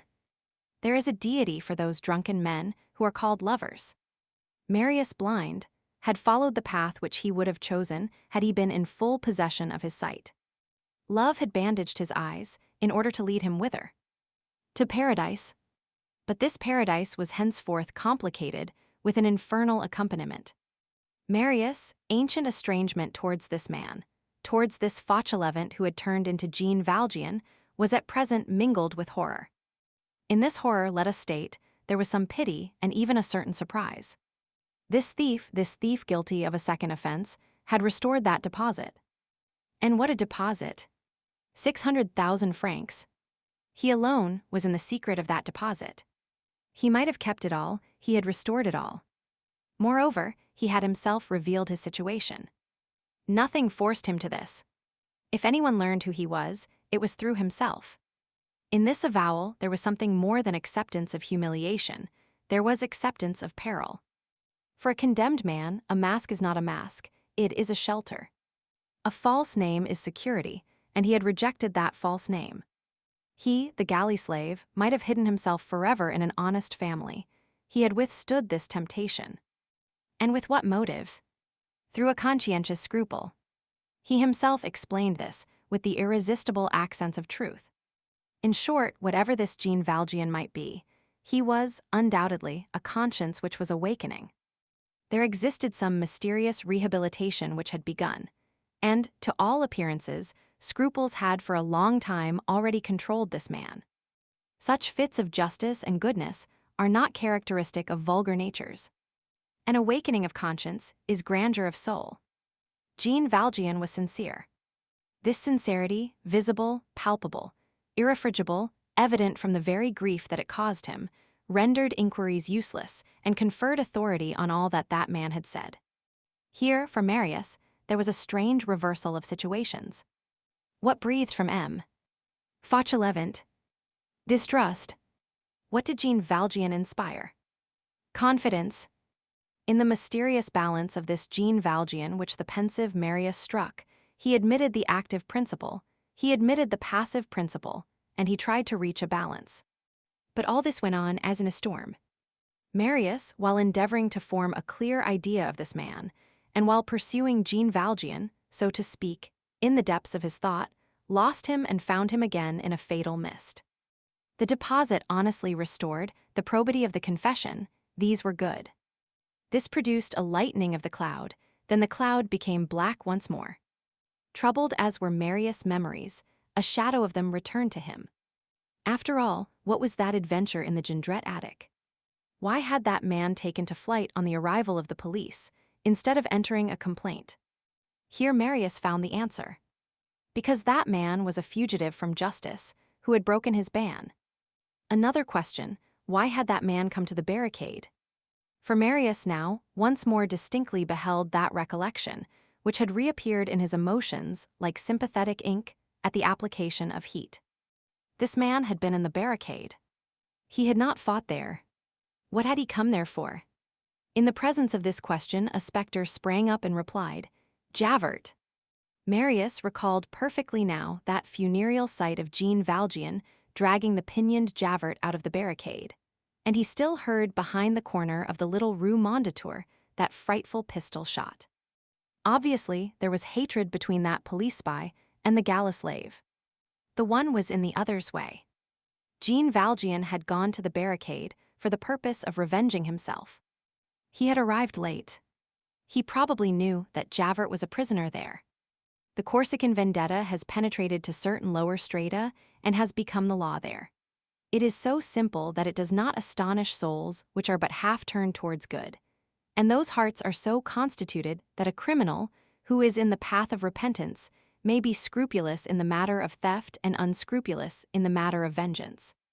Jean Valjean had killed Javert. At least, that seemed to be evident. This was the final question, to be sure, but to this there was no reply. This question Marius felt like pincers. How had it come to pass that Jean Valjean's existence had elbowed that of Cosette for so long a period?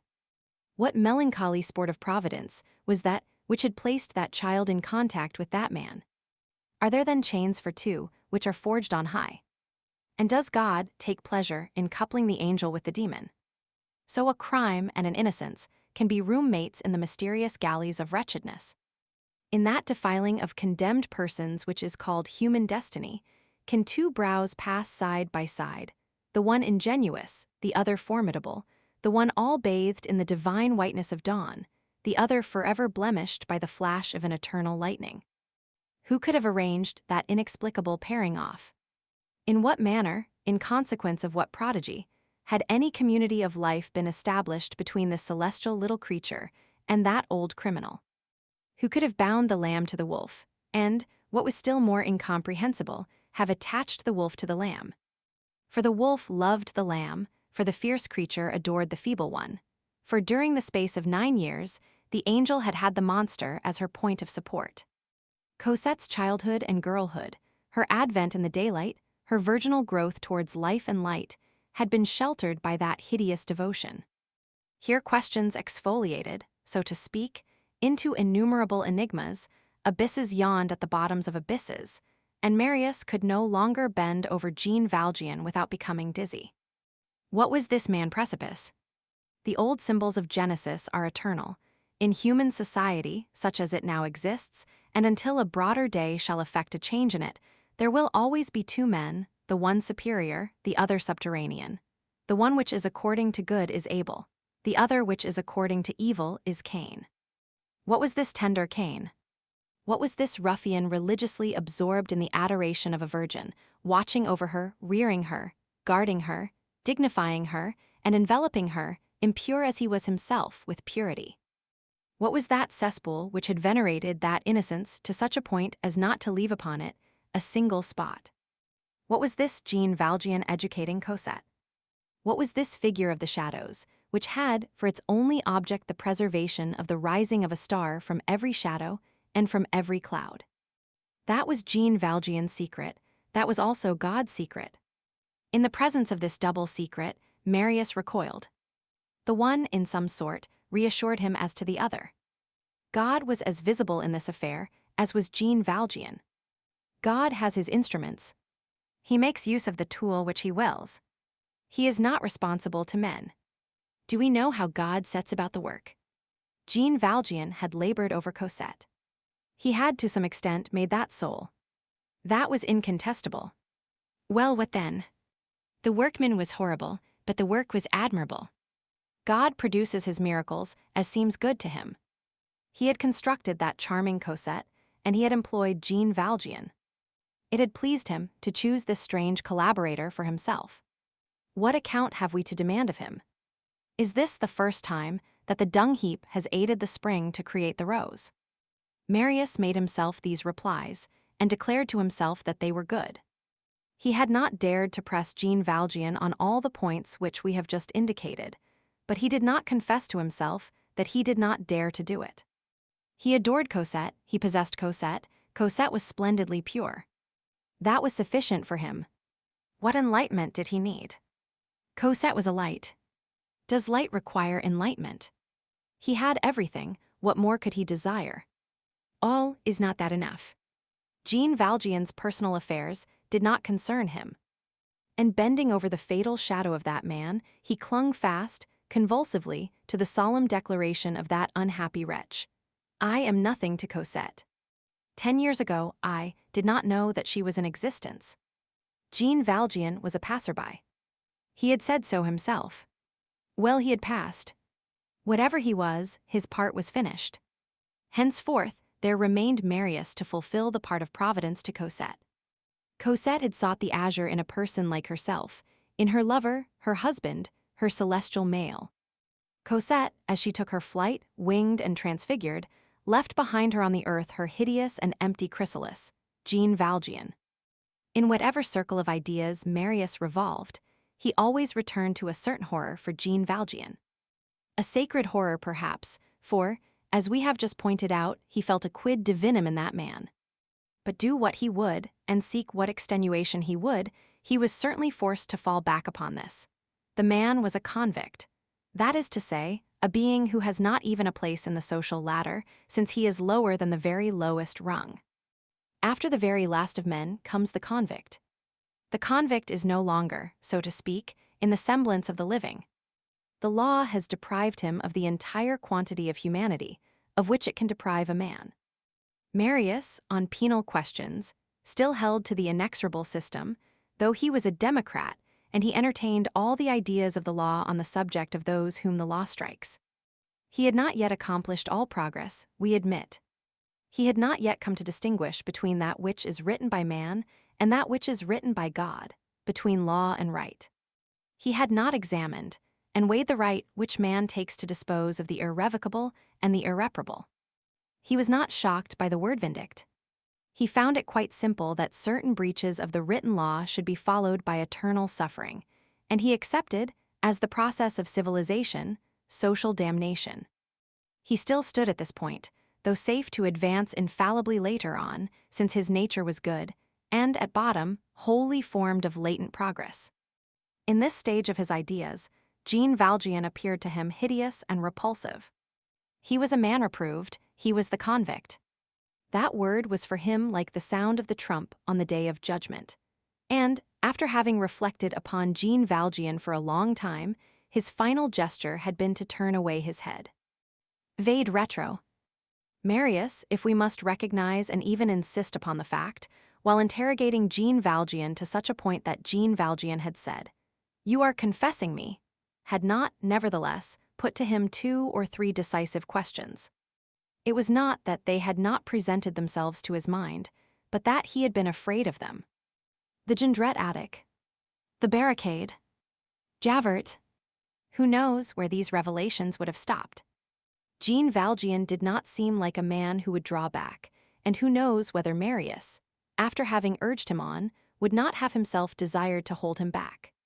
Has it not happened to all of us, in certain supreme conjunctures, to stop our ears in order that we may not hear the reply after we have asked a question? It is especially when one loves that one gives way to these exhibitions of cowardice. It is not wise to question sinister situations to the last point, particularly when the indissoluble side of our life is fatally intermingled with them. What a terrible light might have proceeded from the despairing explanations of Jean Valjean, and who knows whether that hideous glare would not have darted forth as far as Cosette? Who knows whether a sort of infernal glow would not have lingered behind it on the brow of that angel? The spattering of a lightning flash is of the thunder also. Fatality has points of juncture, where innocence itself is stamped with crime by the gloomy law of the reflections which give color. The purest figures may forever preserve the reflection of a horrible association. Rightly or wrongly, Marius had been afraid. He already knew too much. He sought to dull his senses rather than to gain further light. In dismay, he bore off Cosette in his arms and shut his eyes to Jean Valjean. That man was the night, the living and horrible night. How should he dare to seek the bottom of it? It is a terrible thing to interrogate the shadow. Who knows what its reply will be? The dawn may be blackened forever by it. In this state of mind, the thought that that man would, henceforth, come into any contact whatever with Cosette was a heart-rending perplexity to Marius. He now almost reproached himself for not having put those formidable questions, before which he had recoiled, and from which an implacable and definitive decision might have sprung. He felt that he was too good, too gentle, too weak, if we must say the word. This weakness had led him to an imprudent concession. He had allowed himself to be touched. He had been in the wrong. He ought to have simply and purely rejected Jean Valjean. Jean Valjean played the part of fire, and that is what he should have done and have freed his house from that man. He was vexed with himself. He was angry with that whirlwind of emotions which had deafened, blinded, and carried him away. He was displeased with himself. What was he to do now? Jean Valjean's visits were profoundly repugnant to him. What was the use in having that man in his house? What did the man want? Here he became dismayed. He did not wish to dig down, he did not wish to penetrate deeply, he did not wish to sound himself. He had promised, he had allowed himself to be drawn into a promise. Jean Valjean held his promise. One must keep one's word even to a convict, above all to a convict. Still, his first duty was to Cosette. In short, he was carried away by the repugnance which dominated him. Marius turned over all this confusion of ideas in his mind, passing from one to the other, and moved by all of them. Hence arose a profound trouble.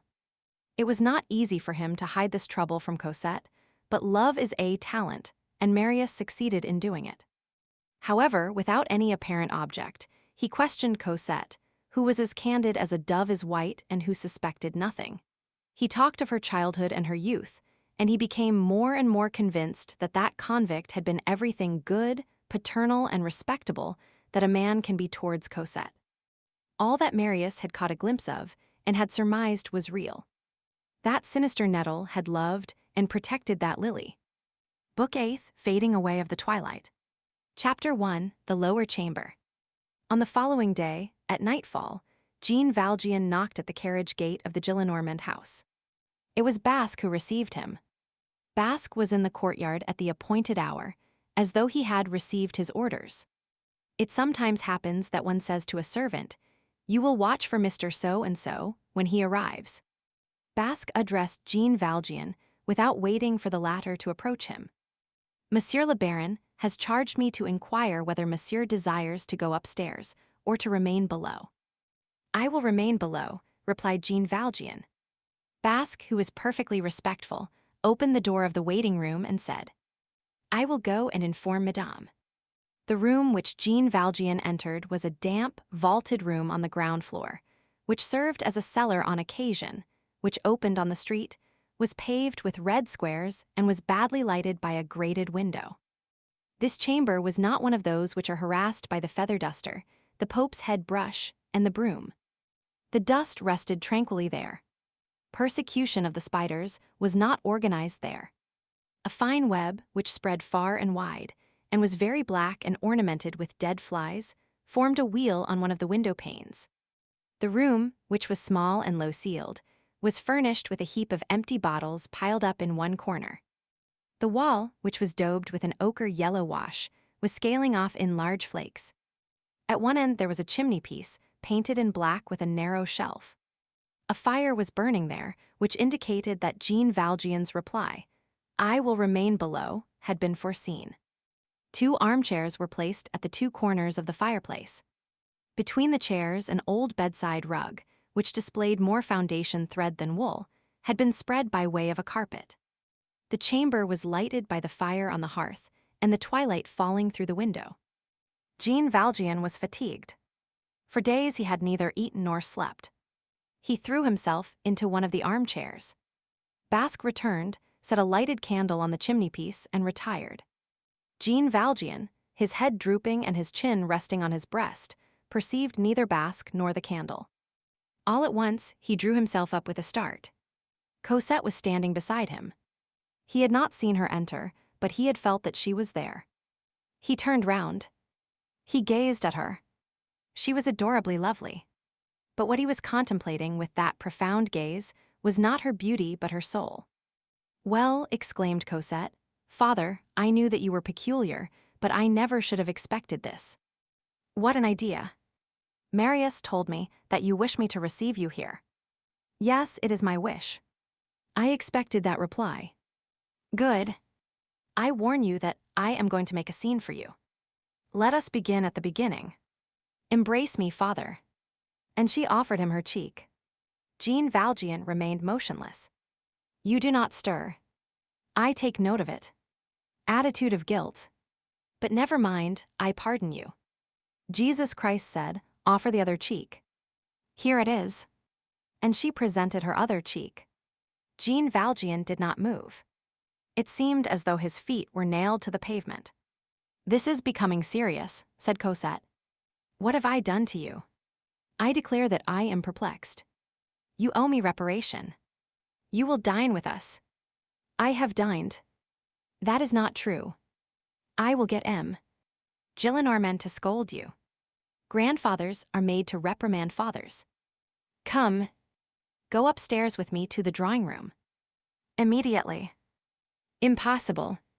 Here Cosette lost ground a little. She ceased to command and passed to questioning. "But why? And you choose the ugliest chamber in the house in which to see me. It's horrible here. Thou knowest." Jean Valjean caught himself up. "You know, madame, that I am peculiar. I have my freaks." Cosette struck her tiny hands together. "Madame, you know. More novelties. What is the meaning of this?" Jean Valjean directed upon her that heart-rending smile to which he occasionally had recourse. "You wish to be madame. You are so. Not for you, father. Do not call me father." "What?" "Call me Monsieur Jean. Jean, if you like. You are no longer my father. I am no longer Cosette. Monsieur Jean." "What does this mean? Why, these are revolutions, aren't they? What has taken place? Come, look me in the face. And you won't live with us. And you won't have my chamber. What have I done to you? Has anything happened?" "Nothing." "Well then, everything is as usual. Why do you change your name? You have changed yours, surely."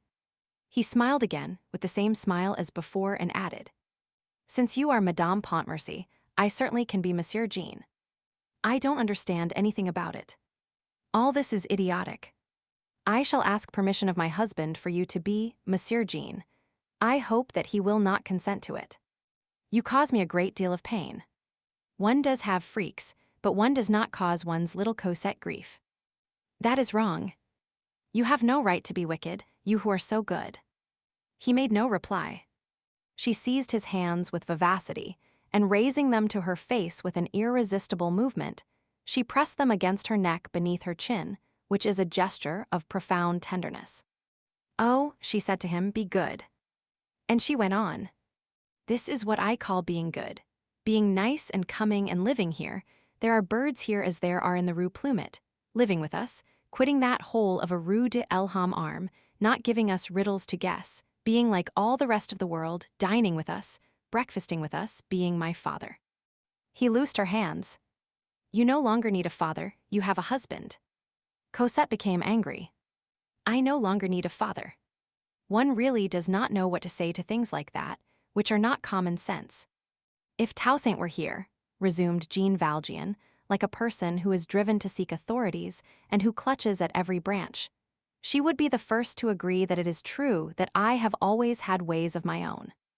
There is nothing new in this. I always have loved my black corner. But it is cold here. One cannot see distinctly. It is abominable, that it is, to wish to be Monsieur Jean. I will not have you say you to me. Just now, as I was coming hither, replied Jean Valjean, I saw a piece of furniture in the Rue Saint Louis. It was at a cabinet maker, S. If I were a pretty woman, I would treat myself to that bit of furniture. A very neat toilet table in the reigning style. What you call rosewood, I think. It is inlaid. The mirror is quite large. There are drawers. It is pretty. Who? The villainous bear, replied Cosette. And with supreme grace, setting her teeth and drawing back her lips, she blew at Jean Valjean. She was a grace copying a cat. I am furious, she resumed. Ever since yesterday, you have made me rage, all of you. I am greatly vexed. I don't understand. You do not defend me against Marius. Marius will not uphold me against you. I am all alone. I arrange a chamber prettily. If I could have put the good God there, I would have done it. My chamber is left on my hands. My lodger sends me into bankruptcy. I order a nice little dinner of Nicolette.